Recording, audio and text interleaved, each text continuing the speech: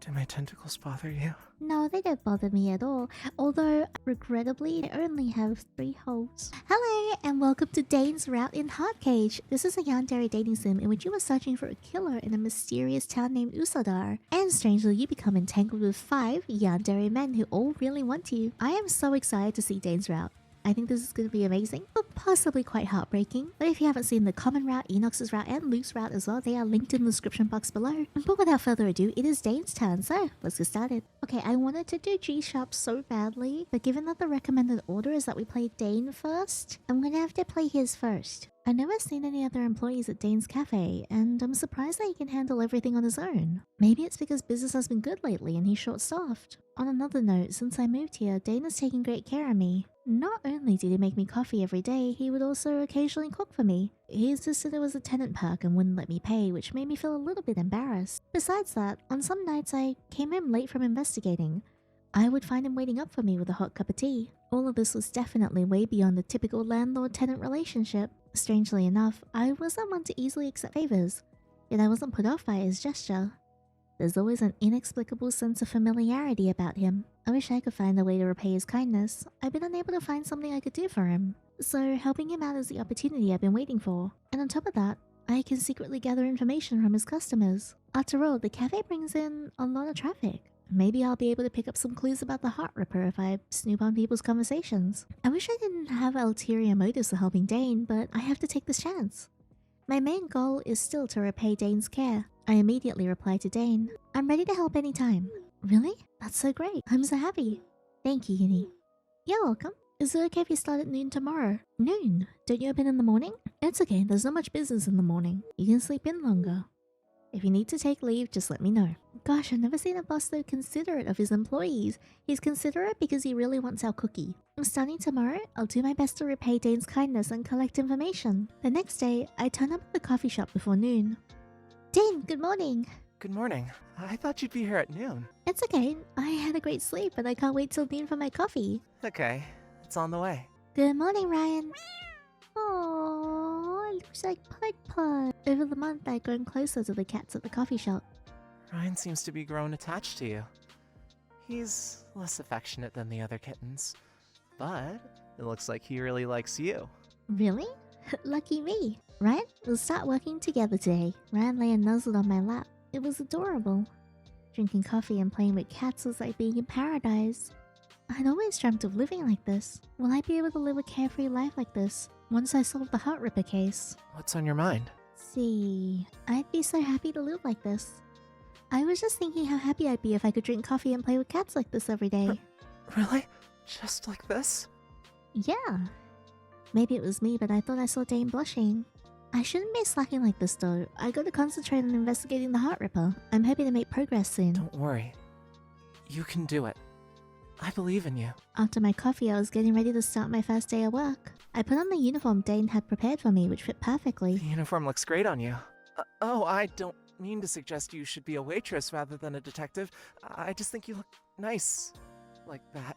Maybe I'm a good waitress too. I'll do my best to help.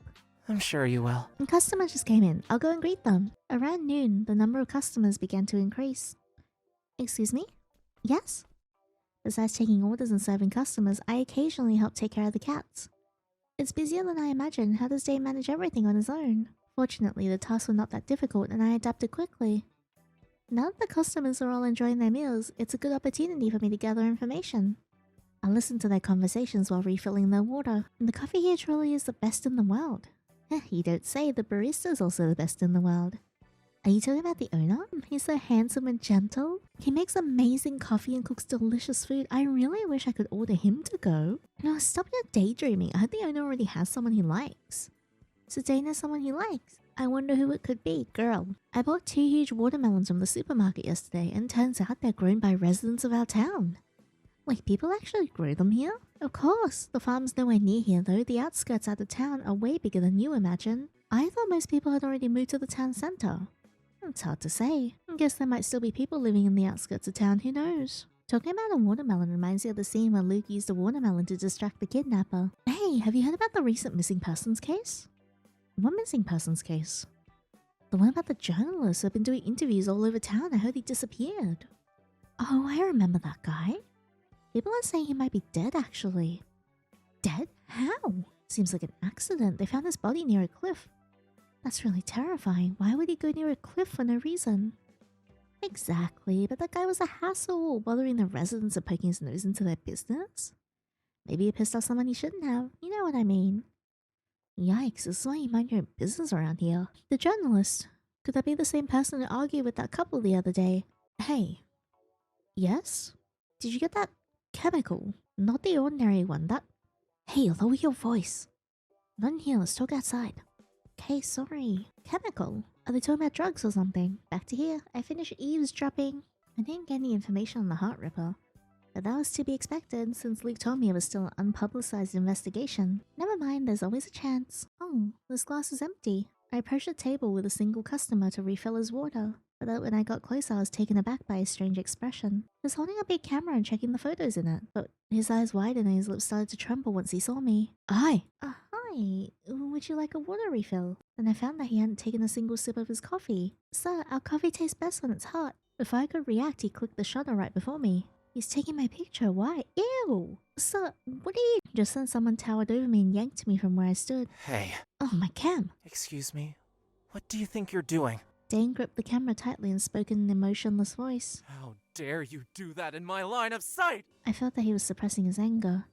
It was the first time I had ever seen him so pissed. Yeah, get him, Dane! His grip on the camera became tighter. Give that back!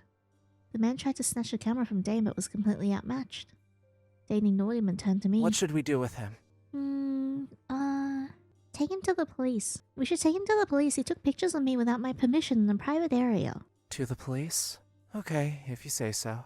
I think he's upset because Luke's there, but the man ignored us and took out another camera from his backpack. Joke's on you. A real pro always has a backup, but Dane snatched the camera from the man again. So, this is the last one? Ah, oh, damn it! The man found himself in an unfavorable situation and ran out of the coffee shop. Hey, stop! No way, it's probably not his first time. We can't just let him get away like this. Dane, I'll get him. Wait, leave him to me. Don't run, you jerk! Yikes. When that person turned and saw me, he ran even faster. Hey, you! Not only did you take pictures without permission, but you also haven't paid for your coffee. Stop right there. I'm wasting such delicious coffee that adds to the offense. I kept chasing after him and he kept running. We ran down 3 blocks and he was still going. Where on earth does he think he can hide? Just as I was about to catch up to him, he darted into a narrow and dark alley. Don't think he can escape. Due to the darkness in the alley, I slowed my pace a bit. Where could he be hiding? Check the bin. Wait, there's glasses on the floor. These glasses, aren't they from the person I was chasing earlier? He must be just ahead. I kept walking and then suddenly I heard someone groaning. Is that him? I picked up my pace, completely aware of the dangerous sound above me. Sounds of screws falling off. Huh? Watch out! I looked up and saw a large signboard plummeting towards me. In the blink of an eye, someone pulled me away and grasped me tightly in his arms. Aww. Are you alright? Did you get hurt? Dane, why are you here?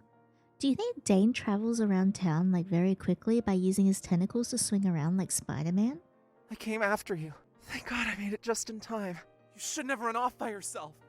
Why didn't you let me handle that man? Why did you put yourself in danger? Because I'm a capable grown woman and I don't need you to protect myself all the time. I was stunned. It was the first time Dane had ever raised his voice at me. Yeah, don't yell at me. I'm sorry. The man didn't pay the bill, so I chased after him without thinking, and I anxiously apologized to Dane.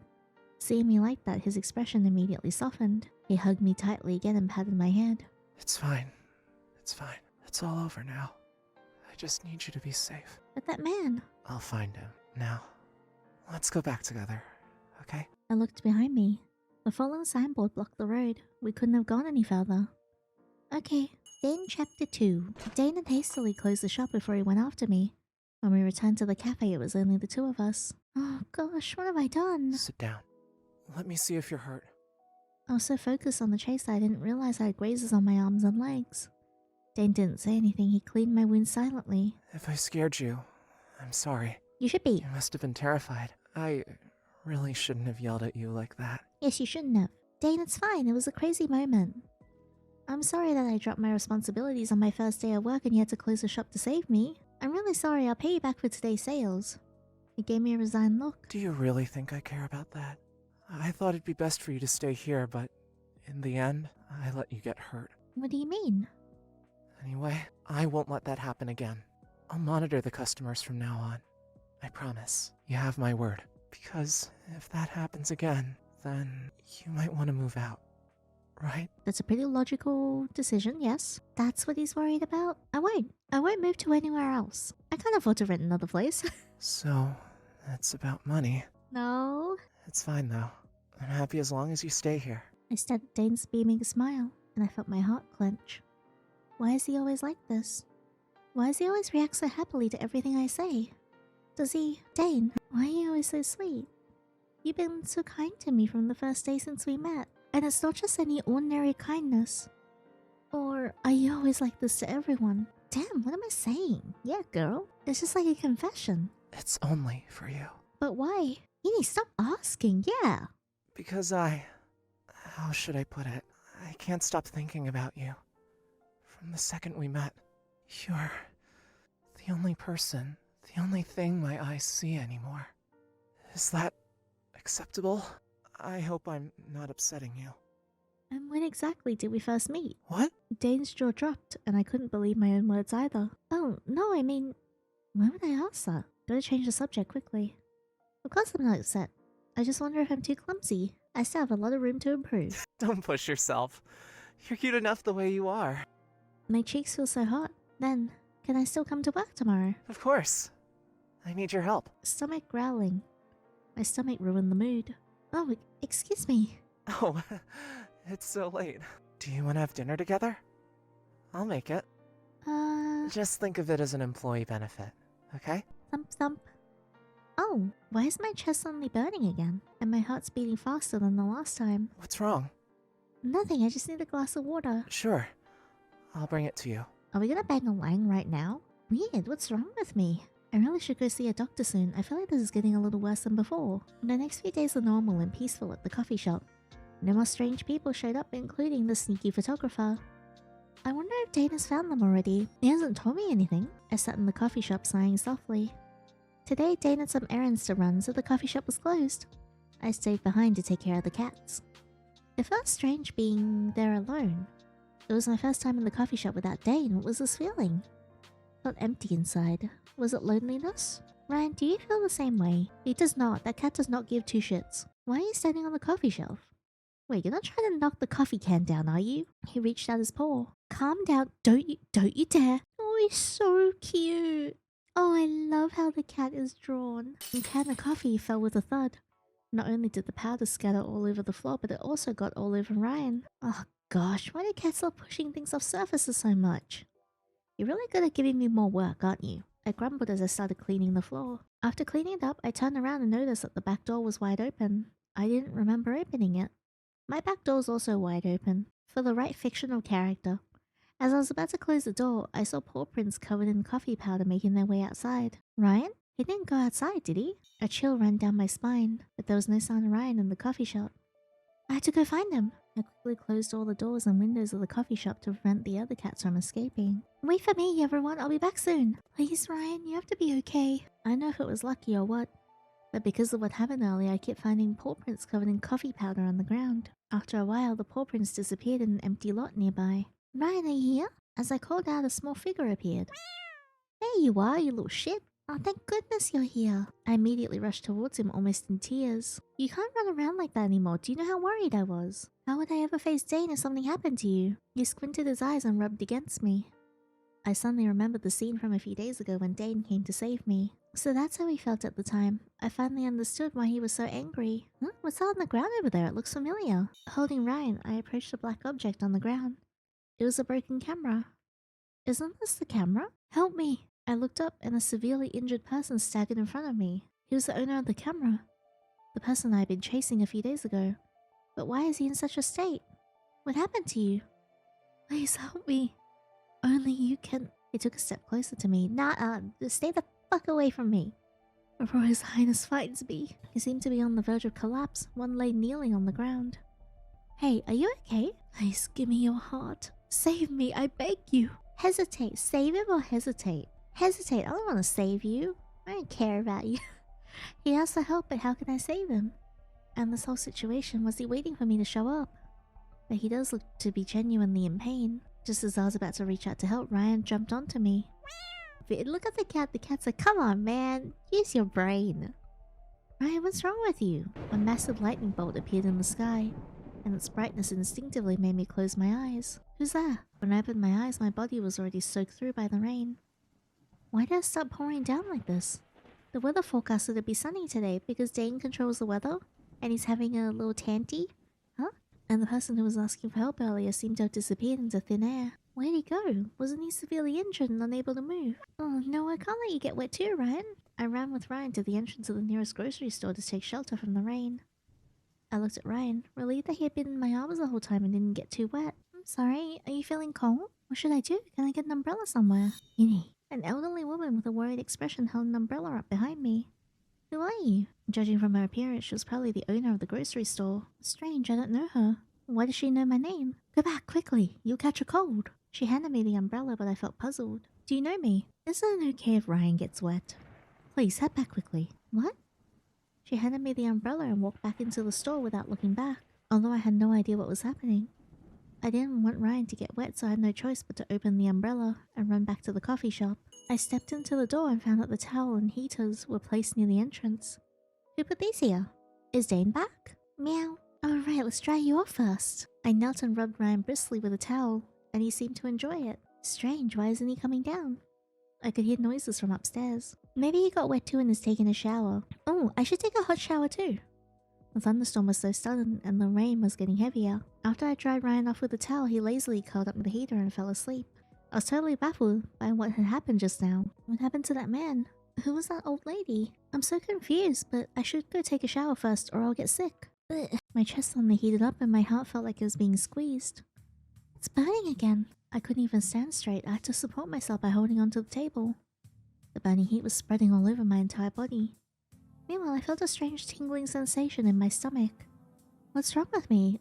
You are excited. I heard footsteps heading downstairs. Dane?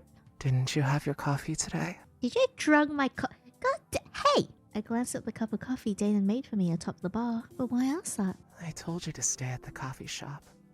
And you didn't listen, did you? Man, calm your freaking farm. The cat ran out. What does he mean? It's burning. I can't even breathe. Dane, help. Don't worry. I'm here for you. A gentle voice whispered in my ears.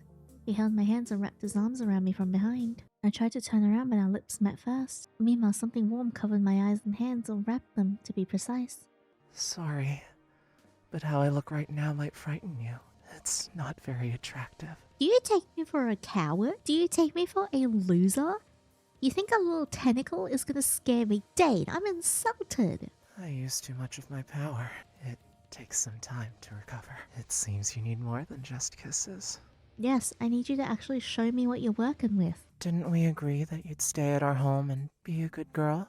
I like going outside. You can't confine me here. You didn't even drink your coffee before going out. Don't you know how worried that makes me? I know Ryan's being too naughty, though. Oh, here's the bad kitty. Ryan jumped excitedly onto its master's lap. I appreciate your hard work chasing down that guy for me. But don't let her find out next time, okay? Dane stroked Ryan's back as a reward. That one has eaten many hearts and become more powerful again. Is that so? He can't kill me anyway. How dare he play tricks like that in my territory? It seems he needs to be reminded of his place. I wonder if he's referring to G-Sharp. Good thing he finally showed himself, saving me the effort of looking for him. Because I think him and G-Sharp have like the most history. Master, will you kill your kind? I'll destroy anyone who wants to take her away from me. Dane brushed Yinny's hair from her face. My lovely one, I won't let anything unpleasant stain your memory. And as for what just happened, should I erase it? Or should I leave some inkling of it? But that'd be improper of me. We have plenty of time to create memories again when you're conscious. We can be a real pair again, once your heart is ready. Dane Chapter 3. Come over here, look at that. Wow, it's a lot of kittens. Are these stuffed toys? Yeah, they're cute, right? They can even make sounds. Why don't you get a real one if you like cats so much? But I'm always away from home. Thunder rumbled outside, playing like a pleasant symphony. I enjoyed the rhythm this time, but I'm afraid it'll feel lonely by itself. You have me. I can help take care of it. We'll be here to greet you when you come home from work. That sounds good. But for now, let's focus on recovering your memories while investigating my parents' case. Do you have any plans for your life after the investigation is over? Of course. Well, after that, I'd like to open a cat cafe and live a slow life. I can make that happen too. Anything you want. Hey, don't you have things you want to do? You're all I have. I appreciate that, but you'll leave once you have your memory back, won't you? You have your own life to live. Who said that? I'll always be by your side. Really? Our relationship won't change a bit even when my memories return. I'm not going anywhere unless you send me away. Great. Let's get a kitty after you have your memory back. Does that sound good? Sure. But you have to promise me you won't cuddle it all day and forget about me. Oh, calm down. You and the cat are so different. Okay. What should we name it then? How about Ryan? How old is that cat? The big paw was rubbing my nose to see if I was breathing. It seemed to not realize that it was the one blocking my breath. So heavy. I lifted the fluffy creature off my head. Ryan, you again! If you treat me like that again, I'll be meeting my parents in heaven. Ryan gave me an innocent look and lay down in my arms. Ah, your greatest weapon is your cuteness. How can I be mad at you when you're acting all cute like this? Ryan reached down and pressed on my forehead with its soft toe beans. I had that dream again. Over the years, I've dreamt that I was with someone, but I could never see his face. The dreams aren't so real, they're as clear as memories. Maybe I've been single for too long. Damn, I wish I could make out his face. Or make out with his face? Lightning cracks. Thunder boomed across the sky and Ryan hopped onto me. Are you afraid? Ryan shook his head. It seemed he was just trying to get my attention. Since the day I found Ryan, the town had been hit by heavy storms for a week straight. The weather was so bad that the cafe had to be closed. The storm also interrupted my investigation. Ryan had been very clingy with me since that day. I let him stay in my room once in a while and help Dane take care of him. I made breakfast. Would you like to join me? Breakfast? Isn't it nighttime? Sure, one sec. Dane often invited me to his place for breakfast. It would have been rude to say no. Over time, we had breakfast together almost every day. Wow, Dane, there's so much. I'm gonna be completely spoiled if he keeps this up. Sorry. I thought you'd like it. Then I couldn't stop cooking. Choose which one you like. I'll eat the rest. Then I'll choose the Eggs Benedict. If it's too greasy, I've made you some tea to wash it down. Woohoo! I looked out the window. The weather had been bad for the past few days. When will the storm end? I haven't gone out to investigate for a week because of the rain. But it's not just me. Dane, the cafe's been closed for a week. Doesn't that affect you? You seem very worried about business and the financial side of the cafe. Sorry if I'm being too nosy. No, it's fine. I don't want you to worry. Well, running the cafe is just my hobby. My finances don't rely on it. Uh-huh. Then what's your main job, Dane? Aren't you busy at the cafe every day? Are you super rich? I don't know if you'd say rich, but I at least have just enough to feed one more person and the kittens. In fact, all the properties on these streets are under my name. Yeah, what the hell? You're rich as hell. What? So not only is Dane super rich, he literally owns a town. Sorry. I don't mean to keep you in the dark.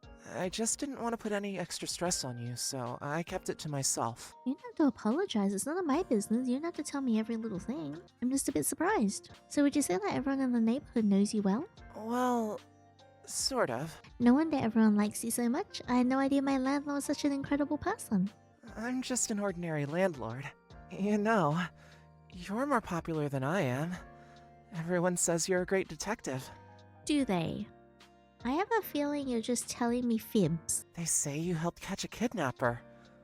Many people have told me that you've helped them out. Really? I just do what I can. By the way, has there been any update on the camera guy? I was actually just about to tell you that he won't show up again. I tracked him down a few days ago and turned him over to the police.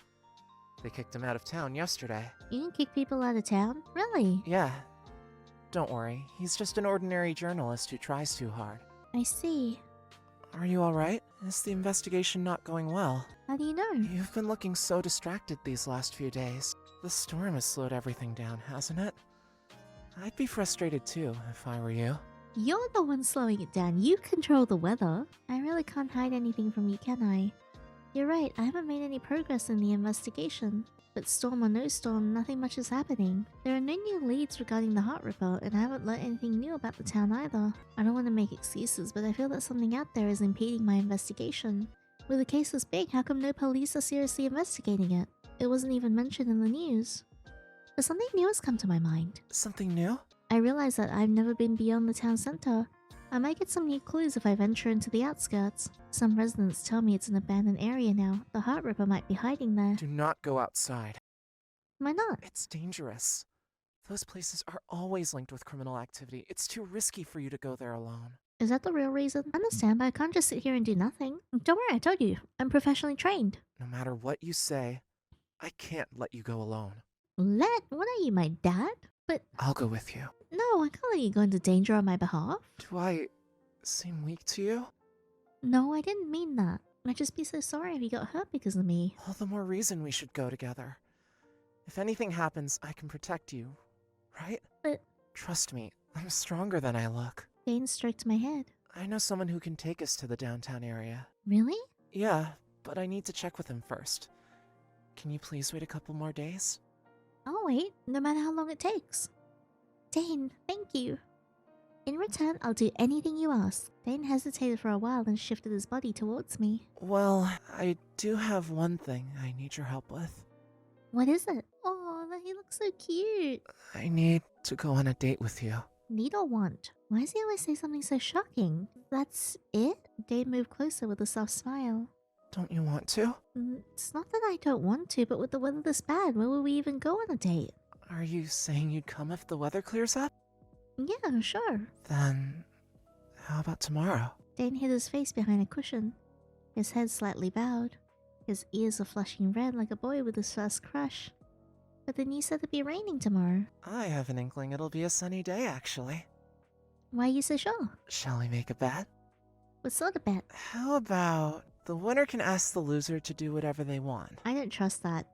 I don't trust that. I know you can mess with the weather. I don't trust that. Heh? I'm in. God damn it, Yiddy. That night, I listened to heavy rain hitting the window, sighing softly. There's no way this will clear up by tomorrow. Maybe Dane was just trying to cheer me up. But he looked so thrilled just now. It would be so great if we could just have one sunny day. Could it be that I'm actually the one who's excited to go on a date with Dane? Bang! What was that noise? Did that come from upstairs?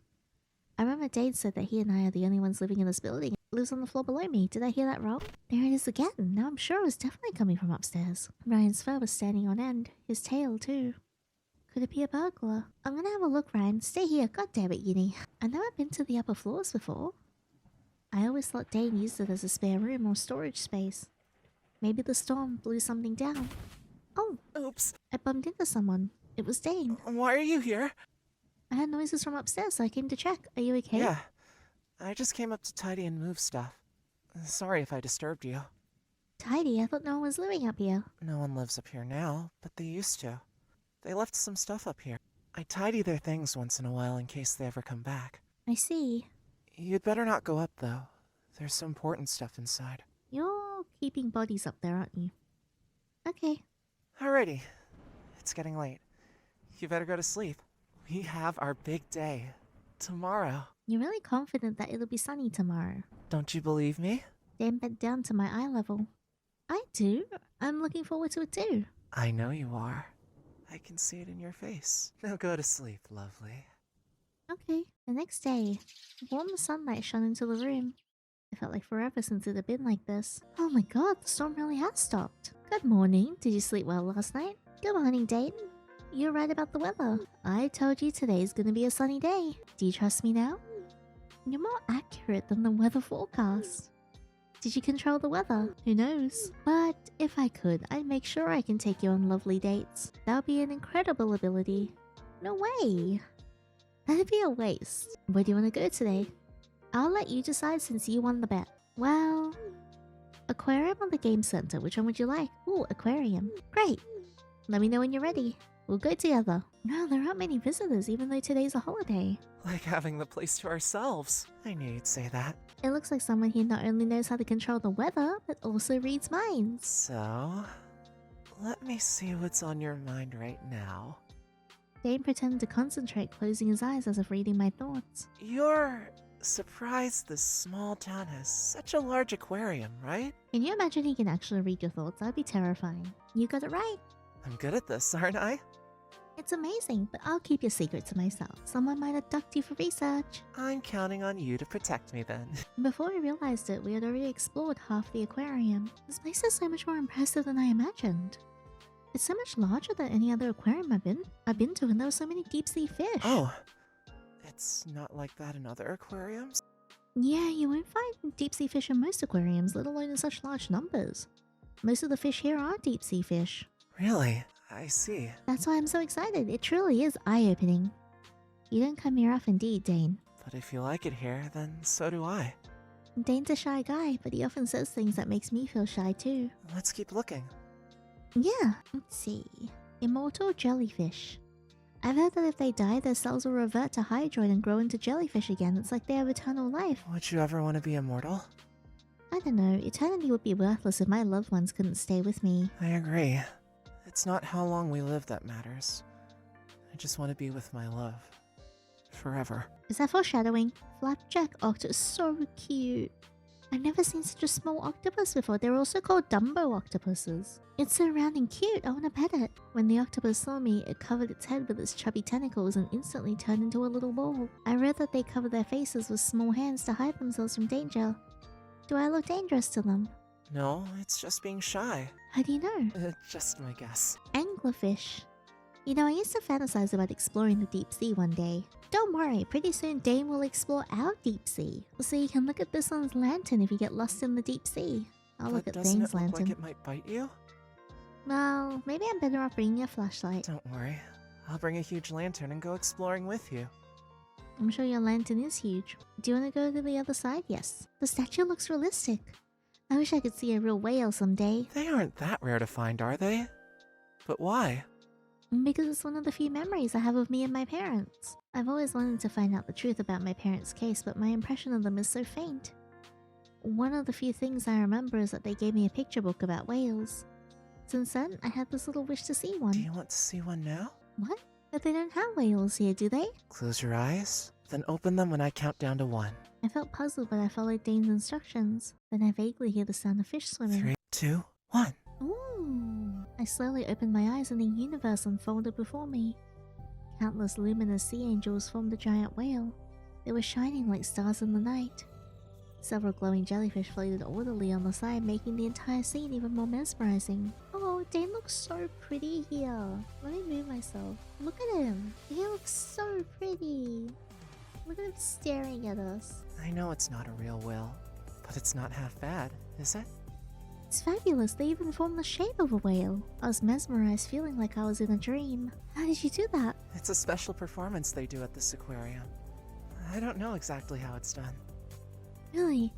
It's the first time I've ever heard of such a performance. Maybe someone used their psychic powers to command them. Or something like that. No way! Dane smiled softly at me. I didn't take his words seriously. I promise you, next time, I'll take you to see a real whale. Dane and I stood in the center of the aquarium like that for a long time.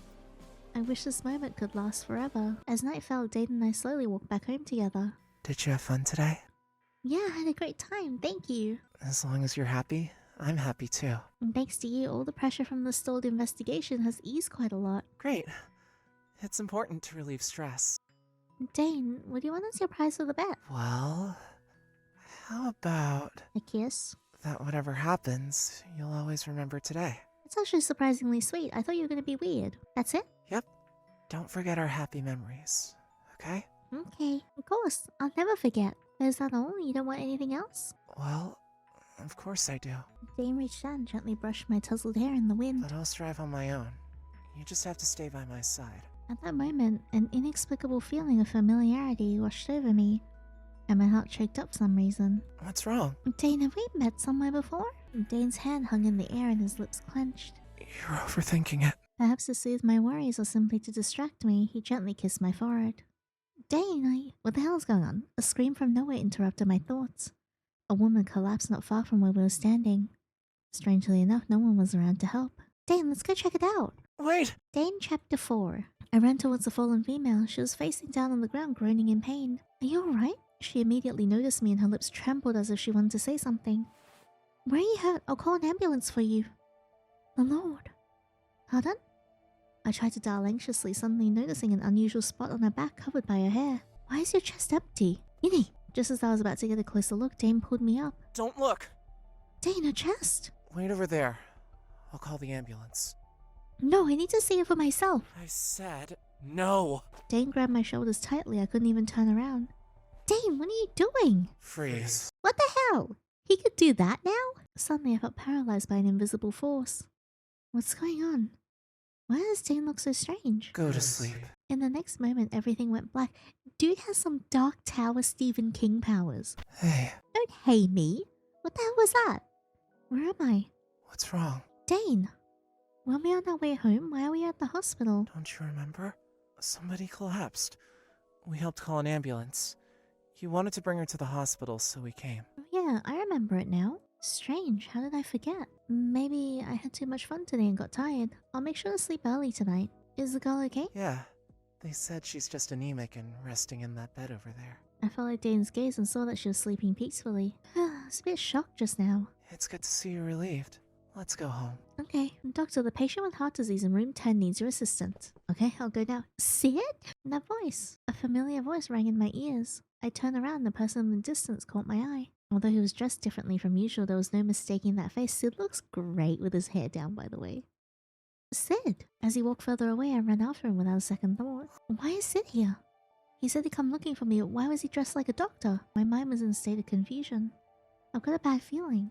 Where did he go? I saw him walking in this direction just now. Room 10.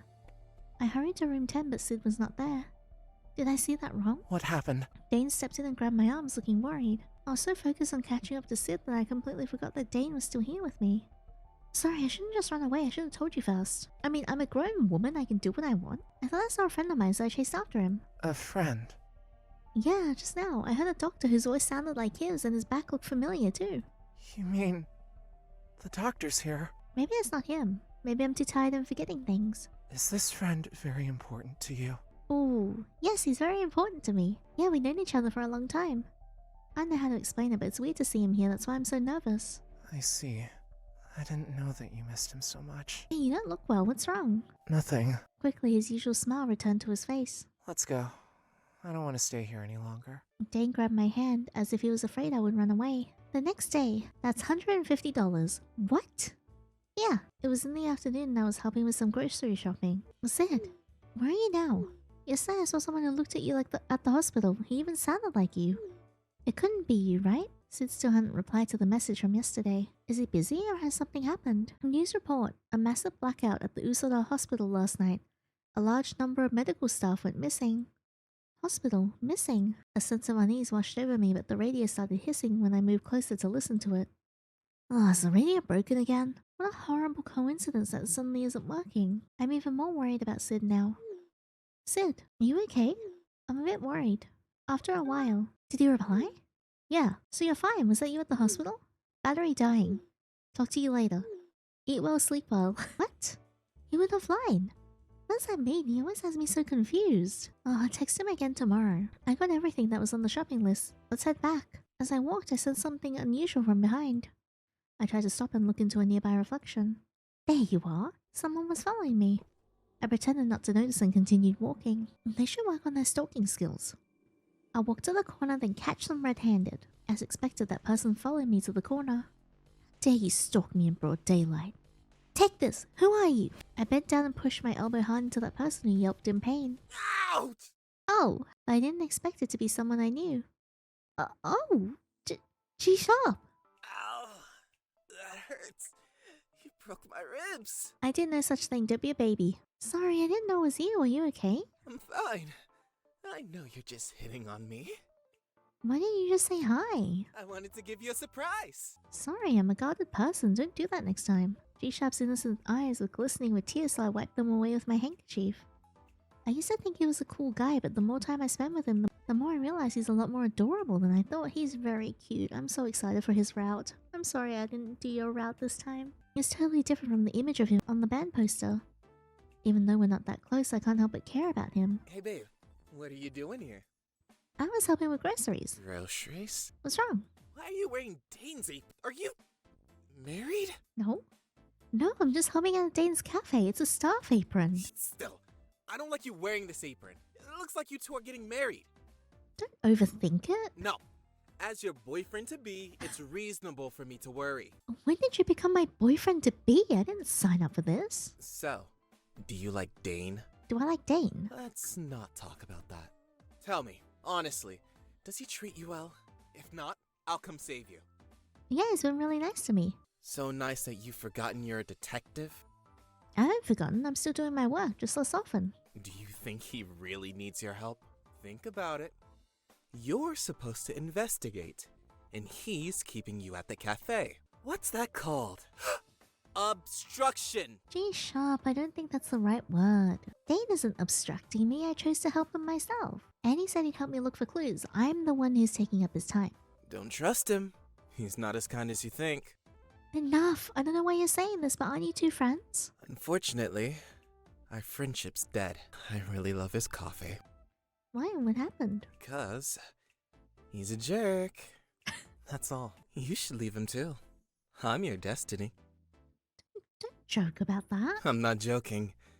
You're my one and only. G-sharp leaned in close to me and pushed me against the wall before I could react. What are you doing? Your ribbon is loose. I'll tie it for you. Why do I feel a cold breeze on my ear? Sorry. Did I hurt your ear? No, it's fine. I hope I can help tie your hair every day. Ta-da! Thank you. Gotta go. Alright. See you, babe. G-sharp looked at Yinny's shadow and couldn't hide the excitement in his heart. Your guard is way too low, darling. I can't wait to steal her away from Dane. What the heck? But I'll wait. Once you find his dark side, you'll come to me yourself. I'm back. Dane, you look so happy. Did something good happen? My informant friend just got back to me. He gave me a mysterious address where we might find what you're looking for. Let's go tomorrow. Is that good with you? Really? Yeah, sure. But why do you look even happier than me? Oh, am I really so expressive?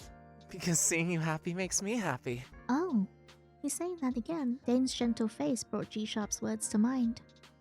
Do I like Dane? Dane was just incredibly sweet to me.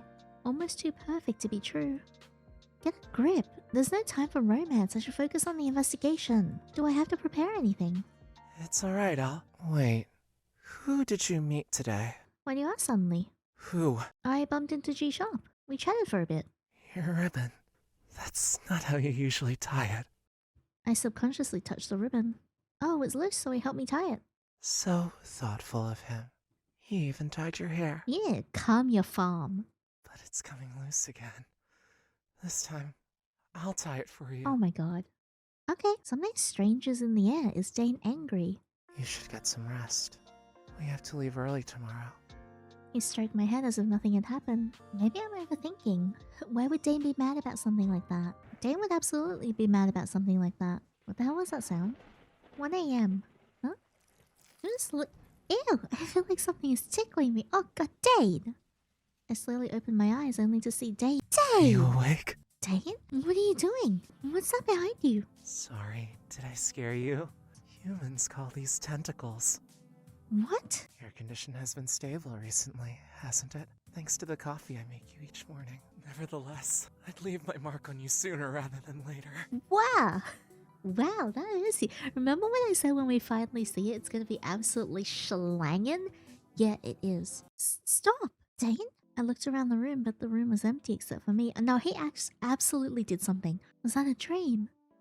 Given that he's an eldritch horror, I wouldn't be like, you know, adverse to believe that he can invade dreams and control what we see. I was wearing my pajamas and the sheets were clean. Was I having a dream? Whether the dream was too real or it was my unfulfilled desires, my body was left with an unbearable empty longing. But Dane wouldn't be so assertive, yes he would. And certainly wouldn't have giant tentacles growing from his back. We still have to go out and investigate together today. How am I gonna face him? Well, last night, on a big stage, a popular band was performing, G-sharp's band. Thousands of fans were cheering wildly for Soul, with most screaming for the lead singer. Yeah, I'll be screaming for the lead singer too in another way soon. Everyone, are you having fun? So, let's end with our new song. Give me your heart! G-sharp, you could be a little bit more subtle. You could be a little bit more subtle. Like, just a little bit, man. The fans love the new song so much. G-sharp, you're a genius when you get serious. What do you mean? I've always been a genius. Uh-huh. Seriously, the new song hits hard. Is it because of your muse? It sure is. The power of love is infinite. But are you really gonna make her... Lower your voice. It might be heard. G-sharp, your order has arrived. The drummer B came in carrying a large basket branded with the word Nayaf. Oh, my candies!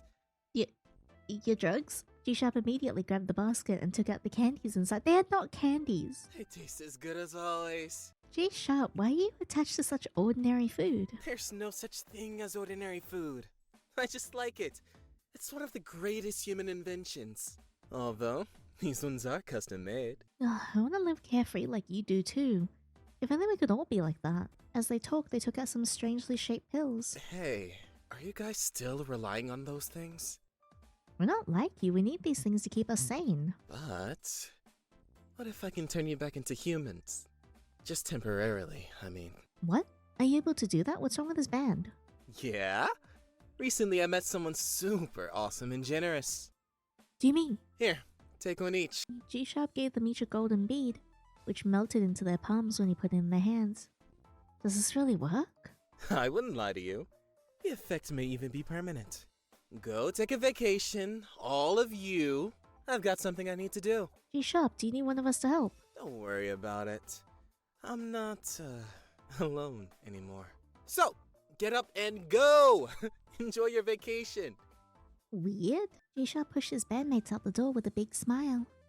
Remember to practice your guitar. Don't sleep overnight in the studio again. Go home to sleep. Don't eat too much candy. Even you can get cavities one day. Okay. Don't talk like you're my mom. I'm not a kid anymore. What do they take me for? I won't get cavities. Yes, you will. Don't come out now! Are you scolding me? We made a deal. We leave each other alone. After a while, the headache finally stopped. Interesting. Sheesh. I know he's already got like some sort of entity inside him, so like it'll be cool to finally encounter. I wonder if it has anything to do with like the Khan person that we saw in Enox's route for one of the endings. Suddenly, a loud thunderclap boomed outside the window, so loud that the room trembled slightly. Jeez, Dane seems really angry. So, he realized I touched Babe? Hope she doesn't get tortured too much. Dane really doesn't know how to control his temper. I get it, though. Just thinking about him touching Babe, it pisses me off. Why can't it be me? It should have been me type of moment. But, if things go as planned, Babe is gonna be mine. Oh, I should prepare for our wedding now. I'll be just in time. Don't you think so? G-Sharp spoke to the mirror but received no response. Apparently, he didn't seem very happy. Alright, but no matter what, you must keep your promises. I'm so excited for G-Sharp's route. Dane and I were headed to a remote area in town. Because of last night's dream, I avoided eye contact with Dane since this morning. I don't think it was just a dream. I think he actually spelunked us into the fourth dimension. My face heated up rapidly just by meeting his gaze. And it's not the first time I've had such a dream. I had a similar dream the other day Ryan went missing, where Dane kept caressing me. Even the tentacles were the same. I glanced at Dane in the driver's seat. In profile, he looks so strangely flawless. Look at Dane's... Yeah. In my dream, Dane had tentacles. Why would I have such fantasies? And what's more, why didn't I feel weird about them? Because we're freaks. Did I even like being touched with them? Yes. I know Dane has a crush on me, but I shouldn't be having fantasies about him. It's so cringe. Inhale, exhale, calm down. Are you okay? Are you feeling car sick? Huh? Oh, I'm fine. Oh, Yinny, get a grip. I slapped my face so hard that he hit the brakes. What's wrong? No, nothing, I'm fine. I just didn't sleep well last night. I'm just trying to wake myself up a little. Really? We can do this another day if you're not feeling well. It's okay, I'm good. Dane, if I zone out again, do me a favor and slap me. What? What are you saying? I can't. I could never hit you. It's okay, I don't mind. I do, but, well, if it's something to wake you up, how about this instead? That's so cute. Dane. Dane gently pinched my cheek. Uh-huh? You look much fresher now. Dane! Your cheeks are like mochi. So cute. Well, don't say anything like that again. Okay? Okay. Good. And don't slap yourself. Dane suddenly grabbed my wrist and leaned in closer. I felt the stark contrast in our strength and size. Or I'll hold your hands like this all day. And then Dane released my hand. Just kidding. Are you feeling better now? Oh, yes, I feel better now. This is foul play. After a while, I finally calmed myself down. We had arrived at the destination. When I got out of the car, an old half-decayed building was in front of me. This place is some kind of relic. Relic? Is there such a place in this town? Yeah, It used to be a temple of an evil cult. It used to be a freaking what now? What? An evil cult? I didn't find anything like that during my research. Well, it was intentionally hidden. It's a dark chapter in the town's history. I only learned about it by chance. Now that the town has been rebuilt, nothing like this is left. Except at the outskirts. There's probably nothing inside but rats. Really?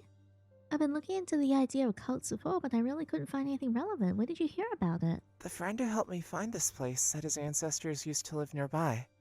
He read about it in their diaries. I see. That's incredible. If this is related to the cult, it might connect to the motive of the Heart Ripper. It's a perfect place for them to hide. Are you suggesting that the Heart Ripper is actually performing a ritual? Exactly. Do you think so, Dane?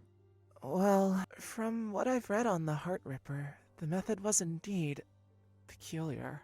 If serial killers use a fixed method, they usually convey a message, don't they? With the victims' hearts going missing across various locations, the murderer's target is probably the victims' hearts themselves. Either it's a particular compulsion, or they're using the hearts for a specific purpose. That's what makes me think of the old cult. I think there's a strong connection between the two. Impressive. Dane, have you studied criminal psychology before? No, I just know a little bit. But why didn't you tell me before if you made such a deduction? Sorry. It's only recently that I thought of it. And if I told you, you'd go to those dangerous places alone. Bingo. Wouldn't you? What if you got into trouble? I always get into trouble. I know you're a professional detective, but this is a dangerous serial killer who might even have a whole cult behind them. You're the dangerous killer with the cult behind them. It's too dangerous for you to handle alone. So, I made sure I could accompany you here before I told you any of my ideas. Is that so? Dane doesn't seem to be lying, but why does it all sound too well polished? Sorry for keeping it from you. Not at all. You have no responsibility to help me, but you did anyway. Besides, your theory is highly plausible. You're right that it's not something that I can handle alone. Let's go and investigate as much as we can before sunset. Oh, before that, you have to promise me 3 things. I do what now? I don't have to do shit. What 3 things? First, don't touch anything inside. Things inside may be possessed by evil spirits. You're the evil It's spirit. a cult, after all.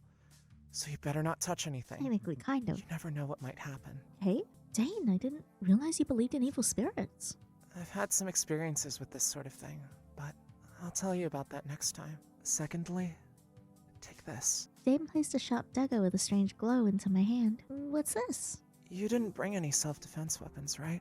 You can't fight armed bad guys with your bare hands. Even though I'm here with you, it's better to take one with you. Just treat it as a talisman. What about you, Dane? I've got some other things for myself. Don't worry about me. I'm stronger than you think. Dane looked a little indignant, almost like a child. He's always indignant. Alright. What else? Lastly, stay close to me, no matter what happens. As you said, it's a great hiding place. It's not surprising if murderers or strange things are lurking there. So whatever you do, don't go too far away from me. Better yet, hold my hand the entire time. What? There's no need for that. I'm not as weak as you seem to think either. I know, but I'm still worried. Plus, if you hold my hand, I only have one other hand for the weapon. But... I won't let you in if you don't hold my hand. Hey, listen here, buddy. How did this turn into me being forced to hold his hand? Dane didn't look like he was joking. His gaze was even a bit commanding. He helped me find this place. And it's not something I can't do. It's just too shy to touch him right now. Having physical contact with him would remind me of last night's dream. No, this is an investigation. Dane's just worried about me. Don't overthink it. Okay, I understand. I'll do as you say. Good. Dane beamed at me and took my hand. Dane's hand is so warm. Let's go. Yeah, it was pitch dark inside the building. I could hardly see anything. There's a candlestick. I'll try to light it up with my lighter. I brought one too. I'll light the other side. Come on guys, I played enough Elder Scrolls before. I think lighting braziers inside a forbidden temple is a bad idea. The moment we lit up the candlesticks on both sides, the other candles also lit up, illuminating the entire space. What's going on? Maybe it's some sort of mechanism. It was a cultist temple after all. Really? Why does Dane seem to know about this place? Although the building looks shabby from the outside, the things in here seem pretty well preserved. I shifted my gaze to a nearby mural. It depicted a humanoid monster with a group of people kneeling before it. Some words are written on the monster's head. Fear not death. Is this the god that the cult worships? Oh, he looks so pretty. I guess so. Though it's so poorly drawn. Did your friend tell you anything about the cult? Well, I heard that there was an inevitable disaster that afflicted Usodar town. A prophet emerged from amongst the despair. A prophet? Oh no. The prophet said a deity would soon descend to the town to save them. Then, they seemed to have found that deity and witnessed so-called miracles. So the residents of this town went crazy worshipping it and began making irrational sacrifices as offerings. What? Did they really find a god? Do such things really exist? You don't believe that, do you? But this world really is full of strange things. I believe very Although, little. It might just be the wishful thinking of mankind. Well, let's say it's true. Then why did the cult suddenly disappear? Did the god disappear too? Yeah, one day, the deity vanished. The deity did not vanish. The deity is right here. It's you! The people felt their blessing was lost. They fell into despair once again. The cult faded away along with the town. For some reason, Dane's eyes showed a hint of sadness. Wow, they must have been really dependent on this god. But it's great that the town is slowly returning to normal. Maybe that deity returned. Secretly. Aren't you worried that the deity could have been evil? After all, people did many terrible things in its name. But that's not what the deity asked them to do, right? It sounds like the cult did that on its own. You're as kind-hearted as ever. What do you mean? Nothing. Let's keep investigating. That's a lot of books. So this is where they store their books. It's like a public library. Why is this place so familiar and comforting to me? I want to look at these books, but I promised Dane that I wouldn't touch anything here. Dane, can I take a look at these books? You want to read them? Let me get one for you. Dane picked up a hardcover book, but it was written in a mysterious language. Oops, I can't understand a word of this. It's a book on astronomy. You can read it. It's an ancient script. I learned it in college when I was an occult student. Ah, yes, how convenient. You studied the occult in college. I don't look like the type, do I? Let's just say it's a hobby of mine. Did you get good grades? Speaking of which, were you a good student back then, Dane? Why would you want to know? I'm just curious. You seem like the type of guy who's always got top grades in their exams. Well, I don't remember much about my grades. I didn't plan on telling you, but I skipped a lot of classes. I lost a lot of credits. You skip classes? What for? I went to see, cats. Maybe. Well, if I were the professor, I'd forgive you. Does this ancient writing come from this town? Nope. It's rare to find people who can understand texts like these. Perhaps it came from that deity. The way they understand the universe is different from how humans see it. I listened intently as Dane explained the book's contents. But when I looked up, but also, huh? He looks so good like that. What was that just now? Your future husband? What's wrong? Nothing. Carry on. This book doesn't have much to do with our investigation, does it? Let's read it another time. I have similar books at home. You're right, let's go. Dane just took my hand again, and the strange feeling from what I'd just seen was swept away. After exploring several empty rooms, we came to a place that resembled a large hall. Each pillar was intricately carved. Jewel decorations were all over the room. Although the walls showed some signs of age, the whole looked magnificent. You can tell how much they worship and respect the deity through these luxurious decorations. There was an extraordinary sculpture in the center of the room. In my excitement, I couldn't help but let go of Dane's hand. Dane, look at this! When I turned my head, everything around me suddenly went pitch black. Dane, who had been right beside me, was suddenly nowhere to be found. What happened? Dane, where are you? In that instant, I was consumed by panic. The floor beneath my feet had vanished, replaced by a bottomless black. I suddenly remembered Dane's words about evil spirits. I cautiously took a few steps forward and back, but nothing changed. Yinny, is that you? There were two familiar yet somewhat strange voices. It's Helloyinny. Mom? Dad? It can't be. Why am I hearing their voices? Come closer. Let us see how you've grown, even though I knew it couldn't be real. I found myself seeking the source of the voices. In the darkness, I saw two familiar silhouettes. Mom? Dad? is that really you? Ah, finally you've come to see us. When they turned to look at me, their faces were covered in dissolving black mud, with no features visible at all. No! Giddy, giddy! A strong arm pulled me away and the surrounding immediately returned to normal. Hey, wake up! Dane was holding me tightly, looking anxious. I made tea. Dane? I saw something so scary just now. That's why I told you to never let go of my hand! Okay, stop yelling at me, dude. You made me spill my tea. I'm sorry. Thank God you're safe. My friend said it's easy to see illusions in here. You must stay alert. Your friend, you mean you? And no matter what you see, don't be afraid. None of it is real. Did you see anything too, Dane? No, don't worry about me. Wait, is that blood fake too? Blood? I pointed to the floor in the entrance in front of me. There was a long trail of blood, and it was bright red. We stepped closer and the stench hit our noses. Dane, this isn't an illusion, right? Yeah, it's real. The blood led into the room ahead of us.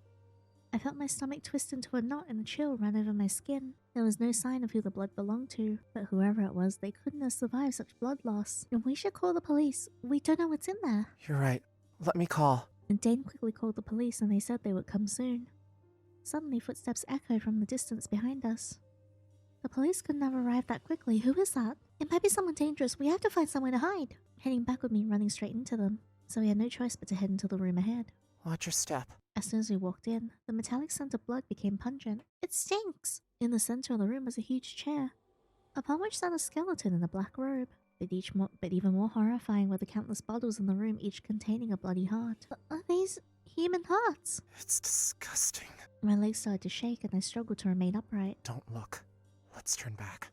Can you imagine if Dane actually didn't want to be worshipped this way, and he was actually a benevolent deity? No, Dane, don't you get it? This must be the lair of the Heart Ripper. Okay, I'll stay with you. And like, the cult's just been doing awful stuff in his name and he never wanted this at all? As I stepped forward, I stepped on something soft. Whoa! It was the body to which the trail of fresh blood had led, utterly lifeless.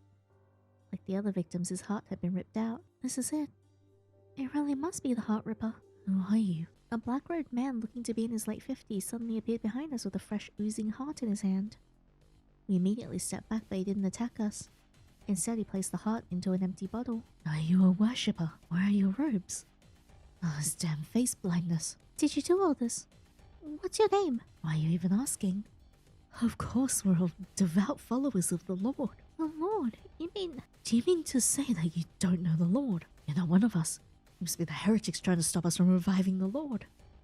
The man suddenly turned violent and charged at us. My first reaction was to shield Dane and draw the dagger he had given me. Dane, get behind me! Give me the dagger.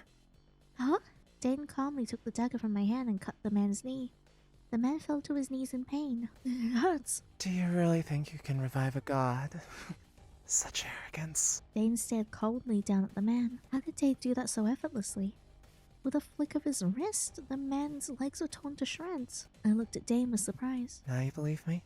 I'm stronger than you thought. Who the heck are you two? We're the ones asking the questions. Was it you who did the serial killings in the town? Serial killing? Such a description is unworthy of my noble deeds. I've been collecting hearts to bring the Lord back.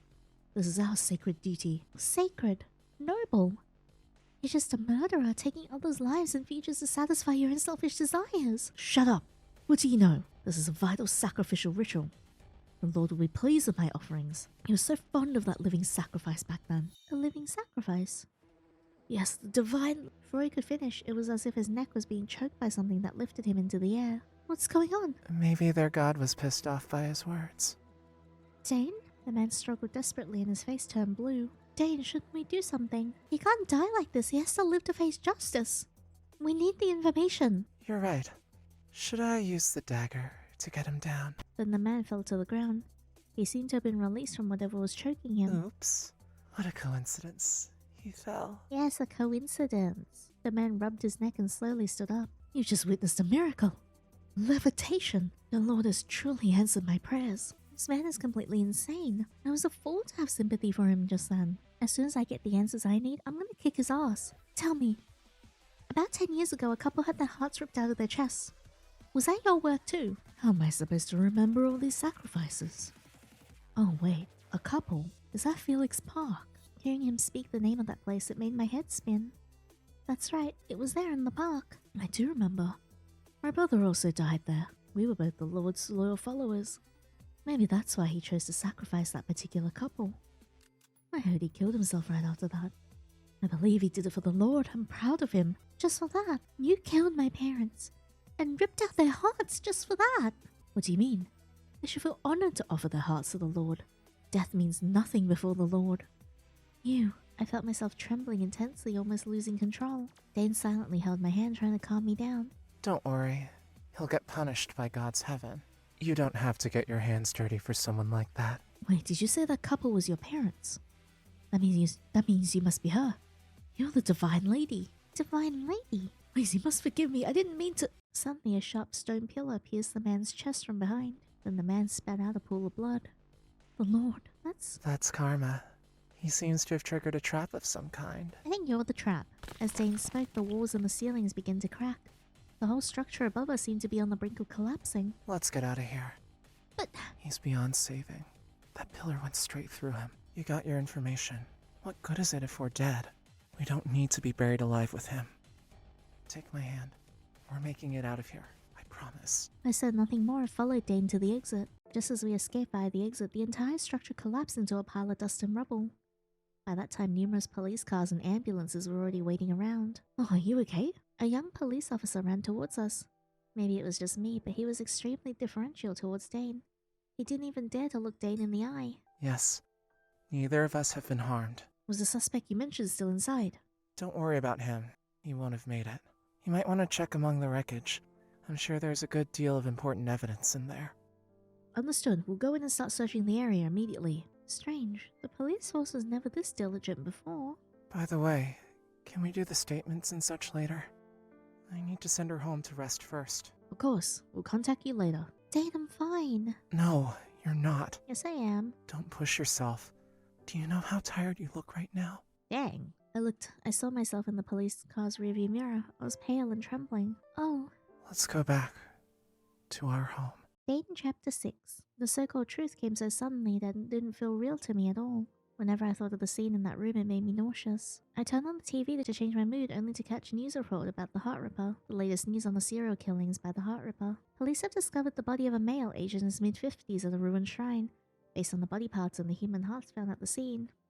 Police believe this man to be the perpetrator behind a number of murders. Judging by police investigations, they believe all the cases were committed by him alone. What? You mean to say they needed only a few days to conclude it was all the work of a single culprit? How is that possible? The police didn't find a scrap of evidence before. I remember seeing at least 30 hearts there. Or was it because the building collapsed that they couldn't find other evidence? None of this makes any sense, but one thing was crystal clear. The case is far from over.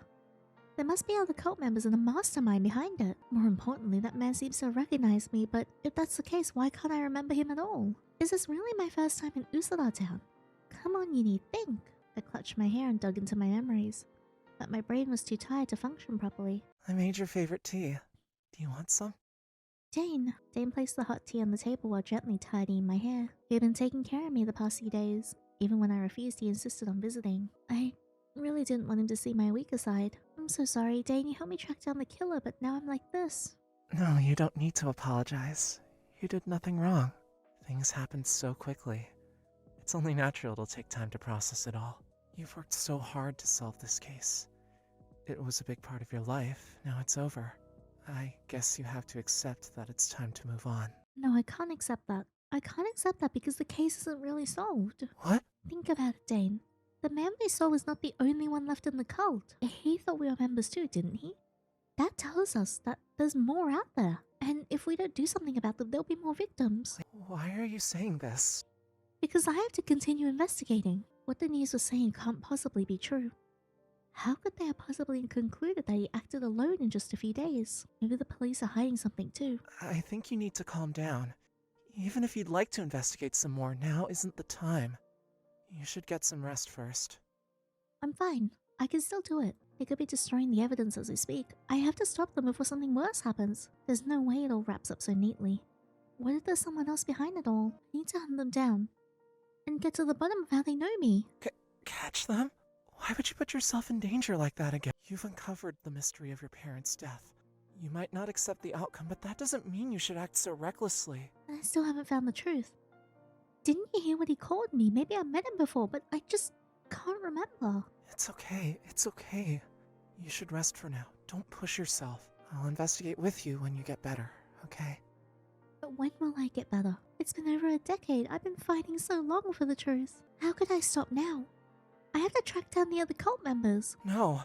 Where on earth do you think you'd find them? Are you really gonna go to those dangerous places by yourself? You don't even understand how crazy those people are. If there are more of them, how would you fight them by yourself? Dane, last time I checked, I didn't know that you were my freaking dad. Even if you were somehow strong enough to take them down, what about the supernatural phenomena? You saw it with your own 2 eyes. How do you think you're gonna cope with that on your own? I can handle myself. Why do you always have to be so worried about me? You're always telling me how dangerous it is. I'm not some weak little child. I can do this without you, Dane. Dane's face immediately turns sour. That's what you get, by the way. That's what you fucking get. I like you, Dane. Better have a redemption arc coming up, I swear to God. Oh, I didn't mean to hurt him.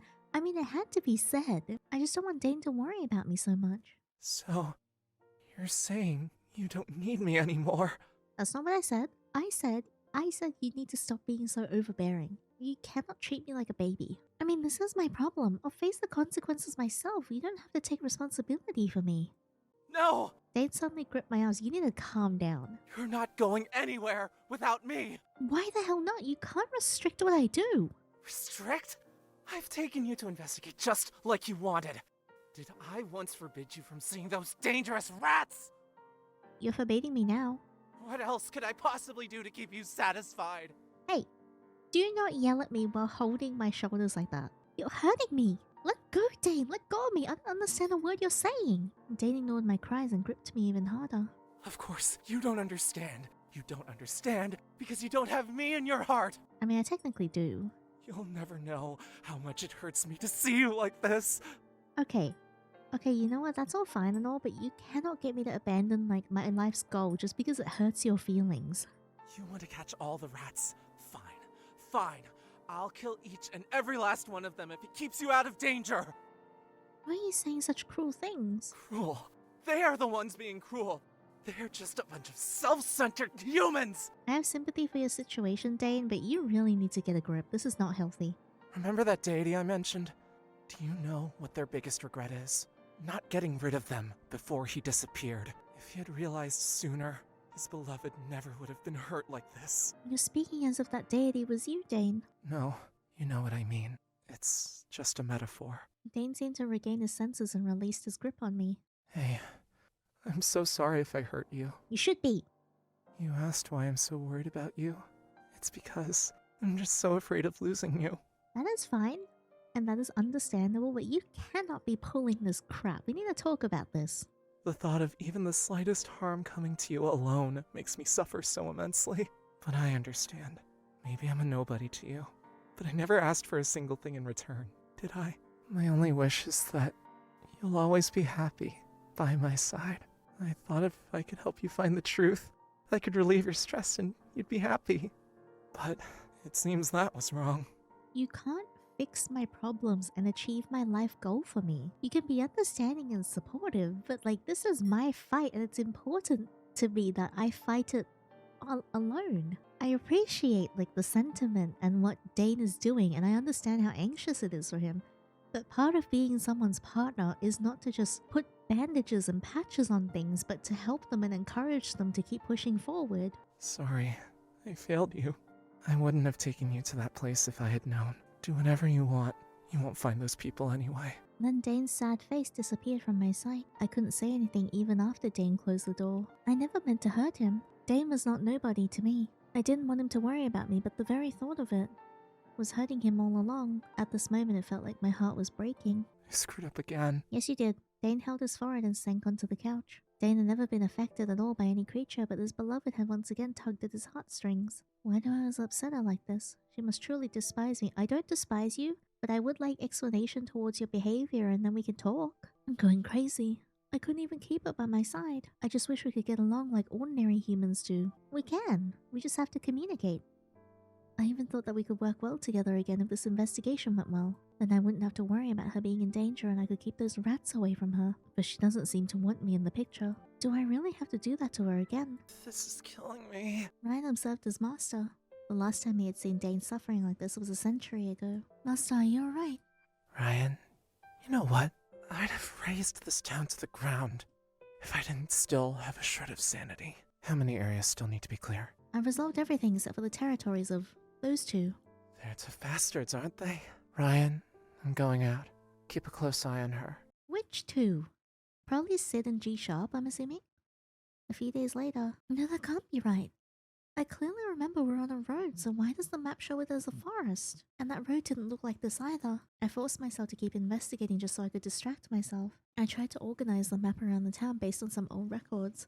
I found that there were still many places I hadn't been to. However, most records were already outdated. It was taking me so much more time to search alone. I can't do this, my head is throbbing. I slumped over the table. Everything felt so overwhelming. Whether it came to gathering information or organizing it, I just couldn't focus my mind. I'd lost the drive I once had, it was just forcing and numbing myself. But if I stopped now, the cult would still be out there. I would never find the deeper truth behind it all. Even if I find them, so what? Even if I stop them, then what? Would my parents come back to life? No. Would my life regain a sense of order? Probably not, no. Maybe Dane was right after all. I was not fit to investigate in my current state. I didn't even know why I was doing this anymore. Why did I have to make myself so miserable? I even hurt Dane in the process. Picturing Dane's hurt expression broke my heart, yet Dane still left coffee at my door every single day. The thought of this brought a tear running down my face, and then did I realize I'd become so accustomed to living with Dane. I suddenly missed him so much that my heart ached. Of course, you don't understand. You don't understand because you don't have me in your heart. I had no idea Dane had been feeling like that all this time. It must have been a terrible feeling. My feelings only grew for him every day, but I didn't know how to express it. It was my fault for neglecting his feelings and causing him so much pain. No? I don't really think it's anyone's fault. I think you both just need to talk it out. I'm such an idiot. I gazed at the scattered papers on the floor. I couldn't bring myself to work at that moment. I shouldn't keep myself cooped up in the room any longer. I should really go out and get some fresh air. Before going out, I sent a message to Dane. I'm going to walk around a little. Will he reply to my message? I shouldn't have taken his kindness for granted. It was so terrible. I wandered aimlessly through the streets. It had been raining for days. Perhaps that's why the passerbys look so downcast. I guess the weather's in a bad mood too, huh? It's Dane! As I was walking, a wave of dizziness washed over me. Strange. Why can't I walk straight? My body feels so hot too. I leaned against the wall, my other hand reaching up to my forehead. I was burning with fever. Miss, are you alright? Yeah, I'm fine. I need to get myself to the hospital. It should be nearby. Ooh, I wonder if I'll run into Sid. I finally made it to the hospital despite my blurred vision. But before I could step inside, I slipped and fell to the ground. Giddy! A familiar presence caught me in their arms just before I fell. With the pungent smell of chemicals and the strong light beaming down on me, I slowly opened my eyes. Where am I? The hospital. Sid! I missed you. I'm so excited for your route. It's just that you're recommended to be done last. Sid! I almost thought I was hallucinating. Lie back down. Your fever hasn't gone down yet. Sid pressed my head back onto the pillow with his index finger. Sid, is that really you? I knew it. I saw you here last time. Were you alright during the blackout before? Why didn't you contact me? You're talking too much. Why don't you worry about yourself first? You look like you're dying. It really is, Sid. No real doctor would talk to his patients like that. So when did you become a doctor? Just kidding. You must be here undercover for an investigation, right? What do you think? I'm probably doing this to stop some idiot from getting herself in trouble. What? Don't tell me you're taking over my work. Don't talk like you'd listen to a word I'm saying. Would you go back to the city if I told you to? No. Nope, not happening. No way. I turned to the other side so Sid couldn't see my face. I just uncovered some shocking leads. There's no way I'm letting you take over it. Well, good for you, I guess. You sure don't seem very happy about your recent progress. Sure enough, Sid saw right through me. He could always read my precise emotions no matter how much I tried to hide them. I even once suspected he had some kind of superpower. I didn't know your secret. You can read people's minds, can't you? That's the 11,941st time you've said that to me. You haven't kept count. Don't you have anything better to do? I just happen to remember. My brain capacity is different from yours. Bigger. In more ways than one. Damn it! Don't avoid the subject. Why are you upset? Did someone treat you badly? I'll kill them if they did. No. I just had a fight with someone. I had a blowout with someone because I couldn't accept the results of the investigation. I ended up saying some terrible things to someone who has been so kind to me. They sound pretty fragile if they cling to your every word like that. Maybe you should just cut them off. Sid! How can you come to such a rushed conclusion? If they really care about you, they would understand your situation. I'm sure you didn't mean what you said anyway. How do you know? I just know. so stop looking so glum. Sid poked my cheek. Although he was stone-faced, I could see his eyes soften. Hey, I have to make this clear to you. I am deeply against the idea of you investigating in this town. I don't want you to stay here for a single second longer. Sid. You might face something worse. I don't want to see you cry. If you say the word, I can take you away now. But if you insist on staying here, Yinny. A familiar voice interrupted Sid. Dane? Are you alright? I heard you had a fever. Why did you go out? I texted you to let you know I went for a walk, but I suddenly felt a bit weird, so... You texted me? Oh, I'm so sorry I dropped my phone. Oh, him and Sid are gonna have a standoff. I thought you were mad at me. I thought you weren't replying. I'd never ignore your messages, no matter what. Hearing Dane's words warmed my heart. this guardian of yours is pretty late. Oh no. Shouldn't he have been here right away? Sid locked eyes with Dane. Their gazes became sharp. So, you're her friend. I've heard a lot about you. Thanks for taking care of her. They absolutely know what each other is. Are. Who else would take care of her? This town is too dangerous for her. Don't you think so? Well, there are indeed a few rats here. But at least she's been safe under my watch. Enough with the dick measuring contest. What's with these two? Aren't they meeting for the first time? Guys, I think my fever has gone down. Let me check. As Sid touched my forehead, Dane immediately slapped his hand away. You're supposed to use a thermometer. Even a doctor can't just touch a patient without permission. Is your guardian questioning the doctor? But whatever. I know the fever has gone down even without touching her. We're so close that I know her condition perfectly. Guys? I can even read her emotions, you know? Huh? What? Dane's face darkened. I immediately gave Sid a look. What are you talking about? You're quite a talkative doctor, aren't you? Unlike everyone else here. Thanks for the compliment. Maybe I'm just not as controllable as the others are. Interesting. It's been quite a while since I've encountered a person who can talk to me like this. I don't think he's a person. With his ability to traverse timelines and create black holes, I actually think Sid might be the most dangerous one of all of them. Same here. I couldn't stand the icy atmosphere between the two of them for a second longer. Can I go home now? Yeah, sure. Stop draining hospital resources. And take your guardian with you. He shouldn't stay here. You... Okay, let's go home. Fine. He glared at Sid, took my hand, and we left. Oh, that was messy. On the way home, Dane still kept a hold on my hand. Neither of us talked, and the feeling between us was a little awkward. I had no way of knowing what he was thinking. When we returned to the coffee shop, Dane still hadn't let go of my hand. By the way, Dane, how'd you know I was in the hospital? Did a nurse call to inform you? Dane? Please forgive me. Dane suddenly took me tightly in his arms. Ah, my favorite. Groveling. It's all my fault. It's all because of me. I shouldn't have been cold to you when you were already suffering. I failed to take good care of you. I even let you get sick. I don't deserve to be with you. You didn't let me get anything. It was, you know, stuff just happens. It's not your fault. Also, we're not together yet. Wait, Dane. It's not your fault, Dane. I got sick because I didn't sleep well and pushed myself to work. And I was the one who yelled at you first. I was unreasonable because I couldn't accept the truth. You had every right to be mad. I should be the one apologizing. That's totally fine. I don't mind you yelling at me. But I wish you'd only yell at me. Okay, that's a bit weird and psychotic, but like... Okay, that's a bit weird, but I shouldn't yell at you in the first place. I don't think yelling solves anything. You can yell at me, or even slap me if you'd like. Just don't go to other men. Especially that purple-haired guy. Stay away from him. That's an old friend of mine. You can't do that. Huh? Why bring him up? Just, no, don't leave me. I'm not leaving, Yinny. Sorry, Dane, I'm still feeling a bit dizzy. I want to sit down first. Dane immediately picked me up in his arms. What are you doing? Taking you to your room. What if you get another fever? It's not that bad. I can walk by myself. No. From now on, I'll watch over you 24/7. I won't let you get sick ever again. 24/7. Even if you hate me or are still mad at me, I'll give everything I have to take good care of you. Dane carried me to the bed and tucked her in. Dane, I need to talk with Dane before I can really rest. But Dane suddenly pressed his lips against mine. Dane, what are you doing? You'll fall asleep easier this way, baby girl. Ew, don't call me that. I hate being called that. How could that be? Get well soon. Your body's too delicate. I'm really getting sleepy. It breaks my heart to see you sick like this. A few hours later, I slowly woke up and found Dane at my bedside holding my hand. You're awake. Are you feeling better? Dane, have you been here while I was asleep? I promised to watch over you 24/7. I kept my word. Dane softly gazed at me and didn't let go of my hand. You're looking much better now.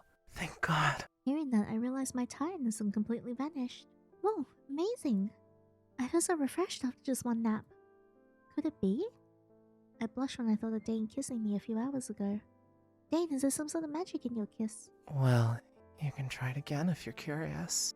And Dane suddenly leaned over with his lips almost touching mine. Wait, that's not what I meant! Why has he become more affectionate since we returned from the hospital? I stopped Dane. He returned to his seat in disappointment. I didn't mean to reject him, but I need to clear up a few things first. Do you find me annoying? Sometimes, yes. What? I've been thinking a lot these past few days all about how to make you smile again. That's very sweet, but we need to have a proper conversation. But the way you talked to that guy in the hospital, could it be I'm the reason you're upset, aren't I? Yes. Why do you think that? Because it's true. If that's truly the case, I have no choice but to... Not at all. I wanted to make up with you, Dane. I mean, you were still the cause of me being upset. I've been really upset these days, but not because I'm mad at you, Dane. I mean, I wasn't mad, but you definitely made me upset. It's because I realized how hard it was to be without you during our little Cold War. So what I'm trying to say is, you aren't nobody to me. You have a place in my heart. It's just that I'm so used to living with you that I didn't realize my feelings for you. I finally said it. My face is burning. It's really hard to confess my feelings. So Dane, whoa! Dane, you're very pretty, but I'm still sick. Does that mean... Does it mean you love me too? Whoa, hang on a second. We're in the like stage at the moment. Do you? Dane leaned in closer with his eyes full of hope. Yes, oh. I'm not dreaming, am I? I've always wanted to hear you say you love me in person. You're not just saying that, are you? It's true. I love you too. Can you say it again? I love Dane. Really? Again? Alright, buddy. Oh, come on, Dane. I've already admitted it. It's embarrassing. Then can you kiss me? What? If you kiss me, I'll believe you. Well, I was already trapped underneath him. There was no escaping it. But there's nothing to be afraid of, Yinny. I held Dane's face and left a quick kiss on his lips. Now do you believe me? And Dane was stunned for a few seconds. Then smiled with satisfaction but didn't move away from me. I'm so happy. I want to see long-haired Dane again though. He was so pretty there. But that's not enough, is it? Then what should I do? Can you feel what I feel? You're so lovely. Dane. Can I really be your man? I'll take good care of you. Dane slowly removed. Oh, yep. Here it is. Can't I see you? I'm just shy. Oh, this is so cute though. He's so pretty. I don't want to ever leave him either. I wish we could stay together forever. But the closer I felt myself getting to Dane, the clearer a voice inside me became. I knew in my heart I had forgotten something. Something vitally important. Dane Chapter 7. That was a long chapter. Some years ago. Hey, what are you reading? You came at the right time. I've had some books that describe creatures with conditions just like yours. Maybe we could find out your real identity. Is that a giant Nintendo Switch on the wall? Why aren't you afraid of me? Most people would run away if they met someone like me. Well, I wouldn't lie, I was a bit scared at first, but you didn't do anything to me. You are who you are regardless. But what if I get my memory back and find out I was an awful person? What do you mean by an awful person? Destroying the earth or something? Haha. Haha, nervous laughter. We'll deal with that then. But if you dump me, I might get a little bit angry. Never. I'll always be with you. You're the love of my life. And don't forget our promise to keep a cat together. Sure. I dreamt about that person again. Who is he? And why do all these dreams feel so real? When I opened my eyes, I found Dane by my bed, propping his chin up with his hand and looking at me. Dane? Oops, you got me. Why are you watching me sleep? Sorry, but you looked too cute when you were asleep. Dane brushed away the hair from my face. His smile grew wider as his fingertips brushed against my cheeks, which were burning because of him. Did you have a dream? How'd you know? Did I talk in my sleep? Just my guess. Was that a good one? You were smiling in your sleep. Wait, telling him I dreamed of someone else is a bit weird. Though that person felt a lot like Dane. I can't remember. I dreamed of someone like you. I was living with someone like you in the dream and it felt pretty real. Someone like me? Dane hesitated for a few seconds. But that means it was someone else. Maybe I should tweak a bit with your dreams. Hey. No. Just kidding. So you can control dreams. Alright. I'll work harder so we can meet in your dreams. Do you have any things you want to do today? Lie in bed. I haven't decided yet. That's okay. Let's have breakfast first, then we'll think about it. We've been together officially for 2 weeks now. Meanwhile, Dane helped me find several ruins, but there were no other cult members or useful clues. However, I felt more peace than before, so I decided to take a step back and to just enjoy my time with Dane. I realized I liked Dane much more than I thought. I wanted to know more about him. Dane, I want to make breakfast tomorrow. Why? You don't like my cooking? Dane immediately showed a panicked expression, which was somewhat cute. No, it's just that I want to try making breakfast for you sometimes. I see. You want to make me breakfast. I'm looking forward to it. So what would you like? I don't even know what his favorite food is. He rarely talks about himself. Anything you make for me. Do you prefer sweet or savory? Is there anything you don't eat? I can't think of any. That's alright. It's good that you aren't being picky. Should I just make up something? But I don't want to lie. I looked at Dane. He didn't talk, but for some reason I heard his voice. Is there anything wrong? Nothing. Am I hearing things? Are you disappointed that I didn't give you a concrete answer? Of course not. I just want to know more about you. Know more about me? Yeah, you know all about me, but I don't even know what food you like. It's not fair. I want to show you my affection sometimes. As I said that, I felt a bit embarrassed to look Dane in the eyes. You've been thinking about this all this time? I nodded, then Dane took my hand. I feel like I'm using up all my luck in this life. So, I don't really have a preference on food. I like staying at home, reading books, making coffee and cooking, playing with cats, and being with you. Anything else you want to know? Did you open this shop because you like coffee and cats? Sort of. It's one of my dreams. Because it's your dream. I'm glad you like living here. My dream? Yes, my dream. Wait, why am I hearing two different things? Am I still groggy or really hearing things? I've had enough. I'll do the dishes. Already? I'll help you. After breakfast, we decided to read books at Dane's place. Although I tried to focus, my mind kept drifting back to what I heard earlier. Am I losing my mind because I'm so eager to know about Dane? Actually, I really wanted to know about his past, but he brushed it off every time I brought it up. Obviously, he doesn't want to talk about it. I guess I shouldn't force him. Silly me, how come I grew even greedier when we're now officially together? But I just really want to know more about Dane. For some reason, I just feel uneasy. And lately, the more I look at him, the more I get this feeling that I've forgotten something important. What's on her mind? She's reading upside down. Then I quickly flipped the book the right way up. Oh, sorry, I was lost in thought. Huh? I didn't say anything. I thought you told me my book was upside down.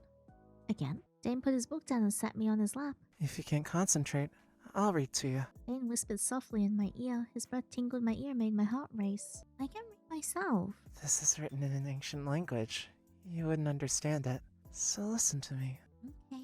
Dane wrapped his arm around my waist, holding the book in his other hand. I nestled in his hug, unable to move. Dane continued reading, but I was mesmerized by his soft voice. I always think Dane has a nice voice, and now he's whispering right in my ear. And this is real-life ASMR. I can't take it anymore. Dane suddenly kissed my ear. You aren't paying attention. No, I'm listening. You know, you should be more honest with me. But that's okay. If you don't want to read, we can do something else. Dane, I want to read. Really? You seemed distracted just now. I thought you wanted to do something else. No, it's just that your voice is too nice and I can't focus. Oh, it's the first time I've heard you like my voice. I'll take good care of my vocal cords then, and read to you every day. Then you have to take care of your whole body. Dane nuzzled his head against my face. I could tell he was excited by his warmth. What else do you like about me? Dane, that tickles. Tell me, what else do you like about me? Dane was like a big dog begging for affection. His hand gently stroked me but didn't go any farther, just teasing me. Stop it. Alright, I won't rush now. I'll just ask again in the future. I should have felt happy for Dane's sweet words, but that phrase kicked me back to reality. In the future. What's wrong? Nothing, I'm just wondering what I should do in the future. I don't think so went so quickly, but the truth isn't too far. So I start to feel lost. I just don't know what I should do next. I became a detective for my parents, and conducting investigations is something I'm good at. Where should I head to if I lose my goal? Just take your time and think about it. You didn't plan to leave, right? Of course not, but what about my job? You can stay and work here. Set up a branch of the detective agency, or start your own. I'll convince Clark. I'm sure he'll agree. You're so talented. You can make it on your own. But he always says I'm the ace of the agency. Will he let me go so easily? Don't worry. Leave him to me. And you don't have to worry about money. I'll take care of you. What? Of course, if you want to work, I'll support you. As long as you don't move too far away. Remember, you told me you'd open a cafe after things get settled? If you like it, you can be the owner here. No matter what kind of life you want, I'll help you achieve it. Is that a proposal? What? I didn't think that far, but if you take it that way, as long as you don't leave me. What if you leave me one day? Do you think I will? Dane smiled, his loving eyes reflecting my face. Dane's right. Why do I get so worried about the future? I should treasure what I have right now. No, you won't. By the way, has everything been alright with your heart lately? Yep, it's been fine. Wait, did I ever tell Dane about my heart problems? Maybe. I can't remember. Good. Let me know if there's anything wrong. I will. As I was talking, I let out a tired yawn. You've been yawning a lot lately. Are you not getting enough sleep? Because Dane, you keep me up every night. Oh, it's my fault. Yes, it is. You're so cute. I'll try to control myself. As compensation, I'll make you some coffee. Okay, I forgive you. Wait here. Dane's unexpectedly cute when he acts innocent like this. I looked at Dane's shadow and felt everything was a dream. Why would someone as perfect as Dane fall in love with me? Could it be that we met somewhere before? Yes. She has been dreaming of the past lately. I should have reset her memory. Why are there still traces of it? Explain. Maybe it's because of her heart. If she remembers our past... No. I should erase her memory once more. Dane? He wasn't talking to me. I concentrated and realized his voices were directly in my mind. Nevertheless, she is mine now, though it's taken some time. I finally got rid of all the obstacles and the disobedient ones, including those stupid humans and mongrels. Dane, you're on speaker. How dare they slobber my fiancée? I won't let anyone disrespecting her get away with it. Only 2 left. Where are they hiding? I won't allow anyone to stand in my way of her. I fell to the floor in shock and held onto the couch to steady myself. Hmm? What does that mean? Dane noticed my distress and rushed over to comfort me, but I avoided his hand and a flood of unease washed over me. Who did you get rid of? What do you mean that my dreams and the things I've forgotten?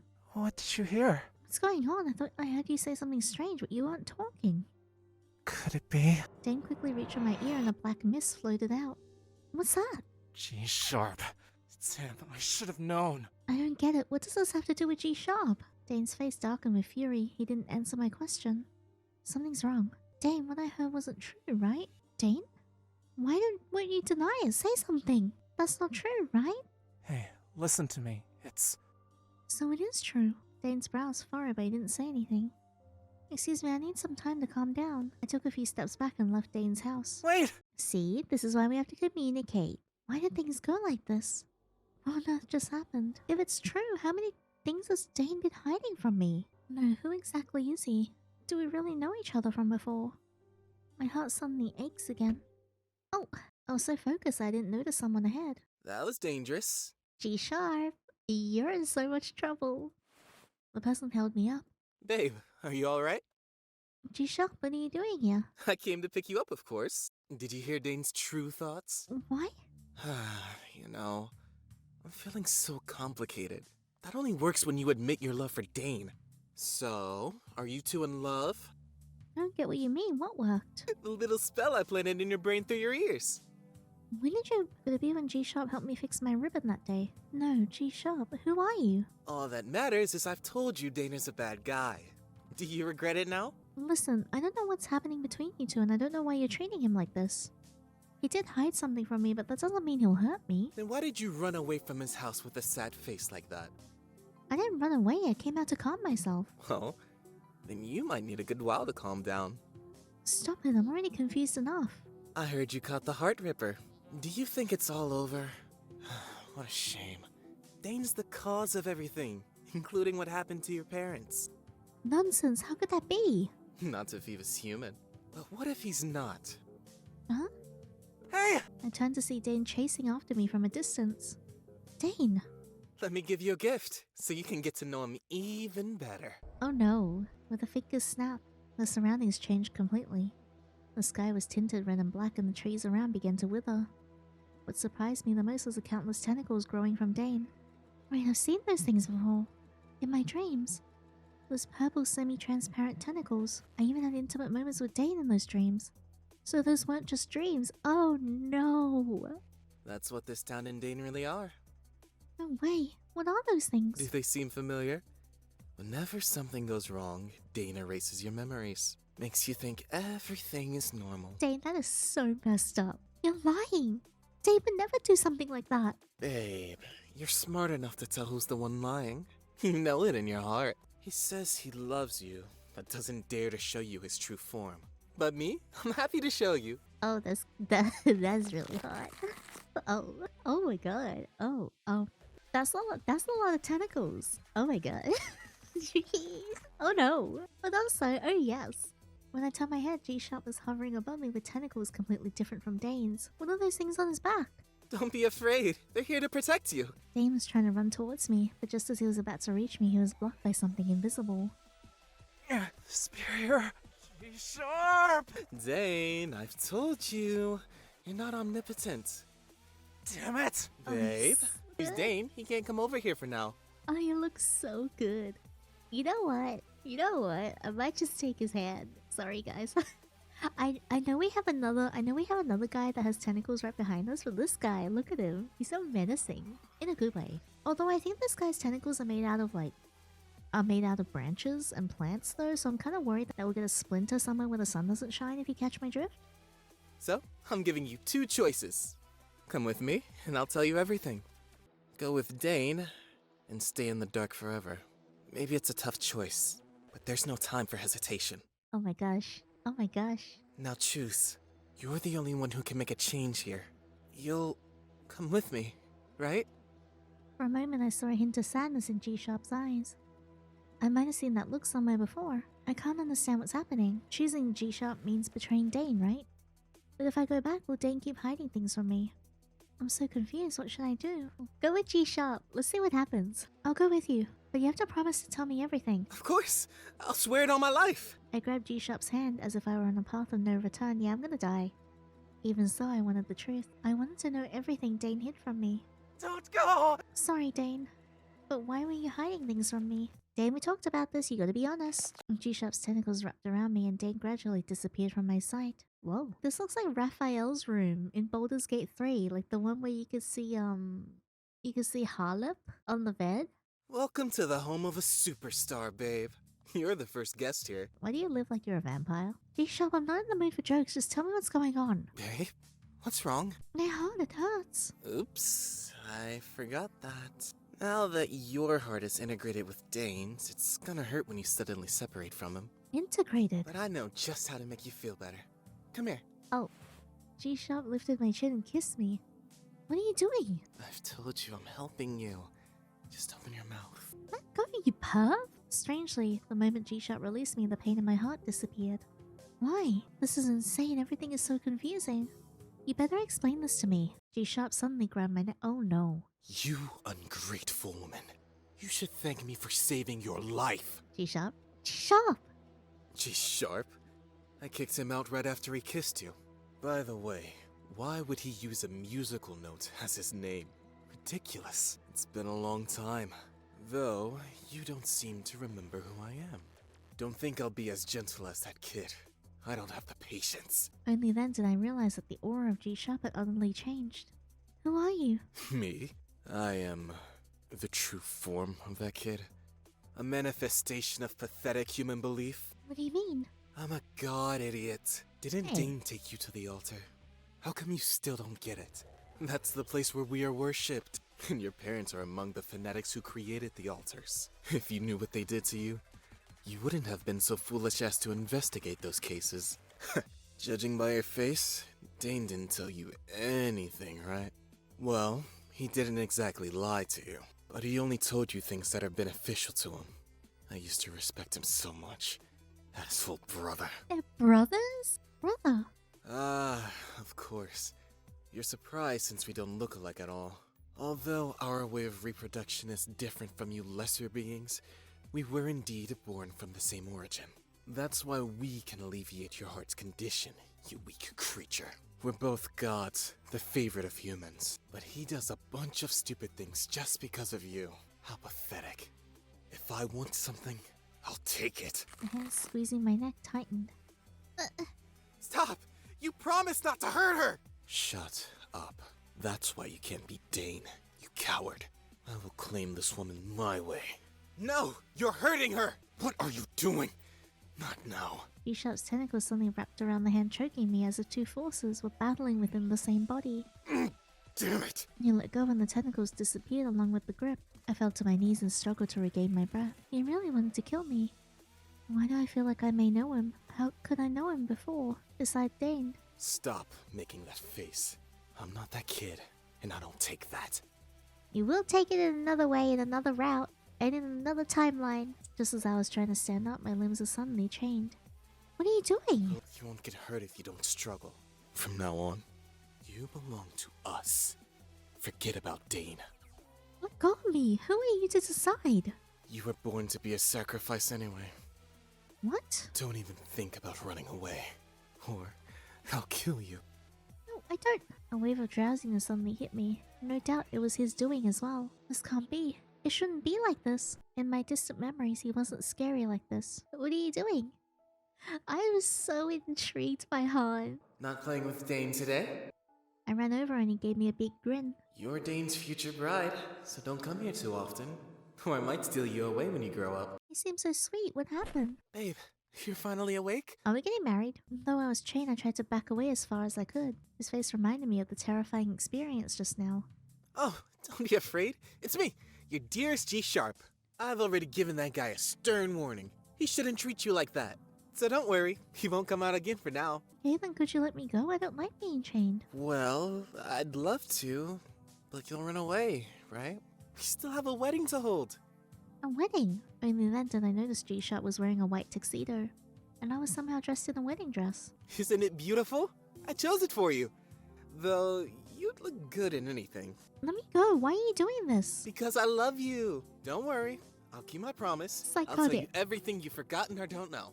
But before that, let's get the important things done first. After all, I have prepared this grand wedding for you! G-Sharp, you are insane.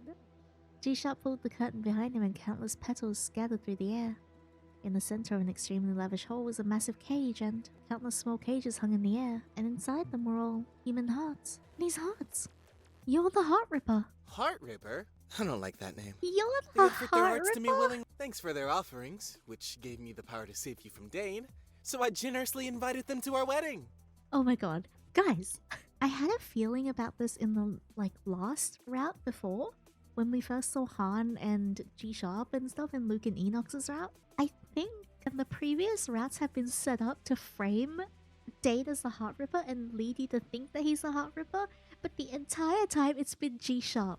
The whole time. Because there was that whole other situation in Luke's one where you thought that people were worshipping Dane, as in you were led to believe, because Dane's the only one that's been technically so far. And then you realize that when Luke fights Han at the end, they were worshipping G-Sharp all along. So I think it's the same here. The hearts and everything were not for Dane, they were for G-Sharp. The cults were not for Dane, they were also for G-Sharp. Or it could have been for both. Maybe they were worshipped together and G-Sharp willingly embraced it. What if Dane just wanted to be gentle and have a happy life with you this whole entire time? And that's the reason why he kills the cultists, because he's so upset with how they're behaving. But G-Sharp, Han just embraces the violence. And G-Sharp wore an innocent smile, but his words were dreadful. You know, I was a bit lost at first because I couldn't remember who I was. Both Dane and I had forgotten that we were gods and about you.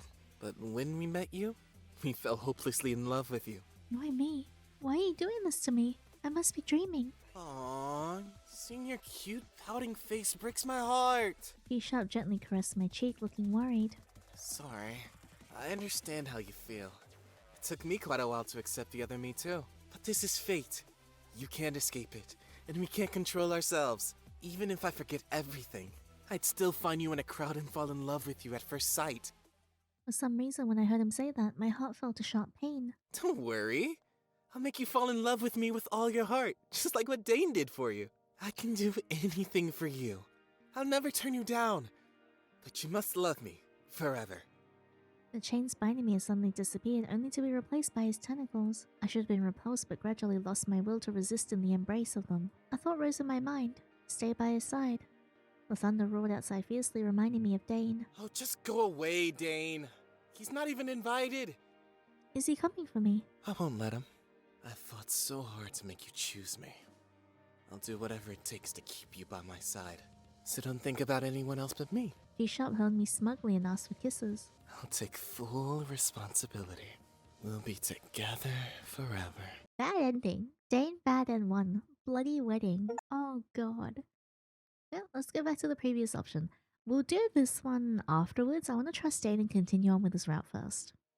I wanted to believe in Dane. I hadn't organized all my thoughts yet, but I still knew that he was hiding a lot from me. And I was sure his feelings for me were true. I needed to confront him. At least I needed to listen to his explanation. Dane! Once I turned around and called his name, the barrier separating us disappeared. Come over here! Dane immediately pulled me into his arms and I could hear him shaking and gasping. At the same time, all of his tentacles attacked towards G-Sharp. But just before G-Sharp got hit, he vanished into thin air. How disappointing. As G-Sharp left, he gave me a gaze full of deep sorrow. Did he hurt you? I'm fine. Dane sighed and hugged me again. The surroundings are back to normal, but I could no longer see the place in the same way. After returning to Dane's house, I deliberately avoided him. Why do you stay so far away from me? I get it. You must be scared. He betrayed my trust. Sorry. I didn't want you to see my true form like that. Dane looked sad, but that wasn't why I stayed far away from him. I sensed something was off from the start. Looking back now, even though I don't have a clear picture, but the dots are starting to connect. What did you notice? I knew you weren't just an ordinary landlord. And your feelings for me were beyond reason, but the things have gone beyond my imagination. I don't believe everything G-Sharp says, but I did see the tentacles on your body and the true nature of this town. Dane, are you the deity depicted on the ruins mural? Dane didn't deny it. I tried to stay calm, but my heart has been racing rapidly. So my dreams aren't just dreams. Did you turn some of my memories into dreams? Dane was silent for a moment, then gave me a wry smile. See, in the beginning, I thought that like the Heart Ripper was Dane, but also not Dane, in the sense that people were ripping out hearts and offering them to him. I didn't realize that, like, you know, he was worshipped, but the Heart Ripper was G-Sharp. You're really smart. I didn't expect you to figure that out. That's right. I'm not human. I've told you before, I'm much stronger than you think, including the power to erase anything that makes you unhappy. Yes, but Dane, sometimes the unhappiness in life and the grief and all the horrible moments shapes us what we are and makes all the nicer things that happen in life much more beautiful and precious. Because, like, if we only have good things that happen constantly, then I feel like, is that really like a way to live? Sorry for talking like a Kingdom Hearts protagonist, Jesus. But it's like you have to take the bad with the good. And although it's not great, it's what makes humans human and it's what makes life worth living. I don't know. I've had tragedies happen before that have just absolutely ruined me as a person, but I feel like they built me into the person I am today. But then again, asking the question as to whether or not I would change what happened back then is difficult. Because on one hand, I would say yes just to have people that I lost by my side again, but at the same time, I feel like I wouldn't be the person I am right now, and I like the person that I am right now. I don't know, difficult question. Why would you do that? Why didn't you tell me? Don't make it sound so simple. I don't want to upset you. You don't have to know everything, especially things that would make you sad or scared. So you thought hiding it from me doesn't make me sad? Am I that fragile in your eyes? So fragile that I can't even accept the real you. But you do get scared, don't you? Why did you run away? That's because you wouldn't tell me the truth, Dane. Is that so? Oh, he's so pretty. I love the eye behind him. Suddenly, countless tentacles emerged from Dane. Dane smiled but exuded an unspeakable terror. My muscles tensed and my breathing hitched. Yeah, it's difficult to look eldritch horrors in the eye. Do you still want to hug me? Yes? I'm glad you came to care about me. But you'll never understand how I feel. You're so fragile in my eyes. Like you could shatter at any moment. You have no idea how scared I am of losing you. Is this another bad ending? The more you know, the more you'll be hurt. But I can protect you, so that you can live a simple, happy life. Maybe you've started to hate me, but I don't blame you. Because once I erase these painful memories, no. you'll smile at me again. Okay, you cannot take painful memories away from me. I'll make everything normal again. He's doing it again, erasing my memories. But I don't want to, I have to get out of it. Let go! Are you sure? Let's live with Dane happily ever after. No, let go! Stay with Dane forever? No! Dane, let go of me! I've told you, you can't get away with my powers. Stop hurting yourself. No, I can't let things repeat. Dane, tell me. Do you love me? What? Why do you ask? Of course I love you. Then don't treat me like this. Because I love you too, Dane. You. I really want to believe you. That's why I need to know the truth. Only then can I love you with all my heart. Dane, do you truly think resetting my memory every time makes you happy? My feelings don't matter. I don't want you to have any unpleasant memories. But I care, just like how you care about my feelings. Even if I'm fragile, I don't want to live in a bubble. With my words, the tentacles wrapped around me loosened. Dane fell to his knees as if struck by something. Dane? You're the first person to win against me. You indeed are my only weakness. Dane grasped my hand and looked at me with pleading eyes. Don't go. I can't lose you again. I won't. You can't keep hiding things from me anymore. I'm begging you. I'm begging you. I didn't realize my cheeks were already wet with tears until Dane wiped them away. How could I say no to you when you're crying like this? What do you want to know? We used to live together, right? And everything you know about my parents and the sacrifice.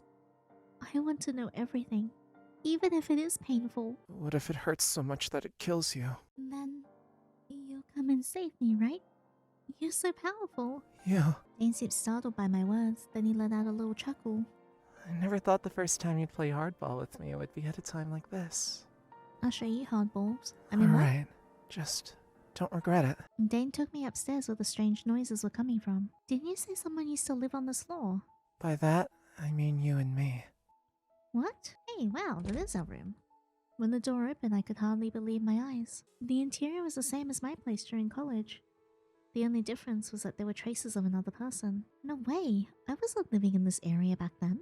I copied that place here because I couldn't let go of our memories. We used to live together. Yeah, the answers you want are on the table. On the table in front of the couch were two crystal clear beads, emitting a mysterious energy. I reached out to touch them. The golden bead or the blue one? The gold one. I touched the golden bead, but nothing happened. I reached out to touch them. The blue one? The blue bead emitted an intense light, so strong that I could hardly open my eyes. What is this? What are you doing here alone? Aw, baby Dane is so cute. I don't know this feeling. I'm not human. Let me read it to you. Why do I feel so strange whenever I see you? I don't want to leave you. Longer hair Dane is so pretty. Is this Bring what it it feels back. like to be in love with someone? A torrent of memories flooded into my mind. My feet gradually lifted off the ground as if some enigmatic force carried me to another dimension. The alarm rang, but I had no motivation to get up. I still want to sleep. I stopped the alarm again, but the thought crossed my mind. Wait, I have Professor Dyson's class today. He'll dock my credits if I'm late again. I quickly sprang out of bed. Even in my third year of college, I still couldn't wake up on time. Since I started living alone in college, I had to get myself up as Sid and Clark weren't there. Oh, I should have never moved out. I bite into a piece of toast while calling my classmates for help. Hey, Andy, the professor's not there, right? Hold a seat for me, please. It's 8:15 now. If I run faster, I might still make it. But as soon as I opened the door, I saw someone collapsed at my doorstep. He's so pretty. Look at him. Whoa! I immediately fell down in shock, dropping the toast from my mouth onto the floor. I moved closer to the person. Out of habit, as a part-time detective, the first thing I did was check his breathing. Though faint, I could feel a warm breath against my fingers. I thought he was dead. Looking closer, I noticed that beneath his silver hair was a breathtakingly beautiful face. What's going on? Why is an unbelievably handsome guy sleeping at my doorstep in broad daylight? It's so cold outside, I can't just leave him here. I'm gonna be late for class. What should I do? The silver-haired handsome man suddenly opened his eyes as if hearing my internal struggle. Sir, are you okay? The moment our eyes met, he looked utterly surprised. He suddenly clutched at his chest, letting out a weak groan. What's wrong? Are you feeling unwell? It's beating. Huh? My heart is beating. He lifted his head and looked me in the eyes, tears running down his face. Who are you? I'm Yinny. No, that's my question. I'm Dane.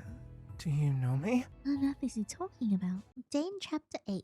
So you're telling me not only did you lose your memory, but also never felt a heartbeat. He's so cute here. Look at him. Exactly. The white-haired, beautiful young man who introduced himself as Dane nodded enthusiastically. Not long ago, I found him collapsed in front of my home.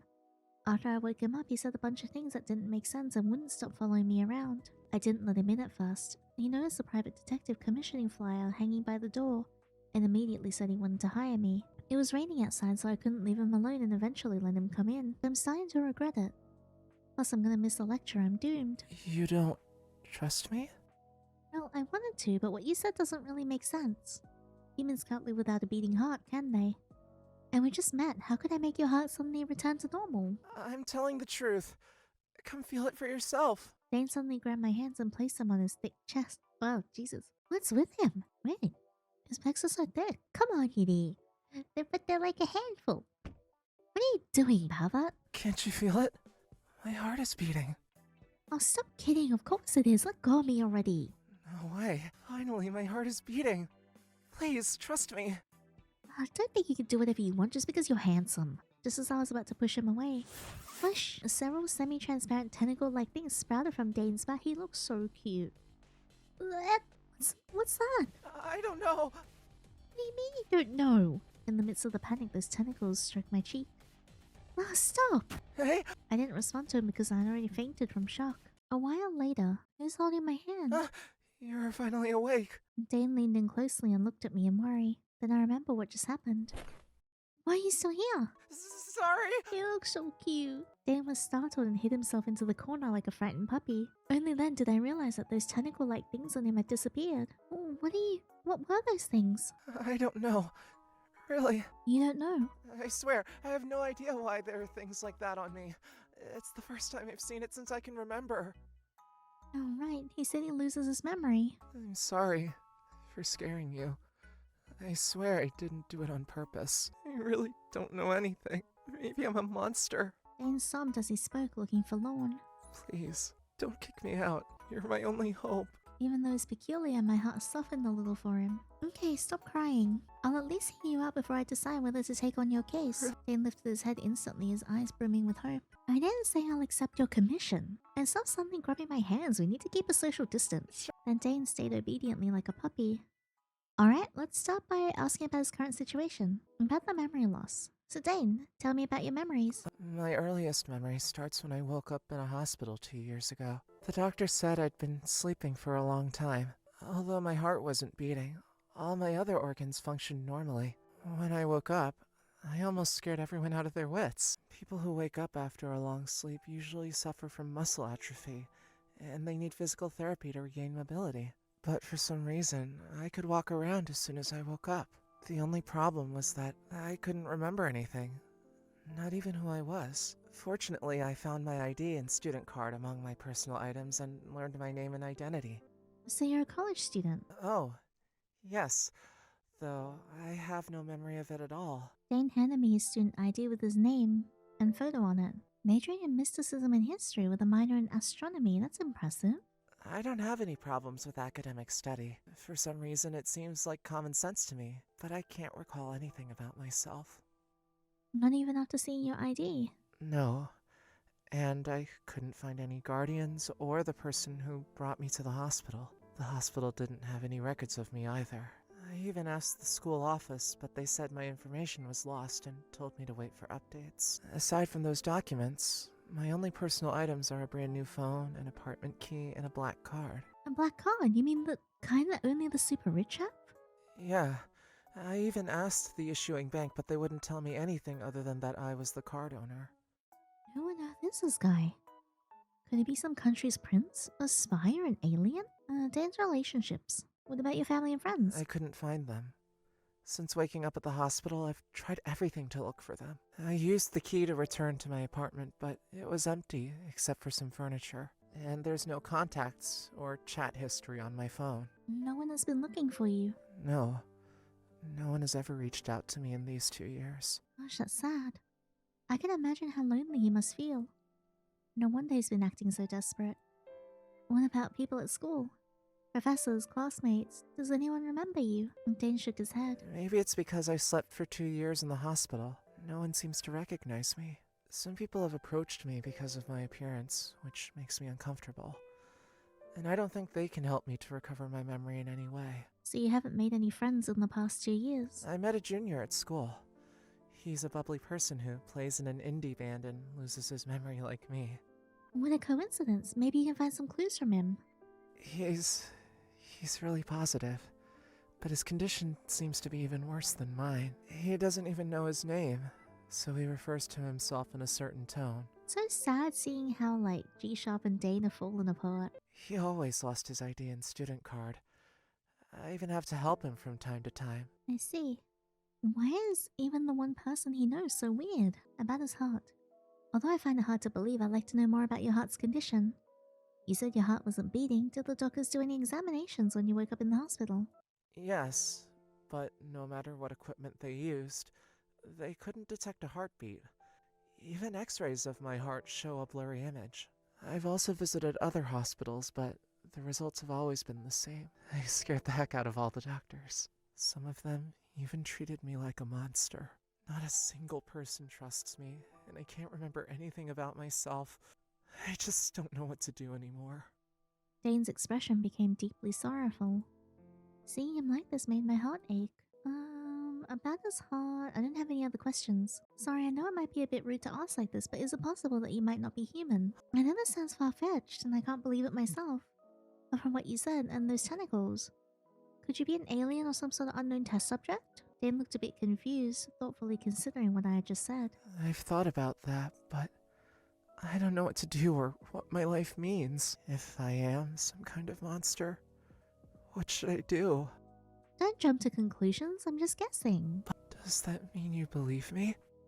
In the past 2 years, you're the first and only person who's made my heart beat again, including those tentacles, though. I know I scared you, but you're my only lead, so please, trust me, help me. Looking at Dane, I remembered my old self.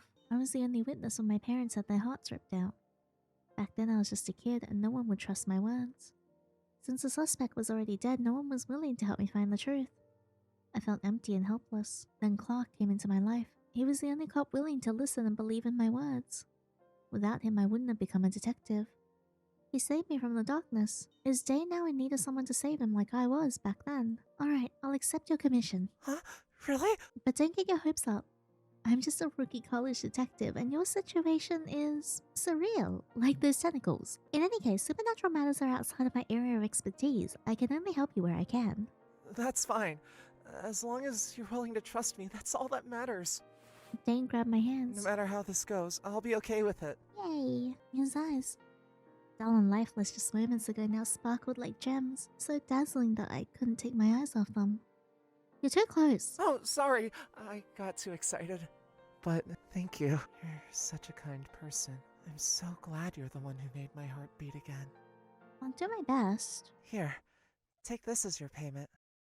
Dane handed me the black card. I'd only seen this kind of black card on the internet and TV, and that was in my hand. You... I don't know how much you'll need, so I thought I'd just give this to you. No way, what are you saying? I'll just charge you the appropriate amount. You're putting me under a lot of pressure. Why? You can use it however you like. There's something off about him. How on earth has he survived these past 2 years? After much back and forth, he reluctantly put the black card away and agreed to find some other way to pay me later. I repeatedly reminded him not to give his black card to anyone. I've only known him for half a day, and I already can't stop worrying about him. I have a feeling this case will have many twists and turns. The next day, you're saying the professor went back to his hometown for emergency matters, so yesterday's and today's classes are cancelled. Does this mean that they didn't count my absence yesterday? Thanks for telling me, Andy. I was instantly relieved as I was just about to rush back to school to plead with the professor. Now I turn to investigate Dane's case. Where should I start? I should start with the hospital he mentioned. That place is the most suspicious. I'll call him on the way. I wonder if he's free today. As I opened the door and checked my phone, I didn't notice someone already standing outside. Good morning. Good morning. Huh? I stepped down and saw Dane standing at my door with his luggage. Dane, you... I have a bad feeling. Could it be? I'm here to apply to be your roommate. What? Yesterday. By the way, may I ask you something? On the detective flyer, there's a line saying that you're looking for a roommate. What does that mean? Oh, you see, I'm living alone and kind of lonely. So I went to the roommate and they can help share the rent. So, that's what roommate means. You never heard of shared rooms or anything? Nope, it's the first time I've heard of it. Does that mean anyone can live with you? I prefer someone of a similar age and, well, common sense. If you know someone looking for a shared room, please let me know. So, I'm introducing myself. No, wait. Didn't you say that you already had a place to live? Why do you want to be my roommate? Why not? Can't you share a room if you have a place to live? That's not the point. Ah, it's about the rent. You didn't take my black card yesterday, so I went to the bank and withdrew some cash. Is this enough? Only now did I realize his luggage was full of cash. Dane! Did you just carry a luggage full of cash from the bank to here? Yeah, I ran all the way here. Dane eagerly showed me the cash, looking like he was waiting to be praised. I looked up the rent in this area, and if I calculated correctly, this should be enough to cover 10 years of rent. Oh my god. 10 years? You would have lived here for 10 years? Yep. If possible, I'd like to stay here forever. Is this guy insane? No way! This is way too sudden! Why? Didn't you say you needed a roommate? I need one too. Do you even understand what that means? I tried to stop him, but he looked at me innocently. There's no way I could live with such a ridiculously handsome guy. And he's my client. Go home, I'll contact you later when it's time to investigate. No, I'm not leaving. I want to live with you. Oh, come on, you're not a kid. I can do all the chores. What? A roommate who's willing to do all the chores? No, that's not okay. I'll cook for you. I'm not that shallow. I sat defiantly at the dining table watching Dane's back as he cooked like he was at home. I couldn't tell if he had planned this, but besides money, he also had a bunch of food ingredients in his luggage. Soon he had prepared an entire table of delicious dishes. Did you make all this on your own? It's making me drool just looking at it. Yeah, I read some cookbooks and gave it a try. I'm telling you, I wouldn't be swayed by food like this. It smells so good. With that said, I picked up a fork. I realized I'm pretty good at cooking. Just tell me what you like. I can make anything for you. Don't take me that easy. He can cook anything. I'm so hungry. In the end, I couldn't resist the temptation and started eating. It's delicious. Really? I'm so happy to hear that. Doesn't even make any sense. Why is it so good? So, does that mean you'll accept me as your roommate? Deal. Yay! Damn it, it got to me through my stomach. Woohoo! I'm gonna live with you! Dane was so happy running around the house with a bright innocent smile that could melt anyone's heart. Is it really that exciting? He was so gloomy yesterday. Is it because I'm the first person to trust him? It's the first time someone has been this happy because of me. It feels strange, but in a good way. But something's missing. What's that? Someone to eat with. We're roommates now, we should eat together, right? Are you inviting me? Of course, you're my roommate, not just a chef. And just call me Yinny, no need to add miss. Alright. And you don't have to pay 10 years rent up front, just pay monthly. Well then, I hope we can get along well. Gosh, how did things end up like this? Guess I'll have to get used to it. I'll just consider it part of the commission. And so, not only did I accept Dane's commission, but I also became his roommate. But I didn't expect his lost memories to be connected to my past. A few weeks later, Hey. just a little longer. But you'll be late for class. Huh? Good morning. I opened my eyes to see Dane's handsome face right before me. Dane, why are you in my room again? Didn't I tell you to stop? When will you ever listen? But today is different. You stayed up all night to write your paper and asked me to wake you last night, so here I am. Did I say that? I made breakfast. Let's eat together. Then I'll take you to school. It's okay, I'm not a kid. Don't you have classes yourself? But I want to take you to school first, so I decided to be late today. But no, you've been doing this for days. It's fine. They won't kick me out anyway. I got good grades. Does he always take things so casually? Over these past few weeks, I've been wondering how he managed to live by himself for the past 2 years. Although Dane sometimes worried me, I had to admit he was a very good housekeeper. Not only could he handle all the chores, but the food he cooked was absolutely delicious. Even though he didn't have a sense of boundaries, he was so gentle. Without realizing it, I had gotten used to living with him. But I can't let this go on. I'm afraid that I'll get too attached to him. I need to help him get back his memories. I've been working hard to find clues about his lost memories during this time. Strangely, no matter where I looked, whether it was the hospital he stayed at or the places of birth records, there was no trace of him besides his name. But there was one good news. Dane's school recently notified him that they had found his file, so he planned to investigate at his school and his old residence. Good. OB University. So this is where you went to school. By the way, Dane, I didn't know you were a straight-A student. A straight-A student? Uh-huh. I heard this university has a high threshold and your subject is one of the hardest to get into. Really? I didn't know. It's nothing special for me. That's precisely the kind of thing a top student would say, just like Sid. Who's Sid? He's my childhood friend.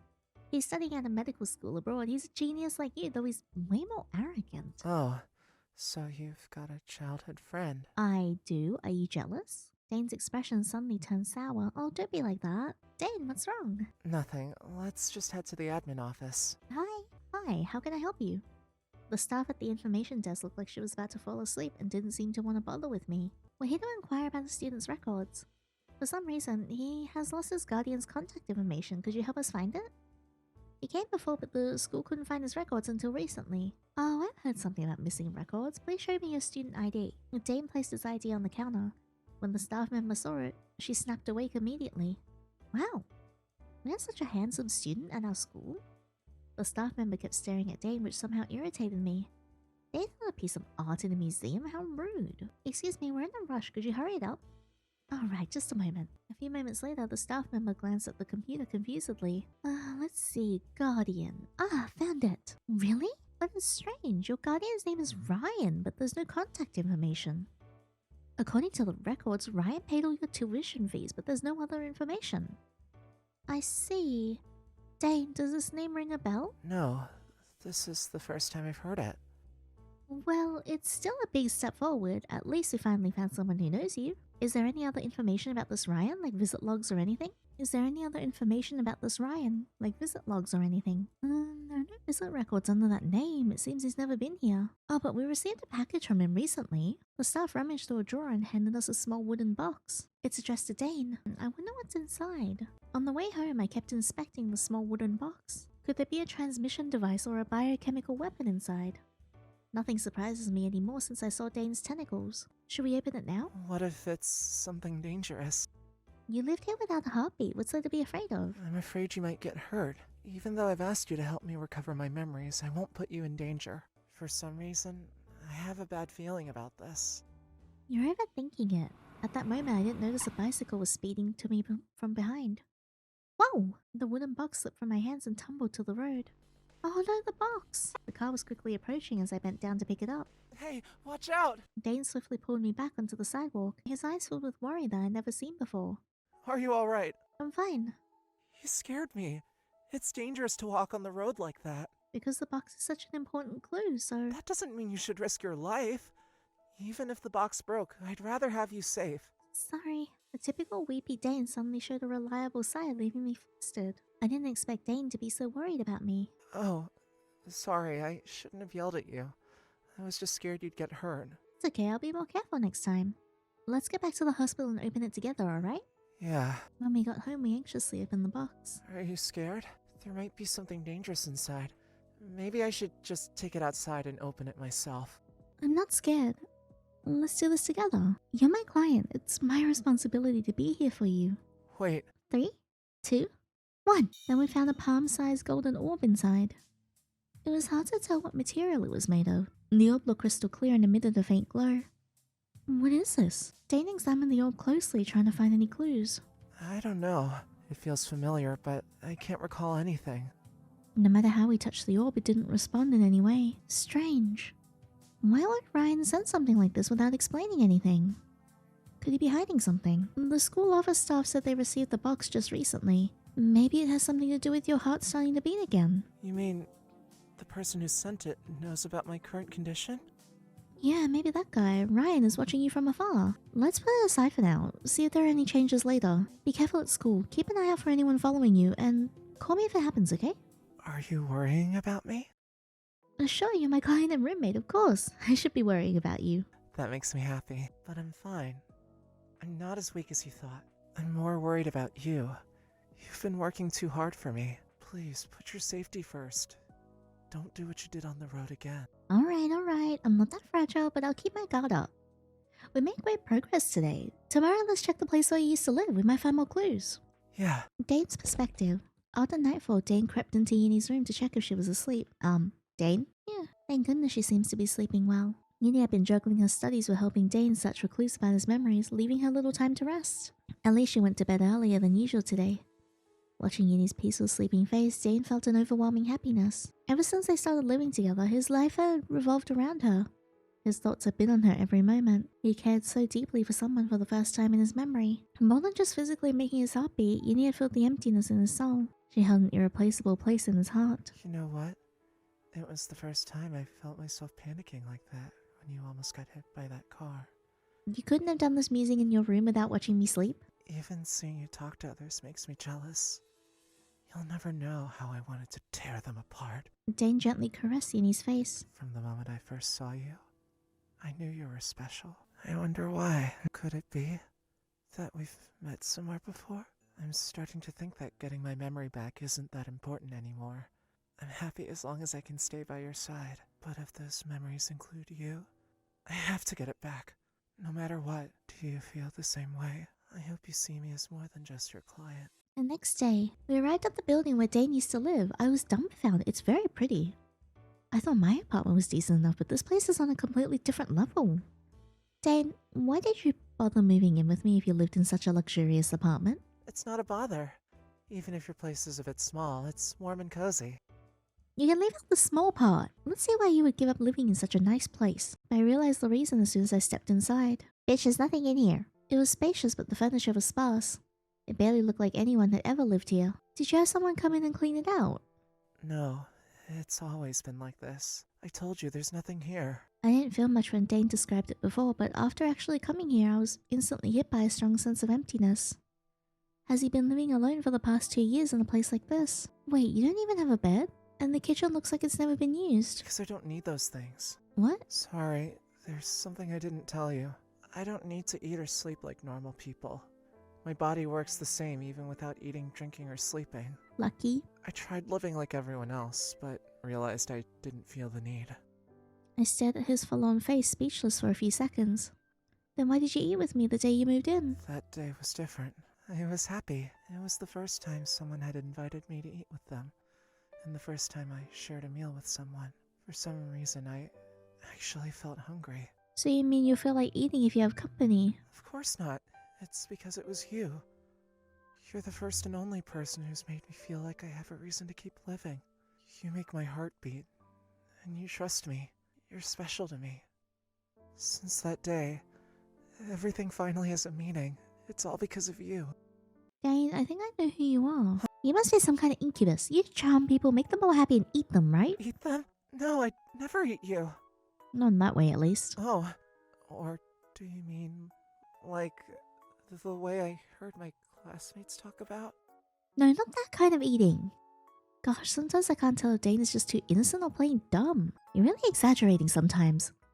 But since you've said that, let's eat together from now on.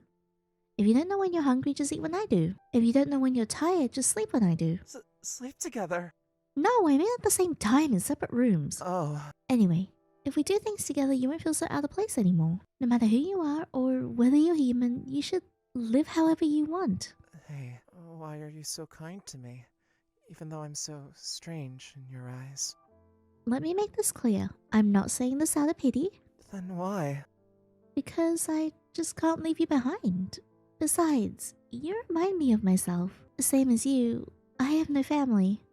When I was a kid, my parents got murdered right in front of me, and I lost all memory before the incident. One of the reasons I became a detective was to find out the truth, though I haven't made much progress yet. But besides that, I just don't feel like you're lying, which is why Whoa! Aww. Before I could finish my sentence, Dane pulled me into his arms. What are you doing?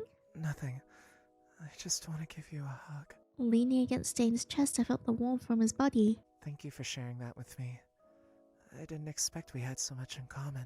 Why don't we be each other's family? What? But you'll leave once you get your memory back, right? No, I've already made up my mind. Even if I get my memories back, I'll stay by your side forever. Why? Because I love you. What are you talking about all of a sudden, my dude? It's been like 2 days. My face flushed red. I struggled to escape his embrace, but he held me tighter. We've only just met, and we didn't even know each other like that. Really? But I feel like I've known you for a long time. And I do know you. I know your favorite food, your daily routine, and the TV shows you like to watch. I even know what song you like to sing when you take a bath. No, shut up. Not a word. Hey, listen to my heartbeat. Dane took my hand and placed it against his chest. His heart was pounding faster than usual. Read When this am in I a gonna book. get pounding faster than usual? This is what it feels like when you fall in love with someone, right? You really are some kind of incubus, aren't you? Alright, let's go. There's nothing to investigate here anyway. So does that mean you love me too? That's something we'll talk about after the investigation. So, can I hold your hand? We're just roommates. We need to keep a proper distance. Why not? Can't roommates hold hands? No, we were just roommates until we're not. Looking at Dane's smiling face, I knew he was playing dumb this time. Dane may not realize it, but he wasn't the only one whose heart was racing. To me, Dane had already become someone more than just a roommate a long time ago. I just wasn't ready to admit it yet. I know I shouldn't develop deeper feelings for him, but I can't stop myself. If this keeps going, I'm afraid I won't be able to control my emotions either. Where are we going? How about a cafe to take a break? Sean, do you like cat cafes? I know a really cute one around. Hey, Hi, Sid. You look so good in that outfit. Huh? You. At that moment, a familiar voice came from behind. Get away from her. Sid! Wow, you two go way back, huh? It was my childhood friend who was standing behind us. Aren't you supposed to be abroad? What? Whoa! Before I knew it, Sid had pulled me away from Dane and covered my eyes. I like Sid. He's cute. I can't look away even for a moment, can I? What are you doing? I can't see anything. Stay still, idiot. Strange. What are you talking about? Why can't I hear anything? Sid, so you're her childhood friend, huh? The black hole? The black hole's being summoned with the spikes? I knew it. I knew he was some kind of entity. But that is so cool. You white-haired bastard. Come one step closer and I'll kill you.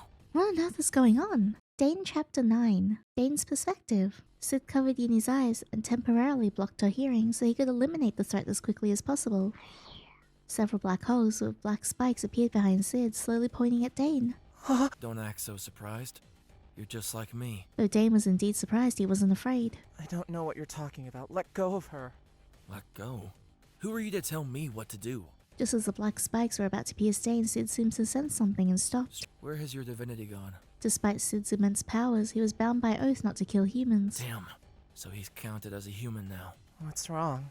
Aren't you gonna kill me? You. Enough, let go! While the two of them were at a stalemate, Yinny finally got out of Sid's hands. At the same time, Sid retracted all the black holes. What are you doing, Sid? We haven't seen each other for so long and now you're suddenly doing this to me? Don't make me worry then. I didn't! At that moment, Dane gently took my hand beside me. Oh, Dane, sorry for the confusion. Let me introduce you. This is my childhood friend. Wait, why do you look like you're about to cry? I'm fine. It's just your friend was a bit mean just now. Hey! What? Sid, what did you do? Don't listen to him. I haven't done anything. You did try to kill him. Did you try to beat him up just now? You promised me back in high school you wouldn't get into a fight anymore. I didn't. I was trying to kill him. What did you say? It's fine. Don't fight because of me. I'm okay. Oh, you are sneaky. You scumbag. Playing the victim, huh? Sid! You're coming with me. Sid grabbed my hand ready to leave. Huh? No. She is mine. At the same time, Dane grabbed my other hand. Okay, guys. Look, I've got two hands for a reason. I've got two holes for a reason. And I have enough enthusiasm to go around. Let go, or I'm gonna beat the shit out of you. You should be the one to let go. She is coming home with me. Dane, that's my house, though. Fine. Choose it yourself. Who are you going with? Oh my god, what the heck is going on? Oh, this is so awkward. The atmosphere inside the cafe had dropped to freezing point because of the two men sitting on both sides. All the other customers were too scared to say a word. Since neither of them were willing to back down, I had to drag them to the cafe to calm down. Dane and Sid were staring at each other, muttering something. Bastard. I won't let you live even if I don't kill you. Such a scary person. Why would she be friends with someone like this? I'm going insane. If you two don't start eating, the ice cream's gonna melt. You still have the mood for ice cream? What else? You owe me an explanation. Who do you think I came back for? Besides, I didn't go there to study. I could leave anytime. Then why? It's none of your business. You wouldn't understand anyway, idiot. Hey, stop calling me that. You're the idiot. Stupid Sid. He's always been like this. Sometimes he disappears without a trace and sometimes he seems to really care about me. He never explains anything, leaving me confused. I thought I was used to it, but this time it's really getting to me. Hey, the ice cream is really good. Here, I turned my head just as Dane fed me a spoonful. Wow, it really is good. should we buy some and take it home? Wait, don't tell me you two are living together. It's a bit complicated to explain. Yeah, we're living together. I take care of her and everything. Don't get it wrong, we're just roommates, and he's my client. I'm helping him find his lost memories. No, just not him. What? Don't be fooled by that innocent look. Even if he has lost his memory, he is incredibly dangerous. Think about it. Why would he be taking care of you for no reason? He's just using you. Who knows what he's planning? You only get hurt with him. I've never intended to use her in any way. So you're not denying that you're dangerous? Dane didn't respond to Sid's accusation. Instead, he lowered his head silently. Sid, why would you say that? Did you two know each other before? I've never met him before. But I know, if you have that time to help someone else, why don't you look into your own problem? I should have stopped you from moving out on your own. I would never allow you to stay with a man like him. Why are you blaming her? Why didn't you stay with her then? What? If you're so worried about her, then why didn't you go with her? If I were you, I'd never leave her. I wouldn't let her feel lonely, not for a second. And I'd never let someone else take advantage of her. Judge me all you want, but I'll never let her be in danger. I won't let you take her away from me. Dane. Let's go home. Man, I was so conflicted. Dane grabbed my hand and pulled me to leave, and I had no choice but to follow. You do have a choice. As I watched his back, his words kept replaying in my head. A warm feeling bloomed inside me. It wasn't just Dane who needed me, I needed him too. Stop right there. Don't go with him. I looked at Sid's face, struggling for words. Sorry, Sid, but this time, I'm not listening to you. Sid's eyes widened in surprise. I'll contact you later. Wait! Damn it! This wasn't the first time Sid had done something I couldn't understand. But it was the first time I hadn't chosen to stay with him. Finally back. On the way home, Dane remained silent. When we got home, he suddenly hugged me. Dane! I'm sorry. I was being arrogant just now. But that guy really got on my nerves. I hate the way he treats you. I'm also so jealous. I don't want him to take you away. And I was terrified that you might believe what he said and end up hating me. Dane's hug grew tighter and tighter to the point where I could barely breathe. Wait, let go, I can't breathe. Will you leave me if I let you go? It's okay, I promise I won't leave you. Dane finally relaxed his grip, but he still had his hands around my waist and couldn't let me leave his arms. This is so embarrassing, I can't even look him in the eye. I can feel his sincerity. Dane, thank you for getting angry for me. But I'm fine. I was a bit mad, but I'm used to Sid's behavior. He doesn't really mean it. And I wouldn't just go off with him. I still need to help you get your memories back, right? You're used to him. That sounds unpleasant to me. He's not wrong. Hey, do you like that purple-haired guy? What? No, we're just friends. Really? But you were upset for him just now. I'm so jealous. It's killing me. Dane showed a serious expression I'd never seen before. I'm just... And what am I to you? A roommate? A friend? Or just a client? Well... As long as I can stay by your side. As long as I can have your eyes only on me. I don't care what our relationship is. But I just can't stand you getting the scent of another man. Dane? Dane grabbed my hand and kissed me on the wrist. What are you doing? I'm disinfecting every spot he just touched. I'm gonna make you mine. It tickles. So lovely. Close your eyes. A strict tone made my heart skip a beat. For some reason, I couldn't resist him. Oh my. I closed my eyes tightly, too shy to look at him. When did Dane become so aggressive? Or rather, there's something off with his expression since just now. When you said you couldn't hear anything, does that mean he touched your ears too? It tickles. Dane, stop that. I'm not teasing you. You're mine. Dane was so different from usual, as if some kind of beastly switch had been flipped. Wait! The doorbell rang just in the nick of time. Who could it be at this time? I'll go get it. Dane let go of me and walked towards the door. Although I felt relieved, there was also a slight sense of disappointment. Damn, what was I thinking? That was so close. Dane stood by the door as if observing something. Who was it? No one. Looks like a prank. Dane returned to me with his usual expression, but I was still feeling shy. Hey, why did you wrap yourself in that blanket? It's all because of you, stupid Dane. Oh, because you're so adorable. I couldn't help myself. But it's crucial to disinfect. I didn't joke about that. But in our current relationship, I stammered, my face burning red. Wait, what are we now? Can you promise to only look at me? Damn it, I can't resist those eyes. Give me some time to sort out my feelings. Sort out your feelings. Yes, I don't feel like leaving you anyway, so give me a bit of time, okay? You said you don't want to leave me. Are you just picking and choosing? I want to sleep, let's talk tomorrow. I want to sleep with you. Not tonight. Without looking back, I rushed into my room, not wanting Dane to see my blushing face, which was as red as a tomato. Did I go too far? But seeing her so shy because of me was just too cute. However, I should sort out the problem now. Let me guess, it's Sid. Dane's perspective. Dane made sure that Yandere was asleep and left the room slowly. He knew the person who rung the doorbell was still outside of the room lurking. Though Dane had lost his memory, he knew he had some sort of power that prevented others from entering his territory easily. So annoying, why wouldn't he just leave? Yandere will be taken away if she stays there. I must get rid of him, even if I don't have the power to fight. Once the door was open, hundreds of spikes shot towards Dane. However, due to some kind of restriction, the spikes stopped just half a centimeter away from him. You really dared to open the door. As expected, it was Sid who came to take Yandere away. Even though his tentacle is different from mine, I can tell he's similar to my kind. Get out of the way, kid. Why should I listen to a robber? You call me a robber?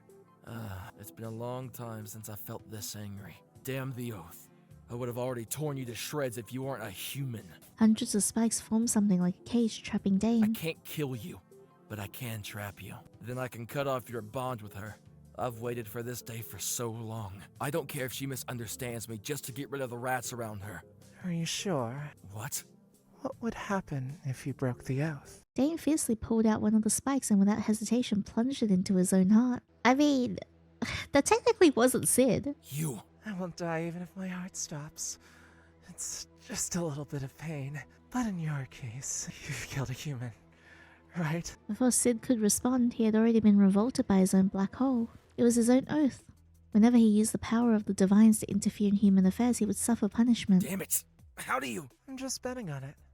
It's just my intuition. Just as I thought. Anyway, I was right. I do like Sid's outfit though, it's pretty. Since you're so insistent on not killing me, the punishment must have something to do with her. You want to cut off our bond? You can't. You never will.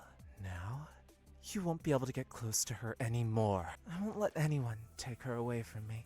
She is my destiny. Destiny? Can you say that if you know who you really are? Don't be ridiculous. I'm the one who's been protecting her, not you. She's not yours. You asked why I didn't stay by her side?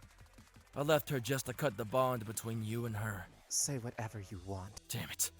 Don't think you could just get rid of me that easily. I'll be back very soon. Just you wait.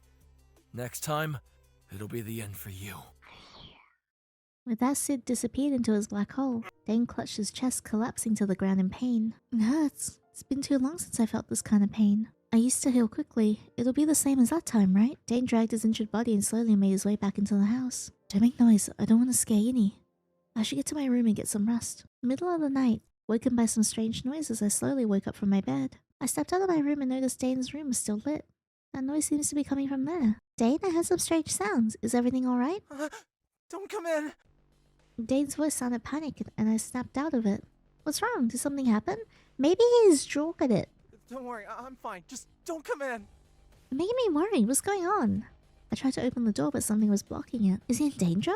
Then I looked around and noticed a trail of blood leading from the entrance to his room. This is... Dane, open up. Are you hurt? Let me look at you. No, you can't see me like this. I'm really worried about you. Please, just open the door. I shouted, desperately pushing against the door. After several hard shoves, I finally opened the door. Dane! Oh boy. The room was covered in a strange color. Countless unknown lengthy objects were writhing within. I recognized these things, the tentacles on Dane I'd seen before. Following the tentacles to their source, I saw Dane standing in the center. The only difference was his hair. It had grown long, and under the dim light, his silver hair shimmered. Dane! Why do you look like this? Don't look at me. Just close the door and leave. Suddenly, strange images flashed through my mind. What is that? What are these memories? Why does that person look so similar to Dane? Just as I tried to take a step closer, my body began to tremble uncontrollably, as if some mysterious force was pulling me down. I could feel there were countless eyes inside the room watching me, reaching deep into the depths of my soul. And I had no idea what they were, only an intense fear overwhelmed me. A sudden metallic scent filled my nose. Your nose is bleeding. Damn it. Damn it. I can't control my power. Am I such a monster? Dane! I raised my head while holding back my pain. Even though his face was blurry to me, I could tell Dane was on the verge of tears. So this is what Dane truly looks like. I'm supposed to stay by your side. Now, I'm like this. Please, stay away from me. Even so, Dane is still Dane. No matter how scary he looks, no matter how hard it is to get close to him. He's still the one who loves me and is gentle with me. I can't just walk away. I stumbled towards Dane, my body aching with every step I took. Eventually, I reach him. Then I wrapped my arms around him tightly. He's so pretty with long hair. He looks so nice with it. I hope it stays permanent. I won't leave you. Even if you look a bit different, you're still as warm as ever. Silly girl, you'll get yourself hurt. As I held him, Dane seemed to calm down. His tentacles and his power gradually came under control. The pain and fear I felt slowly began to fade as well. See? It's fine. Really? How's that possible? It's all thanks to you. Thank you. But I am getting a bit sleepy. Yinny? Then I fell asleep in Dane's arms. Dane Chapter 10. Some years ago. Mommy and Daddy love me, Mommy and Daddy don't love me. Wait, that's morbid. I sat in the garden of the sanctuary, plucking petals with a heavy heart. It was the first time my parents had ever taken me outside. They said the true Lord wanted to see me, because I was to become his bride. My parents always told me that the true Lord was the most important existence in the world and that I had to behave. Before we left, they reminded me again and again just how much they loved me. But I wasn't stupid. I sped up, hoping the flower would give me a favorable answer. What's the meaning in divination when the number of petals is already fixed? A young voice carrying the tone of an adult spoke from the tree above me. Looking up, I saw a beautiful white-haired boy sitting on the branch. He looked a bit older than me, dressed in strange yet elegant clothing. Are you the true lord? I didn't understand why, but the moment I saw him, I just knew. And for some reason, a strange warmth bloomed in my chest. You're not afraid of me? His eyes and voice carried no emotion, like a being devoid of feeling. But deep within them, I caught a faint flicker of something. I thought you'd be taller. You look about the same age as me. I'm much older than you, several centuries old in fact. I still want to scare you, so I made myself look like this. I see. You're so kind, true lord. He leapt down from the tree and sat beside me, plucking a flower and twirling it between his fingers. So, why did you ask me to come here? No particular reason. I just wanted to see something. Something created from a part of my heart. What? What's that? He stared at me in silence for a few seconds. There wasn't a flower I intended to pluck. It seems to be growing just fine. I'll let it be for now. I placed the flower back in the soil, and in an instant, it reattached to its roots. Identical flowers bloomed all around it, forming a breathtaking sea of blossoms. Wow, now you can continue with your divination. Thank you, true lord. This will last you for hours. He gazed at me thoughtfully. What's your name? My name is Yandere. It's a pleasure to meet you. It had been a week since the day Dane grew long hair and had tentacles. Did I fall asleep? My body's been acting strange all week. His hair is so much prettier when it's long. Dane sat up in bed holding his forehead. And I had a dream. I saw a girl who felt familiar, but I couldn't make out her face. She reminded me of Yandere. Could it be that we really knew each other before? I thought I'd be happy about that, so why do I feel so uneasy? A quick glance at the clock told him it was already 9 AM. No, it's this late already? I need to hurry up and make breakfast for her. As I ate the French toast Dane made for me, my gaze kept drifting to his long hair. Ever since that night, he had slowly gained control over his tentacles. But his hair still hadn't returned to its original length. Another strange thing from that night was the golden orb glowing in his room. We guessed the orb Ryan gave to him was meant to restore Dane's true form, only we had no idea what triggered it. I kept staring at Dane's hair, unaware that his face was slowly turning red. Hey, do you like my hair that much? It is pretty. It's just so beautiful, I can't help it. I'm getting a little jealous of my own hair. What? That's the first time I've seen someone jealous that they even envy their own hair. But seriously, your hair is gorgeous. It even has this faint shimmer as expected of an alien. And just as I was admiring it, Dane suddenly pulled me into his lap, one arm locking around my waist. Now you can take a closer look. Touch it. My hair is all yours. You! Dane flashed an innocent yet dangerous playful smile, his other hand resting on my thigh as if to keep me from escaping. Is it just me, or is he getting better at this? This way I can also feel your scent and warmth. It makes me happy. Dane hugged me tightly, nuzzling into my neck. Stop, it tickles! Are you getting shy? He's totally enjoying this, he's getting bolder. I tried to wiggle free, but his grip only tightened. His other hand brushed against my thigh. Enough! You're going too far! Why? Aren't we a couple now? When? Couples are supposed to be sweet and lovey-dovey, right? What? Wait, what? Since when? Well, first I told you I liked you. You didn't reject me. Then we kissed, and you said you wouldn't leave me. If that doesn't make us a couple, then what does? You have a point, but we still have to talk about these things. He's right. I can't argue with that. I mean, he did force that kiss, but I didn't push him away. I guess you have a point. Then can we kiss and cuddle now? Wait, even if we're only a couple, we should take things slow. We need to focus on getting your memories back first. Oh, right. Exactly, so now put me down. Dane suddenly pressed his lips against mine.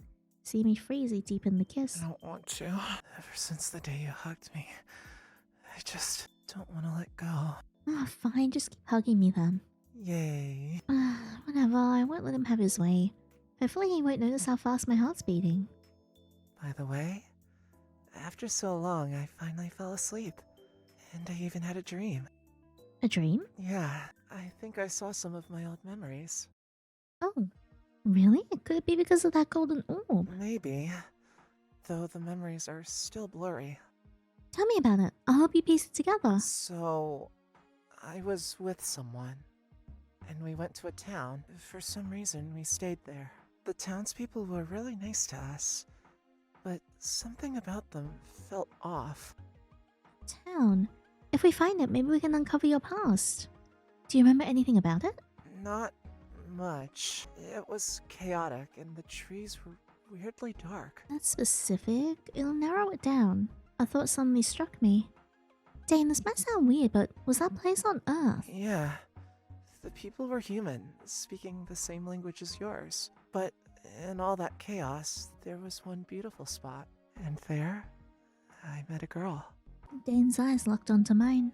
A girl who felt a lot like you. She was about 10 years younger than you are now. My heart thudded hard. A girl like me, over 10 years ago. That's before my parents' case. But since I completely lost my memories from before the incident, I couldn't recall anything. No way. If Dane dreamed of me as a child, does that mean we actually know each other? More importantly, if we recover Dane's memories, maybe I could regain mine too. And maybe, just maybe, uncover the truth about the case. Seeing the serious expression on my face, Dane quickly pulled me closer. I'm not sure. I couldn't see that girl's face clearly. It might not even be you. If this makes you uncomfortable, we can drop it for now. No, I'm fine. Besides, it's not impossible for me to be in your memories. After all, I made your heart race. Maybe we do have some kind of connection. Dane froze for a second, then quickly regained his usual composure. Really? But if we did meet before, do you think that'd be a good thing? His unexpected question caught me off guard. I didn't know how to respond. I thought he'd be happy about this. It's a good thing. Why wouldn't it be a good thing? Maybe we were good friends back then. And honestly, I'm really curious about what you were like before. Hearing my answer, Dane's face lit up with relief. Really? Do you really think so? If that's the case, I probably already proposed to you. Maybe we were even engaged. Okay, hang on a second, buddy. Proposed? Engaged? You're getting way ahead of yourself. Alright, starting today, let's track down that town. Once we find it, we'll set off immediately. So soon?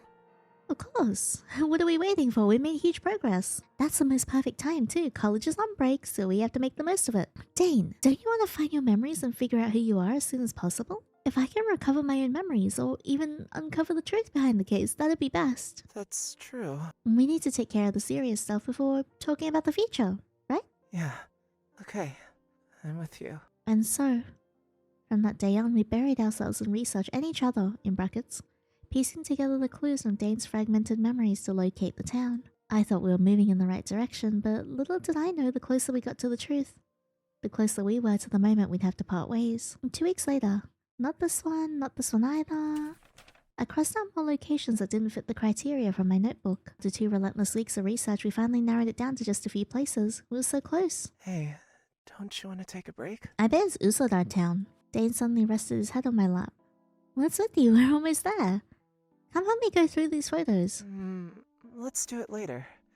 You've been pushing yourself too hard. Dane took the papers from my hands and placed them on the desk. You haven't been eating properly these past 2 weeks. My girl's gotten so thin. No, ever since you moved in, you've been cooking such delicious meals every day. I definitely gained weight. Just as I reached for the papers again, Dane snatched them away and pulled me into a hug. Dane, what are you doing? No more searching. You need to rest. If you're gonna look at something, look at me. I'm only helping you get your memories back. I know, but even so, I still feel lonely. Dane tightened his arms around me, giving me almost a pitiful, pleading look. He wrapped his tentacles around me, holding me even closer. Alright. His gaze shifted to an old book on my desk. He used the tentacle to flip through a few pages. A book about mythical creatures? You caught me. I found some books describing creatures that look similar to you.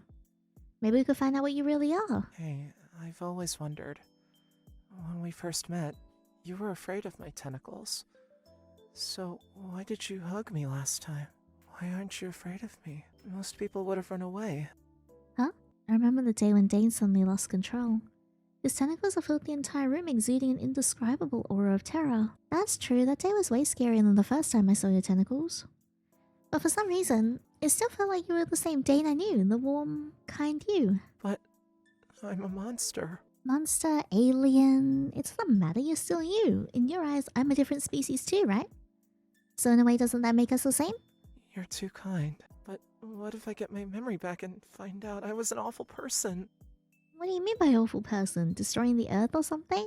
Haha, like Sephiroth style? I'm being serious. I didn't say you weren't, we'll deal with that then. But if you dump me, I might get a little bit angry. Never.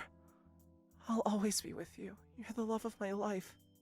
Alright. So, can we take a break from researching today? I want to go on a date with you. So sudden. We've been so focused on all this for the past 2 weeks. We really haven't spent any time together.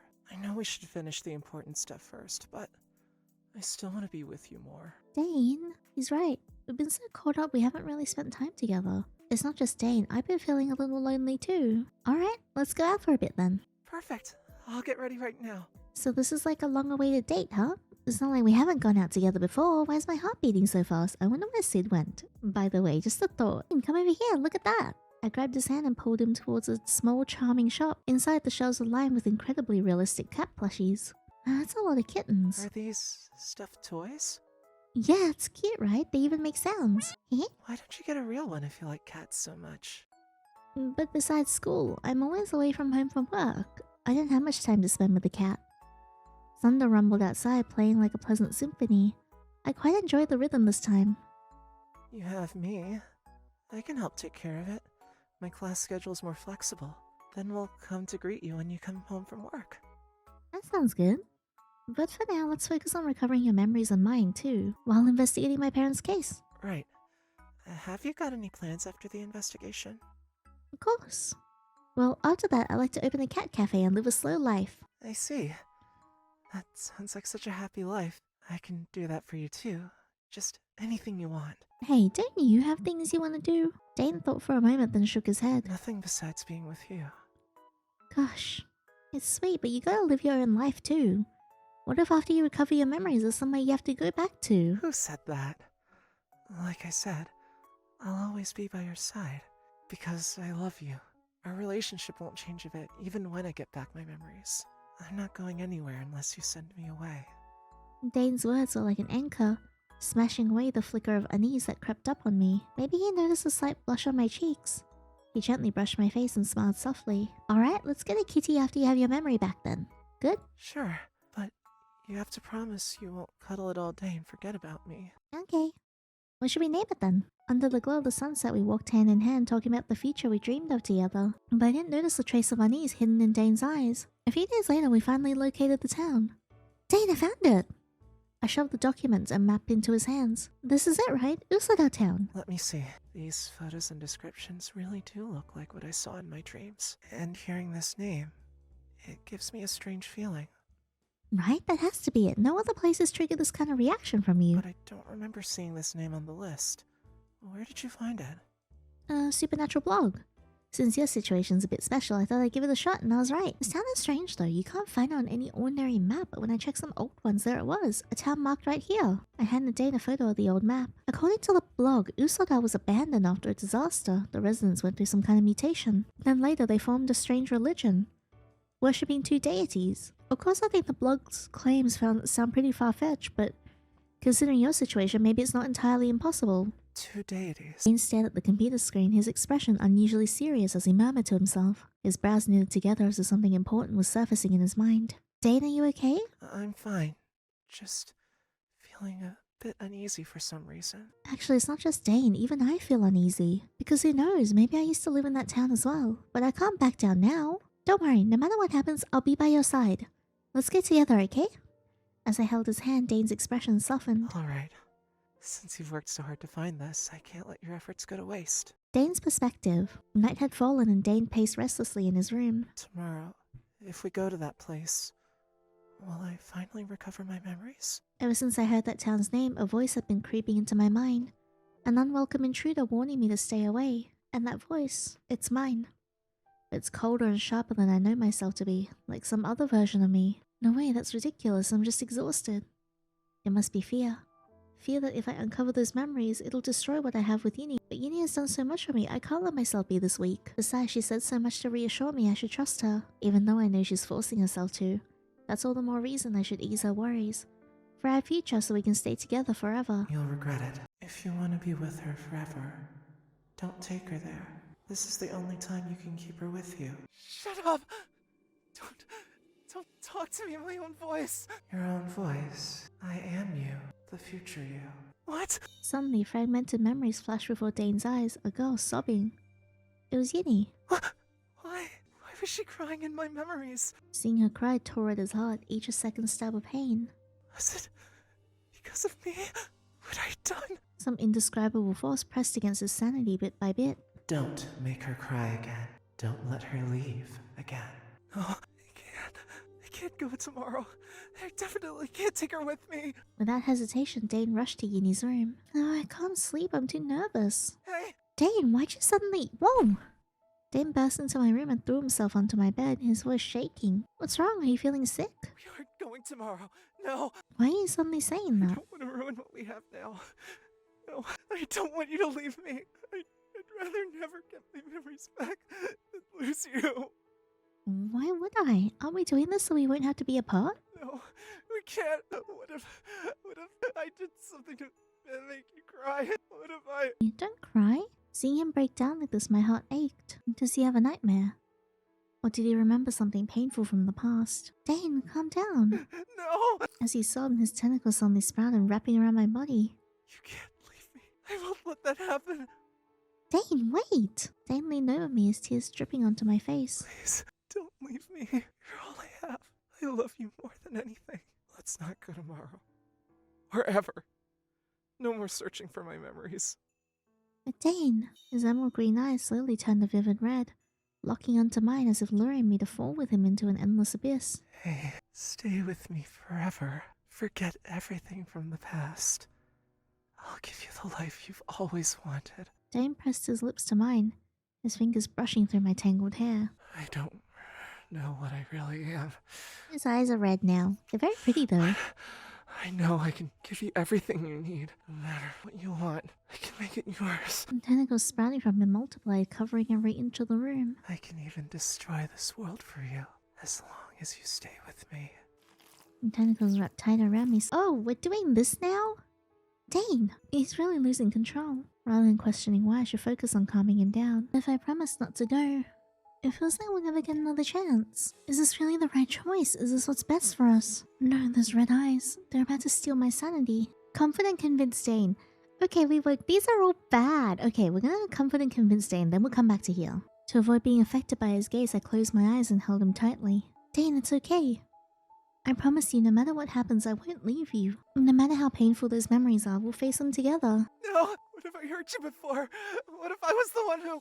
Dane didn't finish his sentence, but I already knew what he meant. I trust you.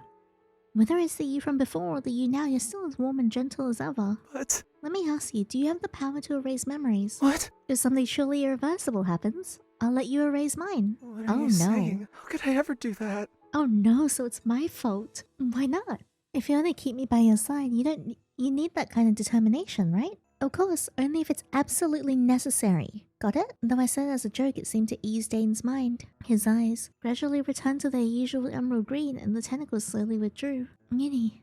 Great, you're back to usual. I like this version of you better. Dane gently took my hand, looking at like a guilty puppy. I'm sorry. I lost control. I was just so scared of losing you. You're right. I should face my past. I was the one who asked for your help, yet I ended up being such a coward. I'm so useless. It's fine, just get some rest tonight. Tomorrow, we'll face it together. Okay, then. Can I sleep while cuddling you? Alright, fine. Dane gave me that pitiful look again, though this time I could tell he was playing it up. Fine, but just cuddling, nothing more, okay? I pulled him down with me, burying my face into his chest. Are you testing my patience? You said cuddle, now cuddle and go to bed. Well, if we recover your memories tomorrow, I'll give you a reward. How's that? Alright. Deal. Soon, the only sound left in the warm room was our steady breathing. Neither of us knew that today was merely the calm before the storm. Chapter 11. One moment I was peacefully sleeping with the past Dane, and the next I was yanked back to reality. When I opened my eyes, I realized warm tears were streaming down my face, falling uncontrollably. Are you okay? I was worried you might be overwhelmed, so I pulled you back to rest. Oh, we're back in present day now. Dane had been sitting by my side the whole time. He gently wiped my tears away, his expression pained. I never would have imagined that Dane and I shared a past like this, and yet when I met him again before, I hadn't recalled a single thing. I didn't know if my amnesia was caused by Dane or some accident. But one thing was certain, I was the only one who forgot. Dane never did. That was why he had been so kind to me. Why he sometimes had those complicated expressions, and now I finally understood. What kind of feelings has he been carrying around all this time, facing me again like this? Dane seemed to read my thoughts.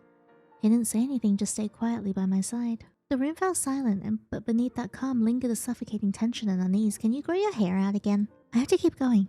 Dane, what exactly did the pastor see in that town? I asked hesitantly. Dane paused, lost in thought for a moment before finally deciding to tell me the truth. Hey, do you remember the ruin where I took you to find the Heart Ripper? After we arrived in that town, the past us went there. Wait, do you mean that place was... Exactly. It was a temple dedicated to a god. And by now you've probably figured out what I really am, haven't you? Dane picked up the golden orb from the table, the one that hadn't reacted earlier. I recognized it immediately. It was the same orb that Ryan had left for Dane. So Ryan isn't an ordinary cat either. The blue orb you touched earlier held your sealed memories, infused with a part of my consciousness. And this golden orb contains my sealed memories and power. It only activates when my subconscious wants to recover them. Back then, the past us went to investigate the temple ruins. After we entered, you seemed to regain some memories, but your face turned pale. I wanted to get you out of there, but because I had this golden orb with me, we were pulled into even older memories together. And then... Dane's hand trembled slightly as he held the orb, his eyes flickering with hesitation and pain, just like in those memories. Let's watch together. We've come this far already. For a brief moment, a complicated expression crossed his face. But then he gave me a soft smile and took my hand, guiding it to the golden orb. I could tell that the Dane standing there carried a determination that the past him didn't have. As expected, whether it's the past or present, you're always so brave. Are you ready? Our true first meeting. It's gonna be a little heavy. Yeah, let's do it. With you here, I'm not afraid. The golden orb and the blue orb began to glow at the same time, swallowing both of our figures into the light. Some years ago, high above Usodar town, two towering figures descended from the sky. God damn! Jeez! Oh my god. It's Dane and, well, Khan, technically. It's been a while since I last set foot on this planet. It still reeks just as bad. I'm careless of me losing a piece of my heart in a dump like this. I need to get it back fast. The man with long white hair was Dane, the mightiest of the supreme beings. He surveyed the area, quickly realizing that this was once a bustling town, but something had turned it into a complete disaster. Most of the plants had withered to a lifeless black, as if tainted by something foul. But Dane didn't care. All he wanted was to retrieve the lost fragment of his heart as soon as possible. Dane, are you sure it's around here? This place looks totally abandoned. Han used to sound a lot more like G-Sharp. Dane glanced at the smirking figure beside him, his younger brother Han. Han's outfit is definitely a choice. Unlike human siblings, they didn't share a mother. Instead, they are both emerged from the same source. Supreme beings like them rarely formed emotional bonds, especially one as powerful as Dane. To him, brother was nothing more than a label. Han, I'm not here to play. Why not? It's so much fun.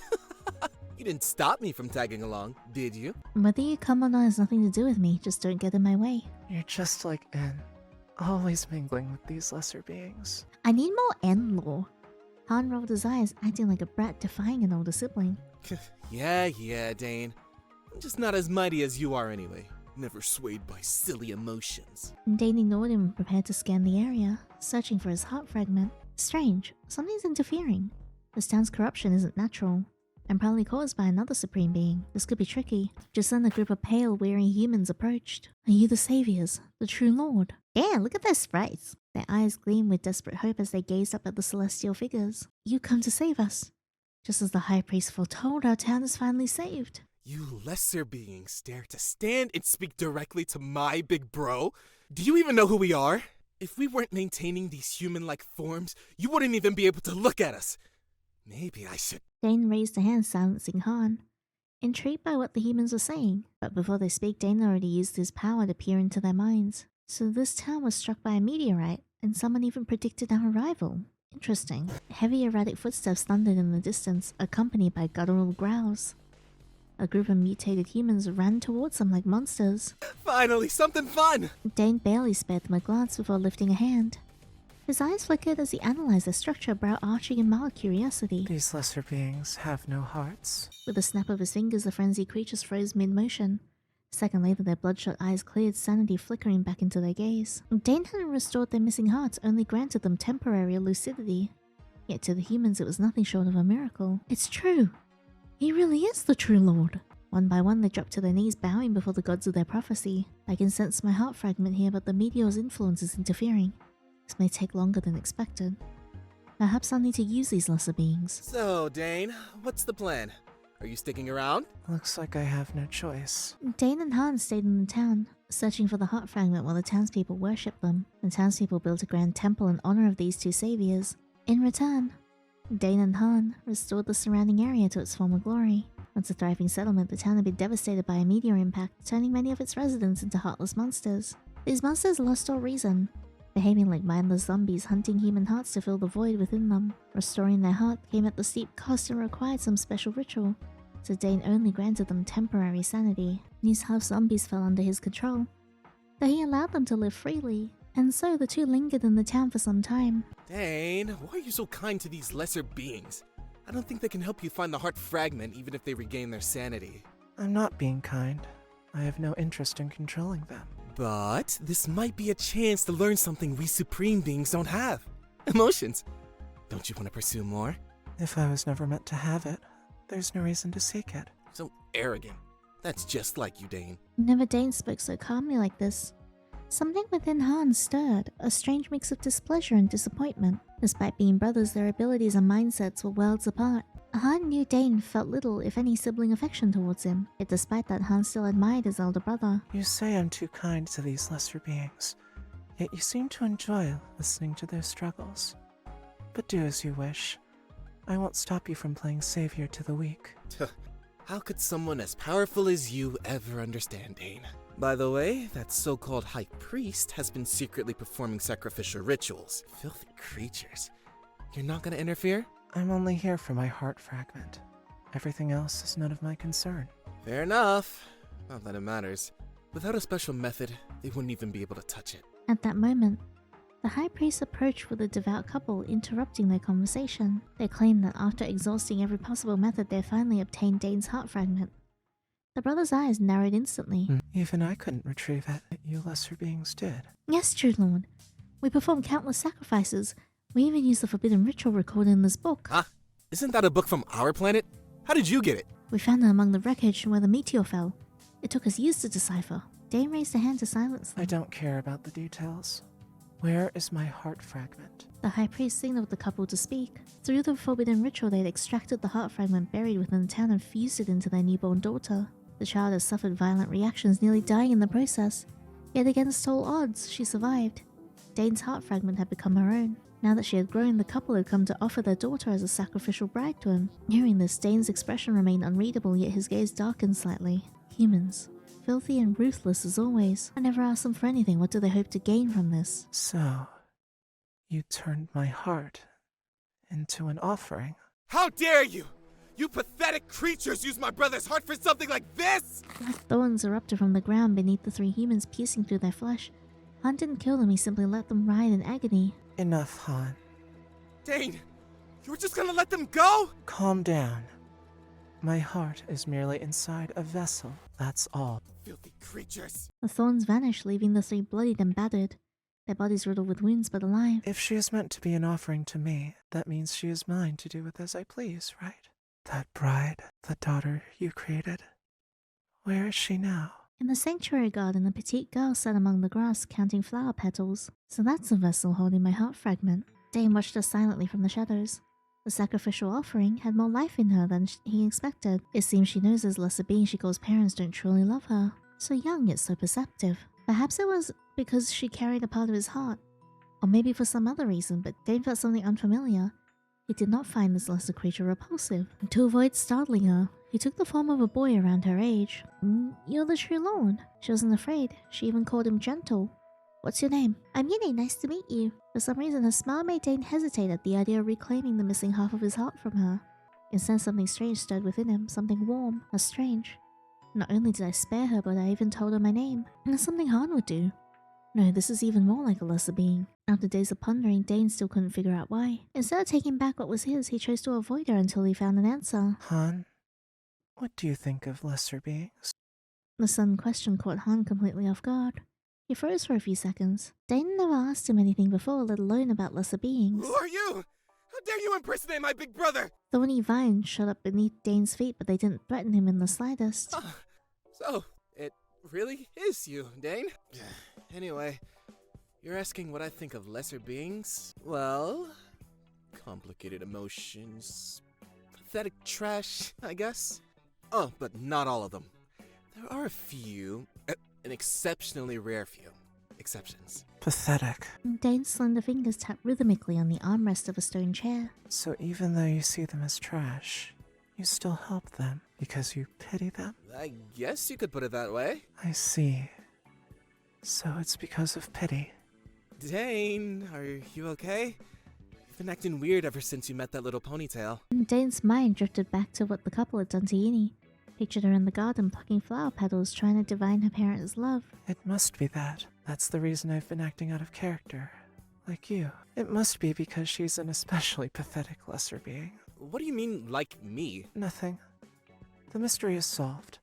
I never thought I'd live long enough to feel pity for someone. Interesting. She's worth observing a little longer. Thank you. I'm going for a walk. You mean he's going to hang out with me? Did I hear that right? Dane just thanked me? This feels weird. What in the world did that little ponytail do to him?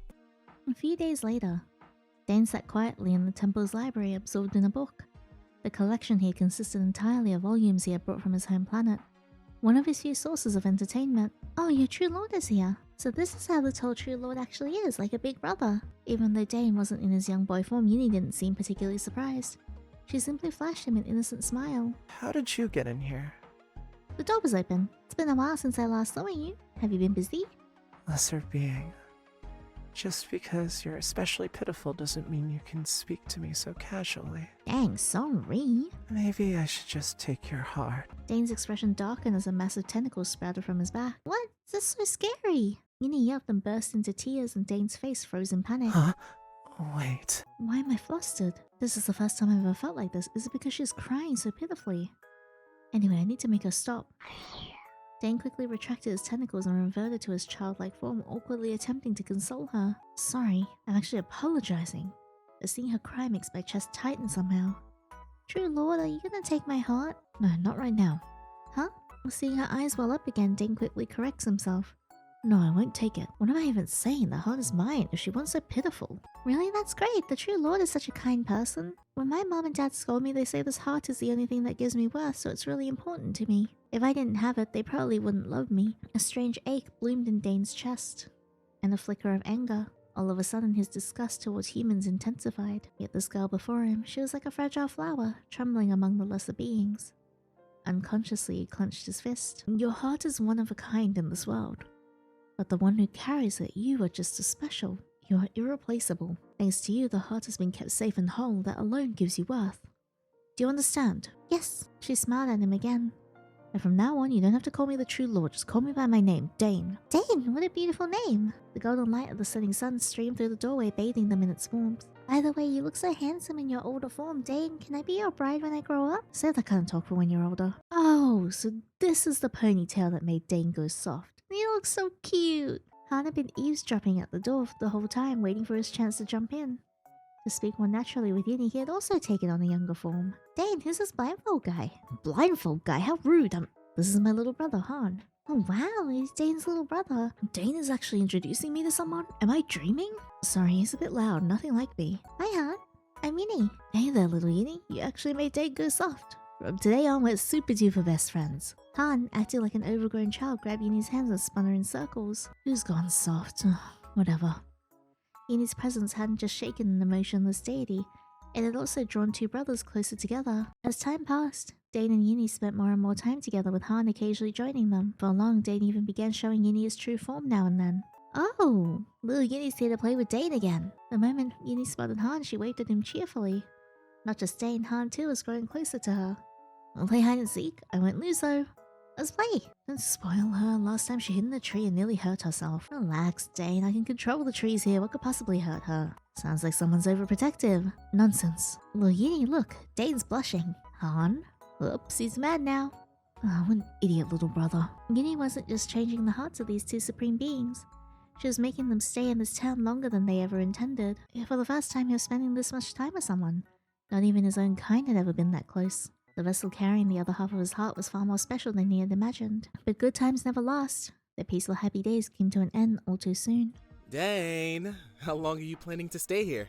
I'll just see how things go. Because of the little ponytail? Same here. I don't want to leave her either. If I left, those people, especially that couple, who knows what they'd do to her? I don't trust those lesser beings. You don't need to worry about that. I could turn them into monsters and then you could control them. Problem solved, right? We could protect her together. We? Together? The heart inside her is mine. This has nothing to do with you. Oh no. That's not what I meant. Hey, wait. why can't I protect her? I'd like to ask you the same. Why are you meddling in my business? Oh no. I have my own way of handling things. Just focus on yourself. Is it because you think I'm not capable? That I'm not as good as you? What nonsense are you spouting? I knew it. You still look down on me. Just like before.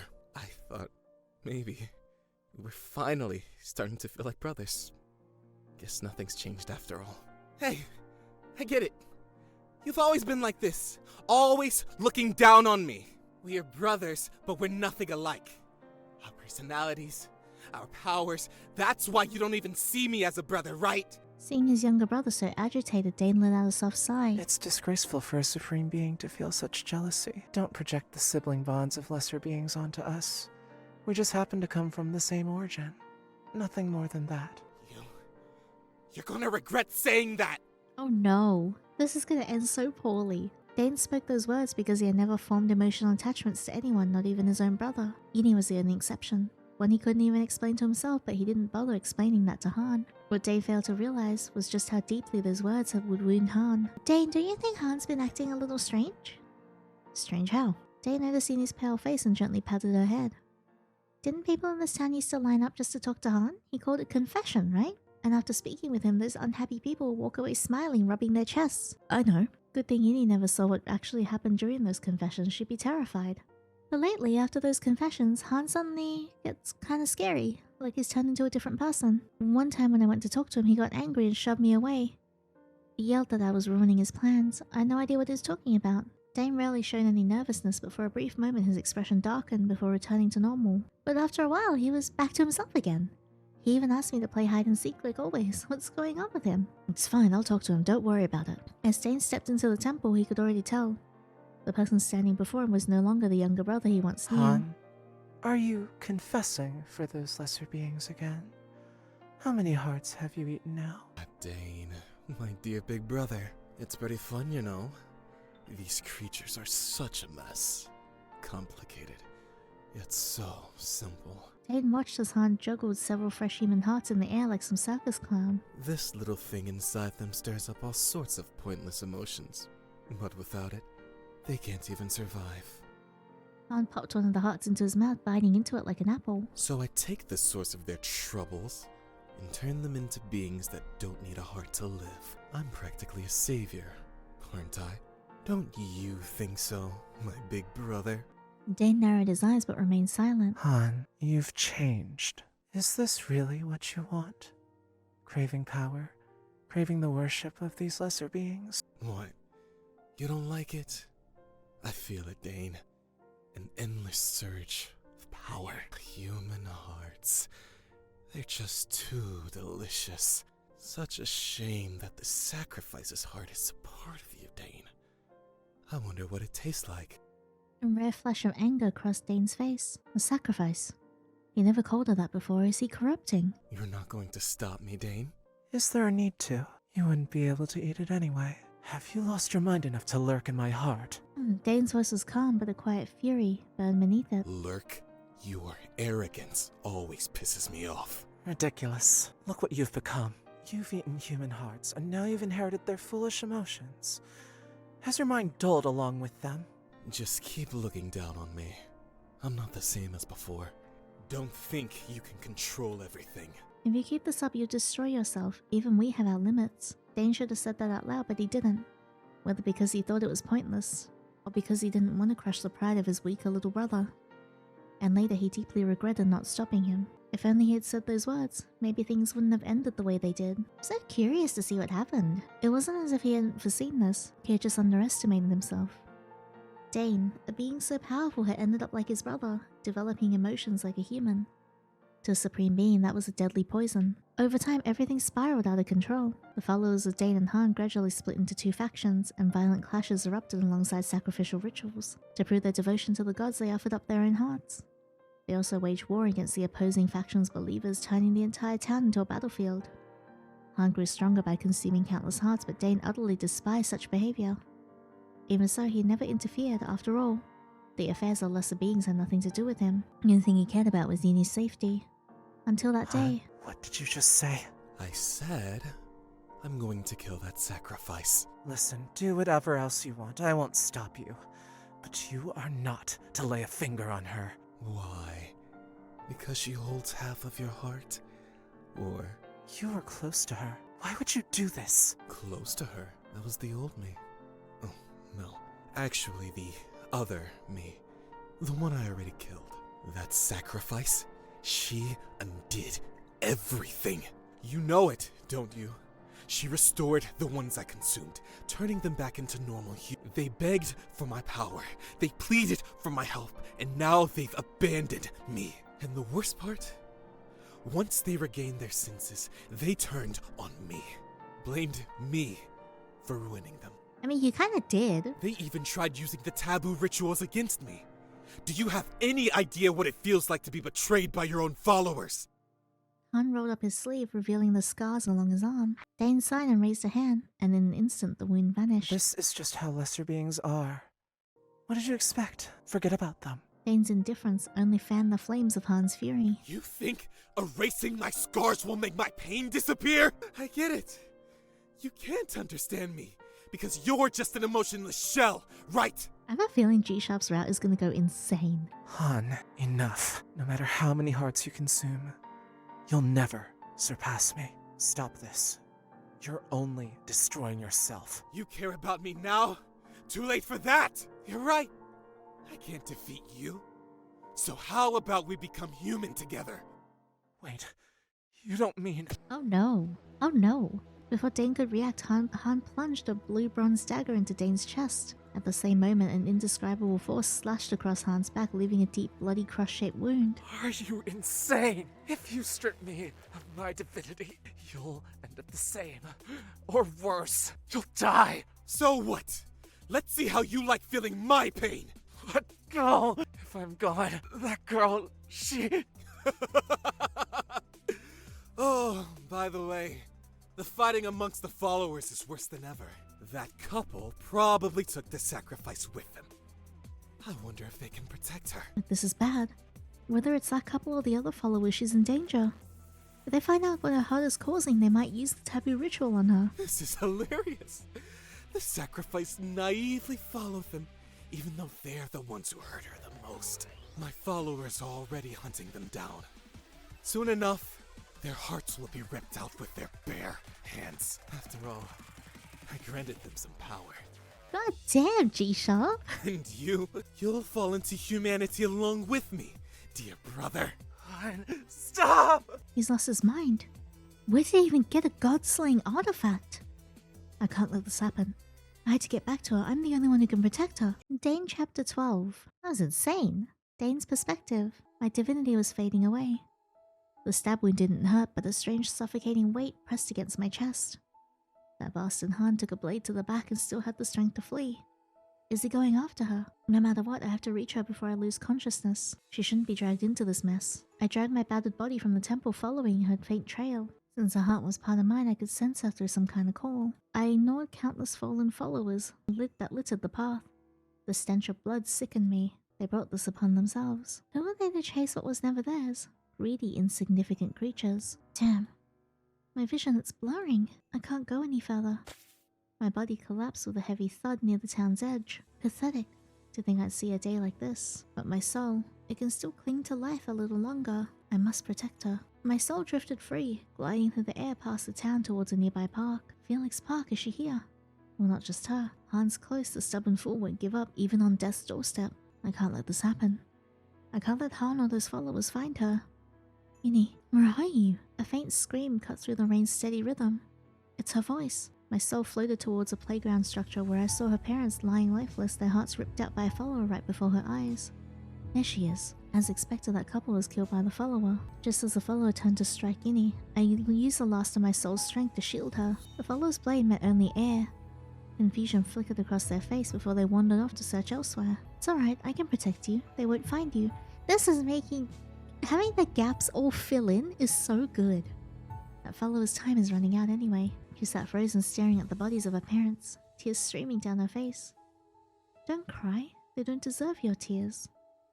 Clinging to memories like this will only bring you pain. This is actually wild. Like, playing the routes in the recommended order is so good because it like gradually fills in gaps, and then stuff from previous routes all start to make sense and fall together, and it's such a cool feeling. With my fading strength, I stripped away the memories of her life as a sacrificial offering. With my power limited at the moment, I couldn't take her away or let her completely forget her parents, but I could spare this pain. At least forget the sacrifice, Yinny. Live a normal life. I'll return, and we'll meet again. It won't be long. My consciousness is slipping. My memories as a supreme being. It's fine. Soon I'll reclaim everything I've lost. As my awareness faded, a golden orb materialized, rolling across the ground. It tumbled until my familiar black cat with 3 eyes scooped it up. From Dane's perspective, Usodar town temple ruins. Yinny, overwhelmed by resurfacing memories, collapsed into my arms. I, having absorbed the golden orbs, knelt in a daze. I gazed at her unconscious, my trembling hand hesitating to touch her face, afraid that I might break her. He looks so pretty here. Knowing who I truly was, she seemed like the most fragile treasure in existence. The power of a supreme being surged within me, yet my heart felt hollow. My throat tightened, words trapped inside. Once as a supreme being, I was untouched by emotion, but after falling into mortality, in his heart awakened mind flooding me with joy, anger, sorrow, and love. It was as if a machine had been rewired, infused with life, fragile and alive. Above all, I'd fallen deeply, helplessly in love with her. The realization that I caused her suffering crushed me with guilt. I clutched her tightly, sobbing. It was me. It's all my fault. I'm the one who made you go through this. I'm sorry. I'm so sorry. It's my fault. Not really. If All anything, of Dane, it was Han's fault. I don't deserve your love. I don't deserve to stay by your side. Alright, Dane, this is the part where I'm gonna smack you. I have to leave you. Oh, god damn it. I have to go. Leave you. But no. No. That's wrong. Not deserving your love doesn't mean I should leave you. Instead, I should love you more, protect you, and ensure you never suffer again. Oh, thank god he came to his senses. Yes, that's right. Okay, please don't go insane now. Dane, we're so close to a good ending. That's how it should be, my love. I looked at her in my arms, overwhelmed by guilt, duty, protectiveness, and pity. And an even deeper love tinged with possessiveness. Oh no. I'll give you the best life, one where you'll smile forever. I'll do anything to shield you, cherish you, love you. You are my purpose. My other half. Literally too, because I have half his heart. I held her tighter, terrified she might slip away. In that moment, I felt like the only one who could make her happy was me. She was born because of me, her heart a piece of mine. This wasn't just responsibility or possession. It was love, boundless and endless love. She belonged to me. I once thought emotions were poison for supreme beings. But it depends on who they're for. With my love for you, I found a greater purpose. As long as I can love you, I'll do anything. Noticing her furrowed brow, I gently smoothed it out, instinctively drawing out the memory she shouldn't bear. You said it yourself, didn't you? If something irreversible happened, you'd let me erase your memories. It's not fair, I know. But you don't need this pain. You deserve better. Forget it. Forget all the sad things. You don't need to carry these memories. Oh no! I extended my tentacles, cocooning her in a comforting embrace. My memories and instincts have returned. It will take time to fully regain my power, but this is enough for now. This is not good. I will create a perfect world for you. Not good, not good. This time, I promise to prepare better. To give you a life where you can live happily, safely, and without worry. A home where you can be free. You'll be able to do whatever you wish. And I'll always be right by your side. You won't have to take care of me anymore. I'll be the perfect partner, loving you and protecting you always. I'll eliminate every threat, every soul who dares try to take you from me. In this universe, only I can love you like this. You'll be mine, always and forever. A crisp bell chimed behind me and a familiar presence approached. Master, you're finally back. It's you. My familiar, the black cat with the 3 eyes and wings, bowed its head. I glanced at it, handing over the golden orb. Thank you for safeguarding my instinct and memories. It shifted into human form, reverently accepting the orb. Do we get to see Ryan? It's my duty, Master. Helping you return is my greatest honor. But next time, don't let lesser beings learn your name. Even if you erase their memories, you must be cautious. The traces of supreme beings disrupt the human world too much. It's troublesome. I don't care about their lives. but since she lives here, even the smallest disturbance is unacceptable. Yes, my deepest apologies. I'll be more careful. I want to obliterate this wretched planet, but if I did, she'd be heartbroken. Wouldn't she? Ryan nodded slightly. Destroying a planet is a flick of the finger, but creating one is no small task. I extended my tentacles into the earth, sensing if this town could still serve as a new beginning. As expected, this land holds the power of my heart's fragments. Her heart isn't the only piece. Master, while you were dormant, I watched over this town. Traces of other supreme beings linger here. I couldn't stop their spread. I know. This place is a remnant of ancient supreme beings on Earth. A hidden world within this planet. Lesser beings who enter rarely leave alive, becoming playthings or experiments for supreme beings. Like that guy, N. But if I turn this to my advantage, this land is perfect for crafting a beautiful world for me and her. Ryan, you know I met the Observer when I lost my memories. He posed as her childhood friend. What a joke. Sid is known as the Observer. What the hell? I need to find out more about that. Playing a white knight, but he sees her as a mistake that shouldn't exist. That's the only reason he's by her side. What the hell? Master, the Observer is no simple foe. Yes. He's hard to kill. Annoying pest. That's why I think Sid is the most powerful one out of all of them. I need to sever her ties with him. But it'll take time. I hate letting her go. Even briefly. But preparation is everything. I leaned down, pressing a gentle kiss to Yinny's forehead. It doesn't matter. Her heart will always lead her back to me. Her life is sustained by me alone. When I'm ready, I'll bring her back. And then we'll be together forever. This is bad. This is so bad. Dane Chapter 13. This is so bad. We have to bring him back. Keep going. When I thought the lost memories of my college years were already shocking enough, uncovering the memories of my childhood revealed the truth far more painful. No wonder Dane kept it from me. All this time I've been driven by one purpose, to uncover the reason behind my parents' murder and reclaim my lost memories. I was lost, grappling with my past self. I returned to the crime scene every year, forcing myself to remember that day out of fear of forgetting my parents. I hung to life, treating every challenge as a trial I had to endure, pushing forward no matter the cost. But in the end, the truth about my existence was something like this. I was nothing more than a successful experiment. Even as a child, I knew my parents never loved me. Was I just a sacrifice all along? Fragmented memories of strange experiments they performed on me surfaced. As a child, I didn't understand, but now the thought is horrifying and sickening. My emotions shattered and tears fell uncontrollably. Nausea surged within me. Hey! Dane rushed over and held me tightly, his eyes filled with deep concern. It's okay. I'm here. It's okay. His tall frame enveloped me, radiating warmth as his hand gently rubbed my back. I'm sorry. I'm so sorry. I never wanted you to hurt like this. That's why I hid the truth. But don't worry. I'll stay by your side. His tentacles reached out to comfort me. Their touch no longer felt strange. Dane! Hey, don't call yourself a sacrifice. No matter how you came into this world, you are who you are. To me, you are the most precious treasure in this entire universe. You are my reason for existing. And haven't you built so much in this world? You just haven't realized how amazing you are. He wiped the tears from my cheeks with his thumb, his eyes full of tenderness and sorrow. I know. This is all my fault. Not really, no. It's also Han's fault. If it weren't for me, you might have had a normal childhood, like other humans. You wouldn't have had to bear this pain alone. I wanted you to forget being a sacrifice, to live like anyone else. I never imagined you'd be so determined. As a supreme being, I never understood the complexity of human emotions. Not until I fell, became human again, and met you in college. Only then did I grasp those intricate feelings and conflicts.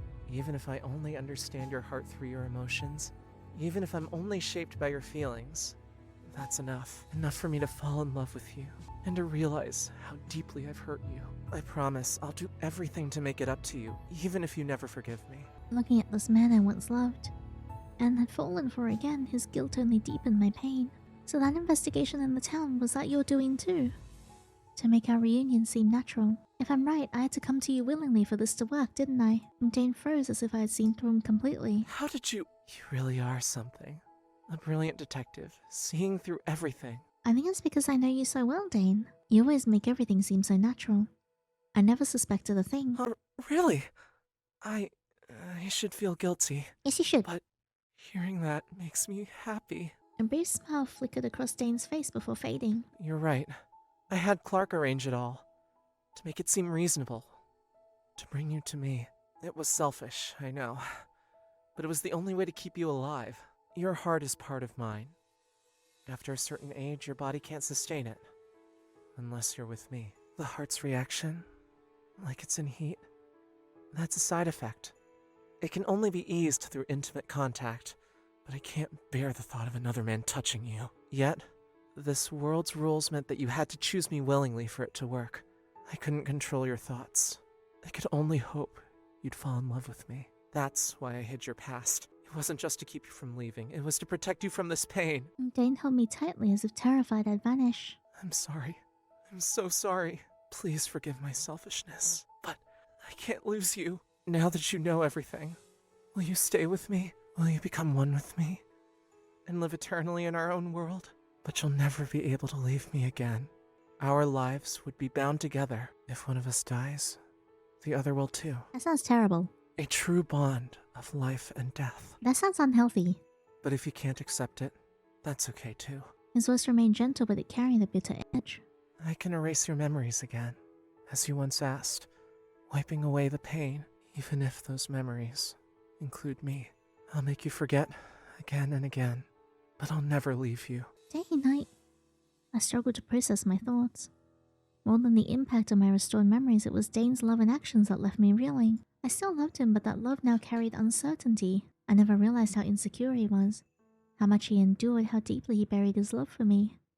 I didn't know what to do. I didn't know how to respond to a love like this. I promised him I'd never leave no matter what. I can't let him drag me down again. Dane's in so much pain, but how do I love him? Hey, why aren't you saying anything? I'm sorry. Was it the memories? Did they hurt too much? Was my proposal too sudden? Or did I scare you? As I struggled for words, Dane suddenly clutched his chest, wincing in agony. Dane, what's wrong? I panicked, supporting him. I'd never seen him like this. It's fine. Don't worry. He leaned on my shoulder, trying to calm me down. Then I noticed a scar beneath his shirt near his left chest, one I hadn't seen before. What's that scar? Don't look. I'm fine. A memory flashed, Hans stabbing him in the chest. If that blade stripped his divinity, it must have been serious. Is an old wound acting up from Hans' strike? You look terrible. How is this fine? It's nothing. Hey, listen. I'm stronger. So much stronger than you can imagine. Promise me you won't leave. If those memories hurt you, I'll erase them again. You can live happily. If my actions scared you, I'll make you forget. I can't bear seeing you like this. Did you read my thoughts? Master, you can't keep using forbidden memory wiping magic so recklessly. Ryan appeared as a cat, tense, speaking in front of me. Ryan, this is none of your business. Say nothing more. Dane's grip on my shoulder tightened. Yinny, please stop, Master. That wound isn't just from Han. His strike only took Master's divinity. The real damage came from the Observer. The Observer? The one who claimed to be your childhood friend. A supreme being, an enforcer of cosmic order. That's so cool. Okay, one of my favorite tropes is an entity that is only supposed to observe and watch what happens in the cosmos and what happens to fate. But they have cause enough to defy their post and come and interfere because they are in love with someone. That is like one of my favorite tropes. He means Sid. Years ago when the Observer tried to take you away, Master stopped him. Stop it, Ryan. And since the Observer pierced Master's heart with his tendrils, every use of his power brings side effects. And without accepting sacrifices, Master's power is never enhanced. Each time he erases your memories, it comes at a heavy cost. If this continues, Master will— Ryan, shut up! Hey, don't yell at the cat! Dane's shout unleashed a shockwave shaking the building. Ryan could barely stand, but he still refused to leave. A heavy cost? What will happen to Dane? What? He'll fall into a deep sleep. No! That won't happen! I won't leave you! No matter how many times. I'll make you forget the pain. Because it'll drive you away! No, it won't. Have some faith. What? Are you insane? After all of this, why are you still doing this? I couldn't hold back, shouting in disbelief. You're right. I'm insane. I love you so much. I'm losing my mind! Because it's the only way to keep you with me! I can't leave any reason for you to hate me. I'm too scared of you leaving me! You are my world, my entire universe. Compared to you, this costs nothing. As long as you stay with me, as long as you smile at me, I'd give up all of my power. This is very sad. I'd return to being a clueless mortal in a heartbeat, if it means staying by your side forever. You may not understand this cost, but I could erase a planet in an instant. Yet, in front of you, that power is meaningless. I'm sorry. I admit I don't know how to love someone. I've never loved anyone before, but I'm trying so hard, desperately, to love you. I know I don't deserve your love, but I can't stop loving you. Hey, I know you're struggling. Not sure how to respond to my love, right? No, It's okay. I understand. I know you better than anyone. You're kind and gentle. I don't deserve your love, but let me keep loving you. I'll erase the bad things again. Let's start over, okay? Yeah, we're not doing that this time. He gripped my hands tightly, leaving no room for refusal. In his eyes I saw immense pain and desperate longing. His plea almost filled with despair. Master, you can't use the forbidden magic again. Yeah, no, Dane, we are finding another way. There has to be a better way. I can't let him keep resetting me forever, that's not what I want. Dane's eyes are quietly begging for help. He's been acting tough, but he's been terrified all along. He's helpless. Damn, I need to say something, but I'm at a loss. A simple I love you won't fix this. I don't just want to stop him, I want to save him, to pull him out of whatever abyss he's trapped in. Just as I felt Dane beginning to erase my memories, a strange power resonated within my heart. I looked down and saw a faint glow radiating from his chest. Instinctively, I reached out and grasped that light. Where am I? I feel so peaceful. Who's poking my face? I slowly opened my eyes and saw a familiar figure. You're awake. Thank goodness. You look okay. Is that you, Dane? From college, why? Sorry. Seeing this version of me out of nowhere must be confusing, right? How do I explain this? This place is... it's inside my consciousness. Another figure appeared. Identical to Dane, but with a completely different presence. You're Dane from the past. To be precise, this place exists beyond time and space. Don't be so cold. You'll freak her out. I'm not being cold. This version of me simply hasn't developed emotions yet. Don't listen to him. Every me you meet here loves you more than anything. I don't quite get it, so you're saying this is inside Dane's mind? Mind? That's a bit simplistic for a supreme being's to mention. Yep, exactly. I knew you'd get it. Sorry. The old me is just that blunt. I never thought that becoming immortal would lead me to be so eager to provide emotional value. I never imagined I'd see two Danes arguing like this. Speaking of two Danes, hello, I have two hands for a reason. But why did touching Dane's heart bring me here? And the glowing heart, what was that? Your heart resonated with mine because they're connected. That's why you saw it glow. This place is a reflection of my inner world, and I let you in. You're the only one who can enter this world. Here, your wishes shape everything. Everything revolves around you. My wishes? Yeah. Whatever you want comes true. Let's say, tell us, where do you want to eat, and what? Eating desserts in a cafe. In an instant, our surroundings shifted into a cozy cafe, soft music filling the air. Both Danes sat beside me at the table, brimming with my favorite sweets and drinks. Hey, say... College Dane grinned, holding a spoonful of ice cream to my lips. You love this flavor, right? We used to share it all the time. That's exactly the ice cream I was craving, and it feels so real. Because it is real. Everything here is. Just as I thought now's not the time to eat, the world around me dissolved into a blank void. Is this Dane's true inner world? His mind feels empty, yet it pulses with life because of my desires, everything orbiting around me. Where's the present Dane? I need to see him. Heavy silence settled between us, both of us shifting uneasily. You'll have to find him on your own. How the present me appears depends on your heart. In simple terms, you must fully embrace me and yearn to see me.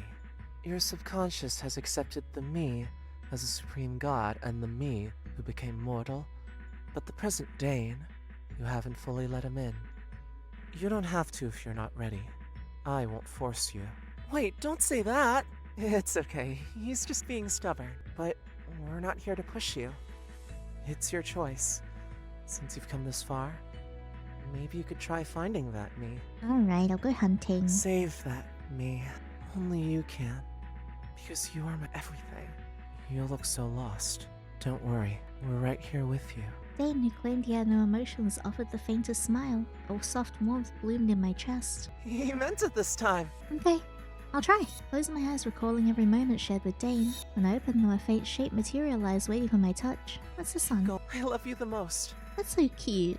Follow your heart, and you'll find the answers you seek.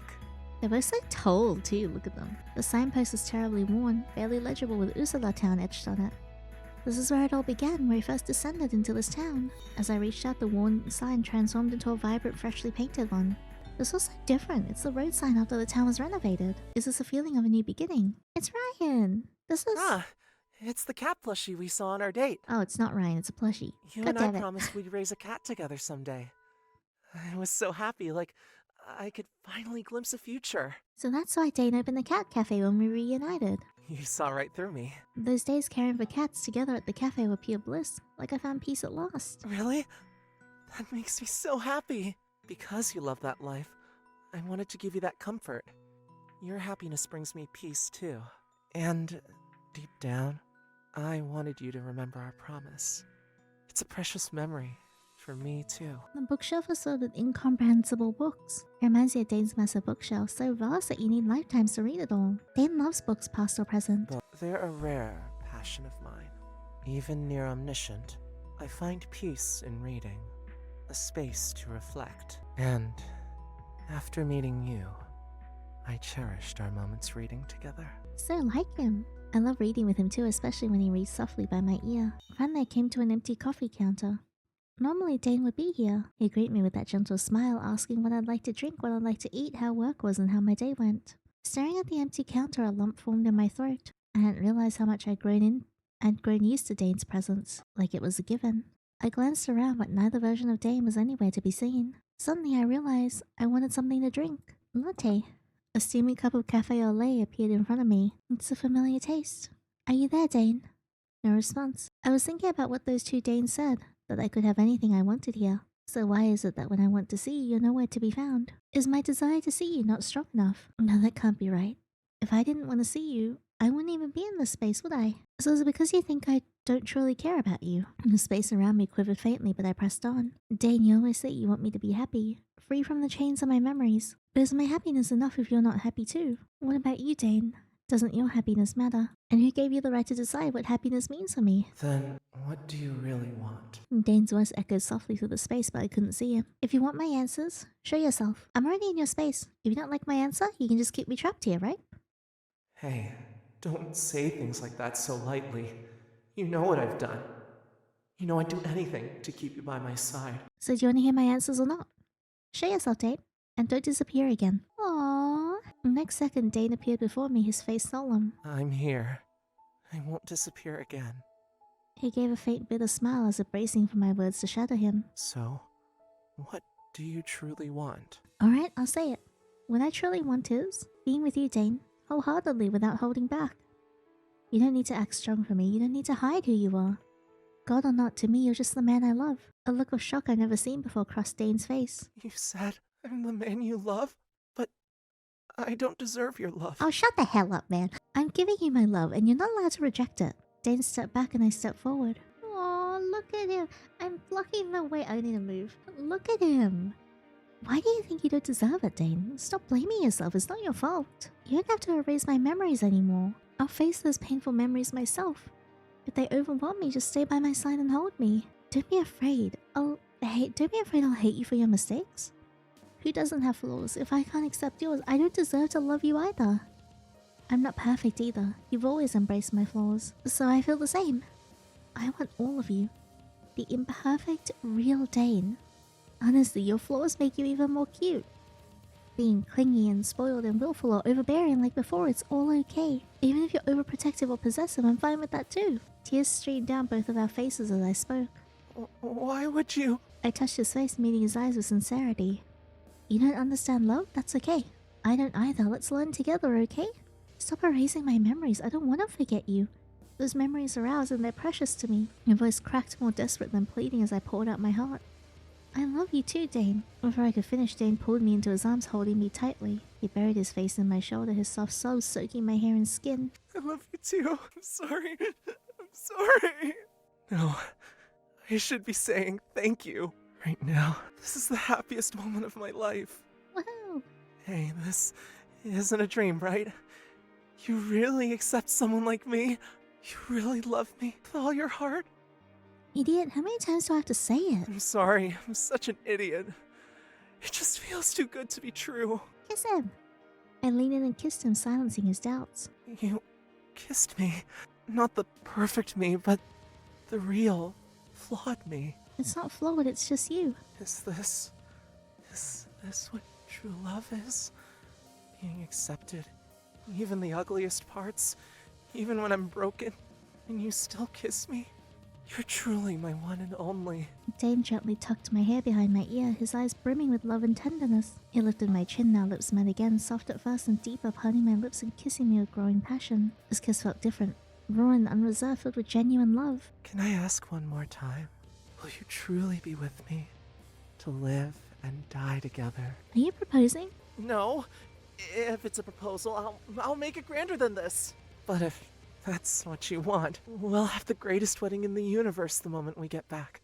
As long as you stay by my side, I'll give you everything. Aww. I do, Dane. Let's be together forever. Dane's face lit up with surprise and melted into a radiant smile. He didn't ask again. Instead, he kissed my forehead softly and intertwined his fingers with mine. Our hearts glowed in unison, a warm energy enveloping us as if we were becoming one. Dane Sweet End, yay! Oh god, his bad endings are gonna be so sad. When I opened my eyes, I was back in Dane's cozy home, enveloped in the warmth of his arms. Hey, we're back! You're awake. He held me closer, shifting slightly to let me rest more comfortably against That's him. right. We're home. Our souls have merged. Our bodies are still separate, but our connection runs deeper now. So that's how it I is. can feel you constantly now. Not just through the faint heartbeats like before. This clear, unmistakable connection feels so good, so blissful.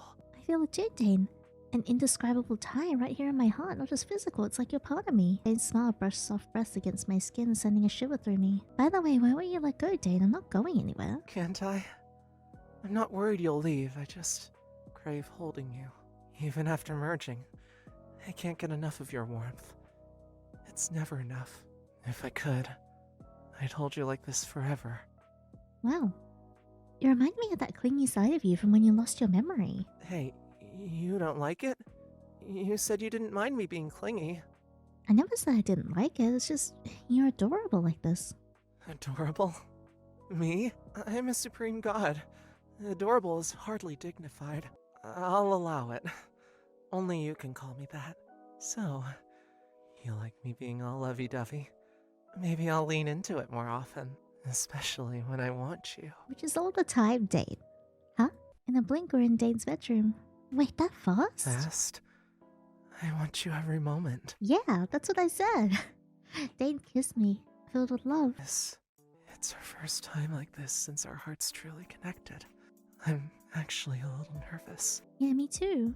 He's so sly saying that. How am I supposed to resist him? The way you're looking at me is too cute. This is the first time you're fully aware while we're like this. Do my tentacles bother you? No, they don't bother me at all. Although, regrettably, that I only have 3 holes. If you don't like them, I can pull them back and do it like before. It's up to you. No, I like them. They feel good. Hey, look in your eyes. Are you trying to drive me wild? They're just all out now. You look so cute when you're shy. Dane is huge. This is real now. We're together. Truly. Forever. You're mine. And you'll never leave. I'm so happy. You're finally mine. I'm happy soon we can finally live without any worries. Will you help me find new goals in life? Of course. We have eternity to explore. To live every day to the fullest. Am I immortal now? I promise you endless love. Forever. I think I'm immortal now. Dane Sweet End, breaking the cage. That was cute. I like that one. Alright, we've got this secret ending that I'm going to check out, and then we'll go back and do all the other ones. Please ensure you completed Enoch's Sweet End, Luke's Sweet End, and Dane's Sweet End before entering this one. Yes, I sure have done that. The Sweet End also contains a lot of spice. If you guys haven't seen that, I have the full cut on my Patreon, which is linked below. When my consciousness returned, I found myself running through an unfamiliar forest. Strange, how did I end up here? Where is this place? The town's forest. Why am I running? Am I running from something? I couldn't hear any sound, but there was an inexplicable fear creeping into my heart, along with a strange sense of guilt. As I tried to look back, an unnameable force prevented me from doing so. Don't look back. Wait, whose voice is that? My heart. Wait, wasn't my heart supposed to be fixed already? Are you okay? A warm, familiar voice sounded next to my ear. In the next second, my body went limp and I collapsed into someone's embrace. The room felt thick and damp. That's never a good feeling. As my consciousness returned, I found my hands and neck chained. Oh no. Where am I? Ah, you're finally awake. Wait, this is the first opening scene in the common route. Dane? Enox? Luke? Don't you remember what just happened? What just happened? Oh, never mind. Just enjoy yourself and go with the flow. I'll enjoy myself with Enox. He's my favorite. I missed you. I'm just being absolutely spelunked here. Passed around like a blunt at a party. I can do anything for you. Like all three of them are just fighting over me. Hey, yo. Hey, you're adorable. Even when you look so confused. Dane, why are you doing this? Like a lost little lamb. What do you mean? I don't understand what's going on. If you have questions, just say them out loud. I have plenty of questions, Dane. After all, I can see everything. Oh no. You really underestimated my love for you. I mean, I was content being with you. I'm not the one that conjured whatever this is. I know everything. Whether it was you leaving town with Enox, or you becoming Luke's forever little bunny. Okay, what I do with other love interests and other routes is none of your business. It is so cool that he knows though. And of course, you choosing to stay with me forever. That truly is your happiest ending. Things almost slipped from my control. But since it's your choice to come here, then how could I disappoint you? He patted my head gently. Did you really think that your heart could be fixed so easily? After all, we are destined to be together. How could it be that simple? Even if you replaced your heart, as long as you'd fallen for me, you can always be restored. I have my ways. As for whether these two are the Enox and Luke you knew, you must be curious what I've done to them. And whether they're truly themselves, right? Don't mess with my boyfriends from other timelines. What the hell? But I think it's better if you don't look too closely. Trust me, you wouldn't want to know. All you need to know is that I love you, so I'm willing to indulge your desires, even with how sad and jealous I am. Maybe we should just talk, Dane. I don't think this is healthy. Dane! It's okay. I'll hold it all in for my dearest girl. Provided that, of course, everything is under my control. You can't just pilot different dudes like meat puppets. How they act is under my control. What they feel, I can feel everything too. Sorry, am I talking too much? A little bit. You're also kind of scaring me a little. Choose then. Who do you want to go first? You know, I think we could just step back and talk about this healthily, Dane. I don't think this is a good idea. Before I realized that the room is filled with Dane's tentacles, never have I been so disappointed that I've only got 3 holes in 2 hands. As if to reinforce that he was the master here. After all, I love you the most, don't I? It really wasn't a competition. Hey, you who are watching from the other side of the screen. Uh-oh. Oh no. See you next time. This is not fair. You cannot take my love interests from other routes and do some weird puppeteering shenanigans with them. Oh, you're messed up. But also, he's messed up. I love you. Oh dear. Secret End. Heart Cage. That was wild. I always love a good fourth wall break. Okay, we are back here. This time, we are not stopping him. Don't stop him. I have to stop him. I'm so desperate and so heartbroken. He's begging me. If this truly is his wish, what reason do I have to stop him? I don't know how to respond to his love right now, but I can't bear to leave him either. He's right. Maybe starting over is the best for us. And he's Dane. He'll be okay. I don't think he's gonna be okay. He has to be. Alright, I'll do as you say. Let's start over. A flicker of bitterness crossed Dane's face, but then he smiled at me with his familiar gentle warmth. Okay, let's start over. This is gonna end up so bad. matter how many times. As long as I see your smile, that's enough for me. He cupped my face, his forehead resting against mine, and wrapped me gently in his tentacles. It's okay. I know you can't accept me like this. When I looked up, a tear glistened in the corner of his eye. Dane! The single tear cut through my heart like a blade. No, wait, maybe we should... But just as regret set in, it was already too late. When I opened my eyes, my memory hadn't been reset. Instead, Dane lay collapsed in my arms. Dane! He looked as though he's fallen into a deep sleep. His hair restored to its former length, perhaps from his powers spiraling out of control. Dane! Dane! Wake up! It's no use. Master's powers surged beyond his control. He couldn't handle it and has fallen into a deep sleep. What? It's over. I made the wrong choice. I should have stopped him. I only realized it too late. I stared at him, my mind blank, clutching his hand weakly. He was still in my arms, but he no longer responded to me. Ryan, when will he wake up? I don't know.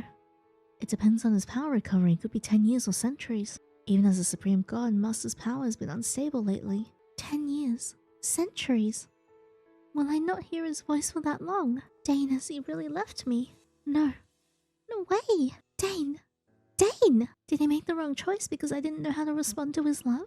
Did I take our bond for granted? We were supposed to face this together, but I ran away just like he did. It's my fault. It's my fault. Ryan, you said Dane's power never grew because he refused sacrifices, right? Yes, even if someone offered a sacrifice, it wouldn't count unless Master accepted it willingly. What if I accept it for him? My heart is a part of him. That means I can decide for him, right? Oh no, girl. That, in theory, is possible. That's just how you're saying. Yes. I'll use the power of a sacrifice to wake Dane. I can't just stand by and watch him like this.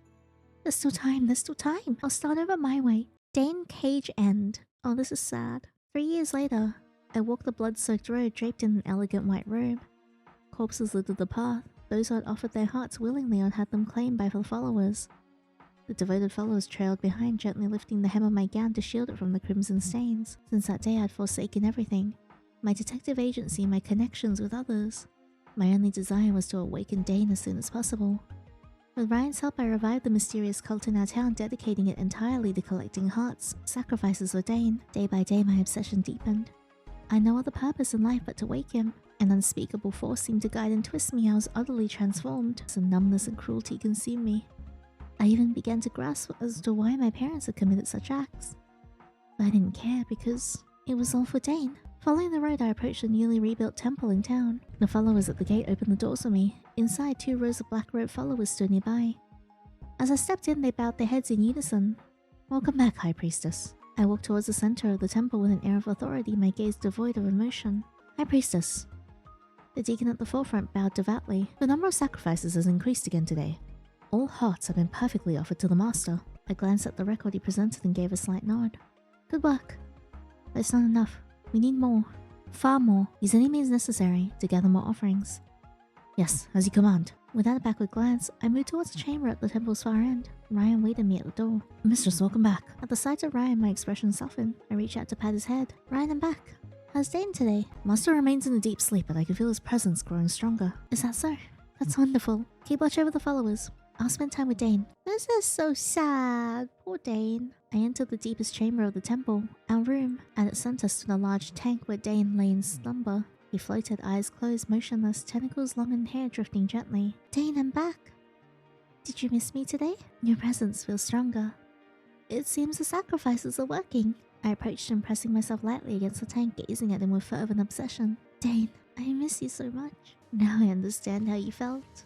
This loneliness is unbearable. Why was I so foolish back then? I shouldn't have hesitated. I should have told you how I felt, so you wouldn't have had to erase my memories. I should have shown you the love you always gave me. You'll forgive me, right? You won't leave me, right? For you, my true lord, my love, I'd sacrifice the entire world. My hands pressed against the glass, my eyes locked on his serene face, yearning to shatter the barrier between us. I wanted to hear his voice, to touch him and feel his warmth. This ending is sad and I don't like it.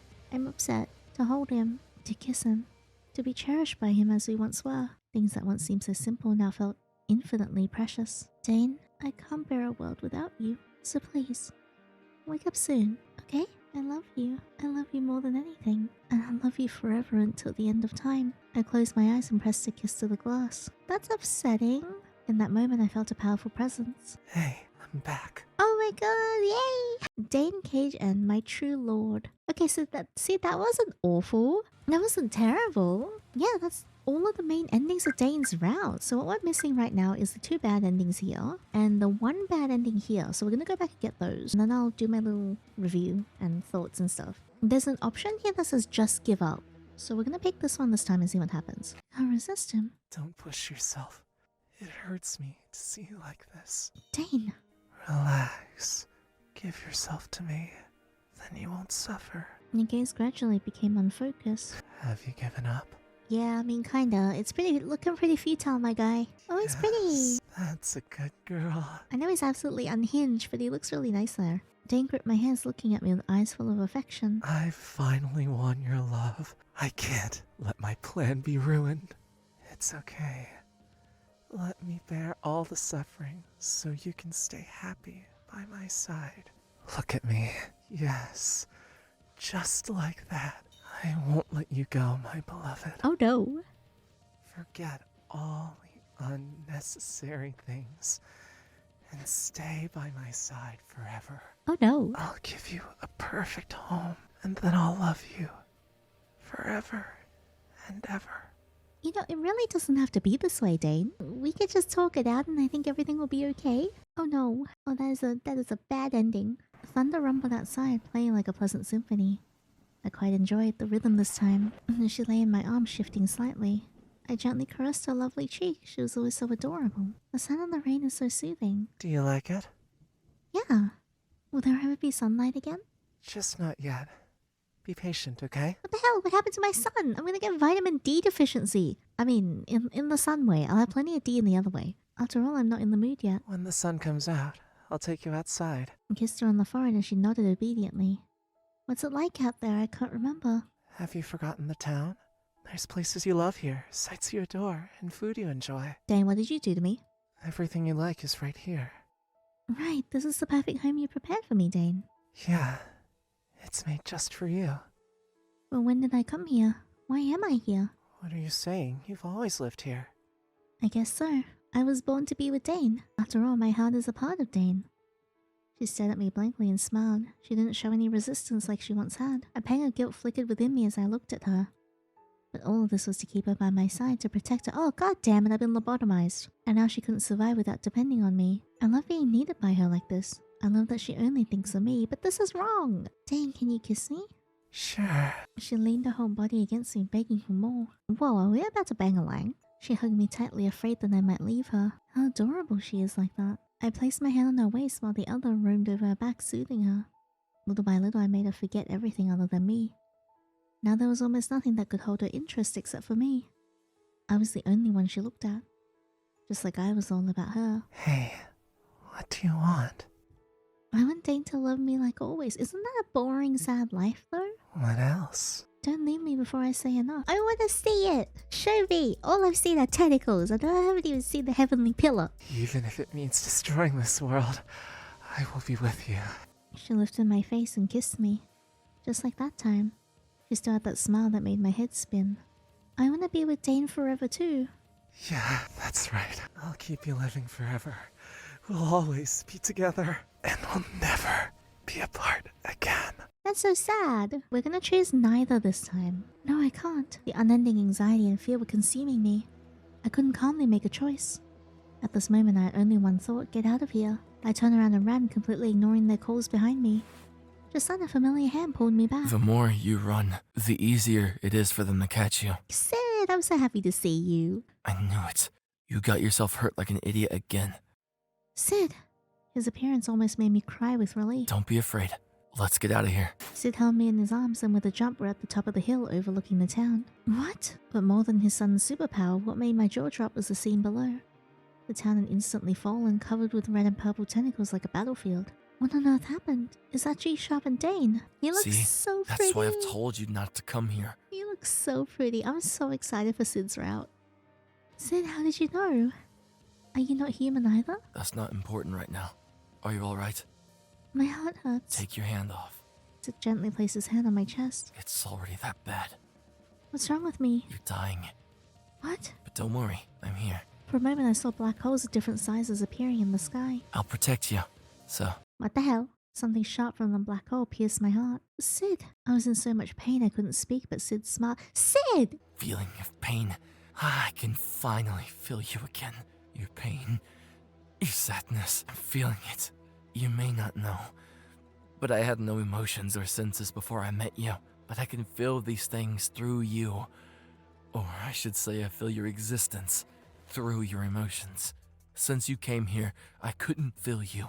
It's driving me crazy. I tried to reach the sharp black thing in my heart, but I couldn't move out of pain. I could only helplessly look at Sid, begging him to let me go. Although he still wore his usual cold expression, he looked at me with a look I'd never seen before, chaotic and full of love. Don't be afraid. We'll share the pain. Sid tightened his arms around me. Our bodies were almost entirely pressed together. You'll become my other half. Then you'll no longer suffer. Sid, why? I gradually lost the strength to even ask. Sorry, I didn't mean to go this far. Didn't mean to go this far. Sid, I'm dying. If that guy hadn't marked you, I wouldn't have to do this. I know this is cruel to you, but this is the only way to save you and keep you by my side. Hey, wake up. Who's pinching my face? My thighs are going numb. Sid? Did you restart us back to a high school timeline? Sid, we are not shoujo animeing a timeline. I slowly opened my eyes and saw Sid leaning over me, with the sunlight faintly shining behind him. It's your fault for making me block the sun for you all this time. I got up from Sid and stretched. We were the only students on the school rooftop. It's your lap. It's just that your lap's too comfortable to sleep on. Don't be so petty. You often use my thighs as a pillow too. I always charge you for it. I didn't say I wouldn't let you. How long did I sleep? 3 hours, 28 minutes, and 15 seconds. So precise. No wonder I feel like I had a long dream.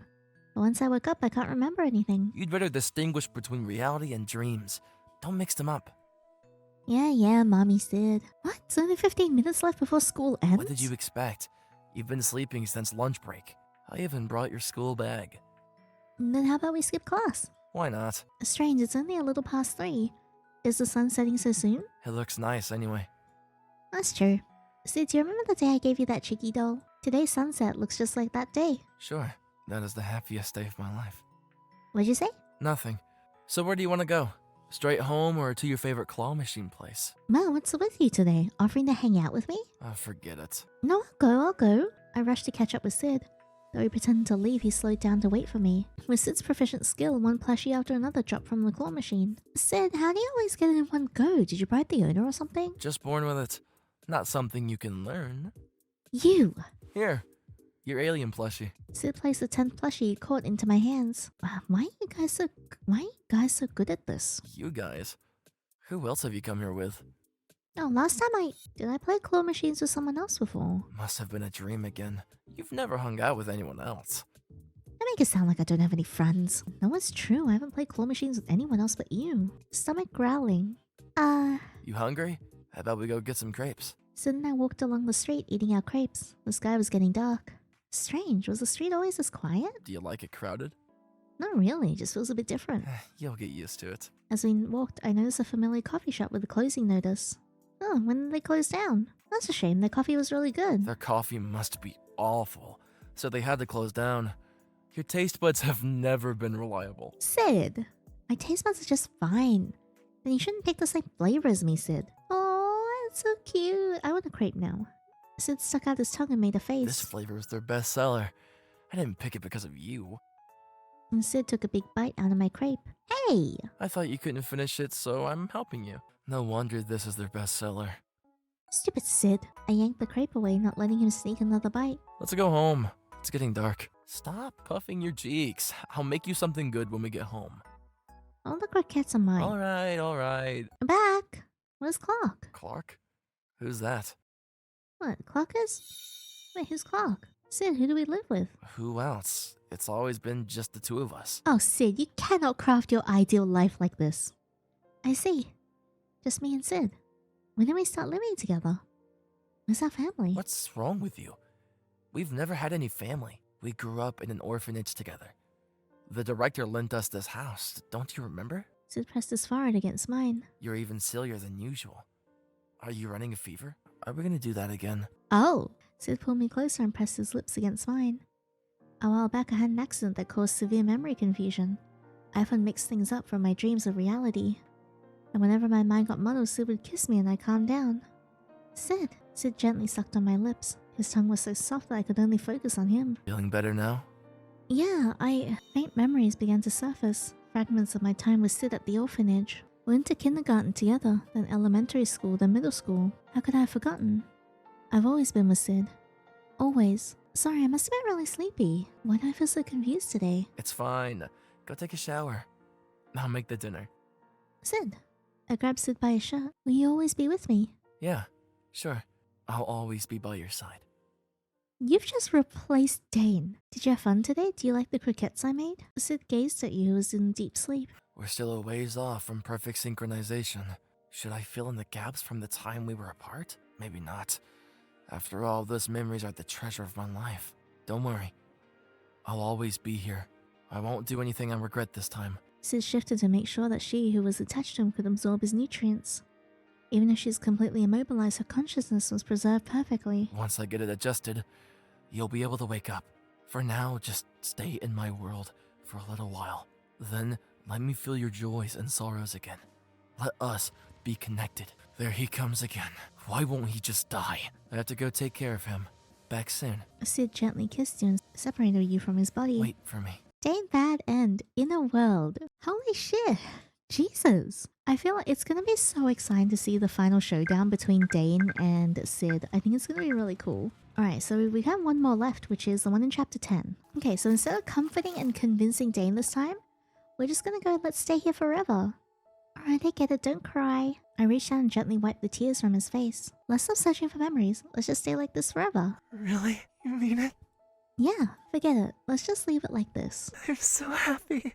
Wrong decision. Though Dane's tears had stopped, his eyes didn't regain their usual color. Become mine. Oh boy. Come on, let's finish what we started before. Properly this time. After all, we love each other. Right?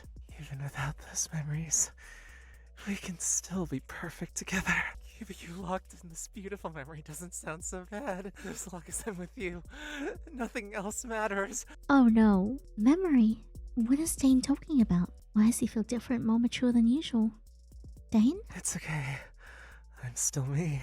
Are you sure? Because your eyes did the red thing. Just as I slipped into darkness, I glimpsed a short-haired Dane. Oh no. Oh, that's so sad. That is all of the endings of Dane's Rat and Heart Cage. I hope you guys liked that.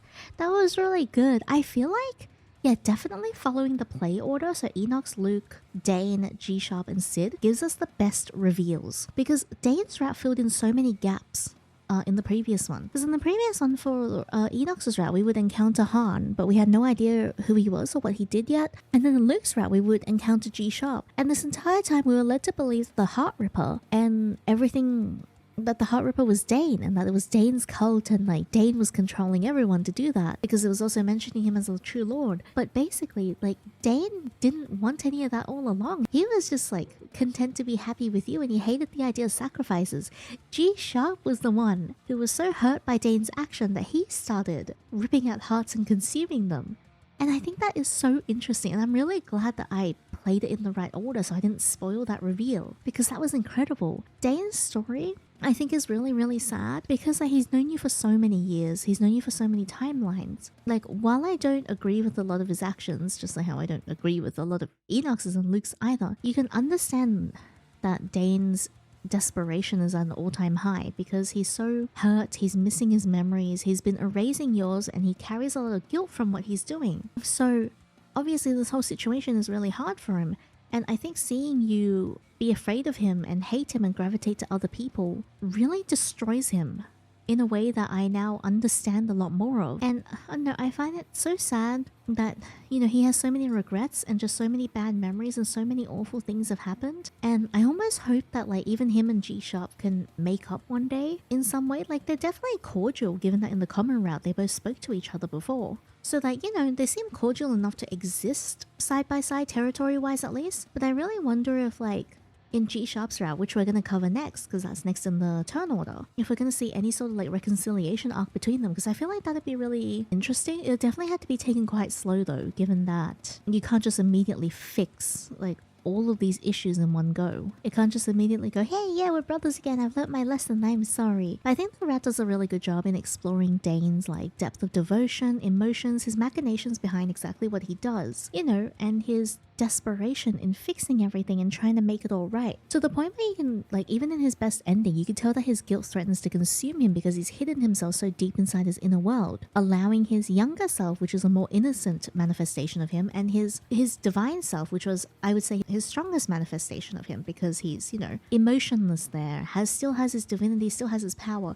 And those two stand as like the protectors to his inner world, which I think says a lot about him as a person in his current state when you approach his sweet ending. Because on one hand, his innocence portrays the love he has for you, which he still yearns to show you, while his older self still loves you, but is also like a pillar of strength and foundation, something that he can hide behind and protect himself. Having these two sides of him stand at the doorway to his inner world, I think is a really nice meaning and reveals a lot about his current state, which I think is really sad. You're having to hide yourself like that and feeling like you're not deserving of love because you've done things out of love to protect the one that you adore, even though you know that they're bad. And, you know, like, I can just tell that he must have suffered a lot. I definitely understand Dane a lot more now and why he does what he does, compared to how he acts in Enoch's and Luke's route. Because I think in Enoch's and Luke's route, it makes it seem like he's purely just jealous and obsessive, even though we start to get little inklings that something isn't quite right.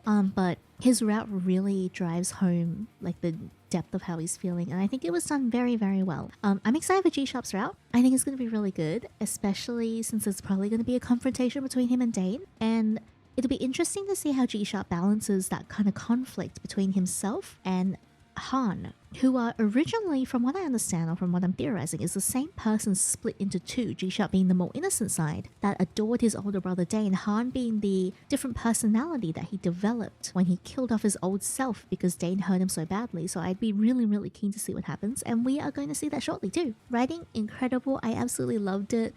I loved all of the extra lore that we got. I feel like every single route that we played, we just get more lore, which makes me super happy. The art was so pretty. I love long-haired Dane. I think he's incredibly gorgeous. And also the spice was very spicy, a little bit more slow burn compared to Enoch's and Luke, which I actually quite appreciated. Speaking of the spice, if you guys want to see the full uncut versions of that is available on my Patreon, which is linked below. But thank you so much for being here. If you guys enjoyed this, please leave a thumbs up and subscribe. And don't forget to check out the game on Steam as well if you would like. I have also linked that in the description box below. I really appreciate you guys being here and joining me with my Heart Cage journey. I will see you guys again in G-Shop's route. But until then, take care.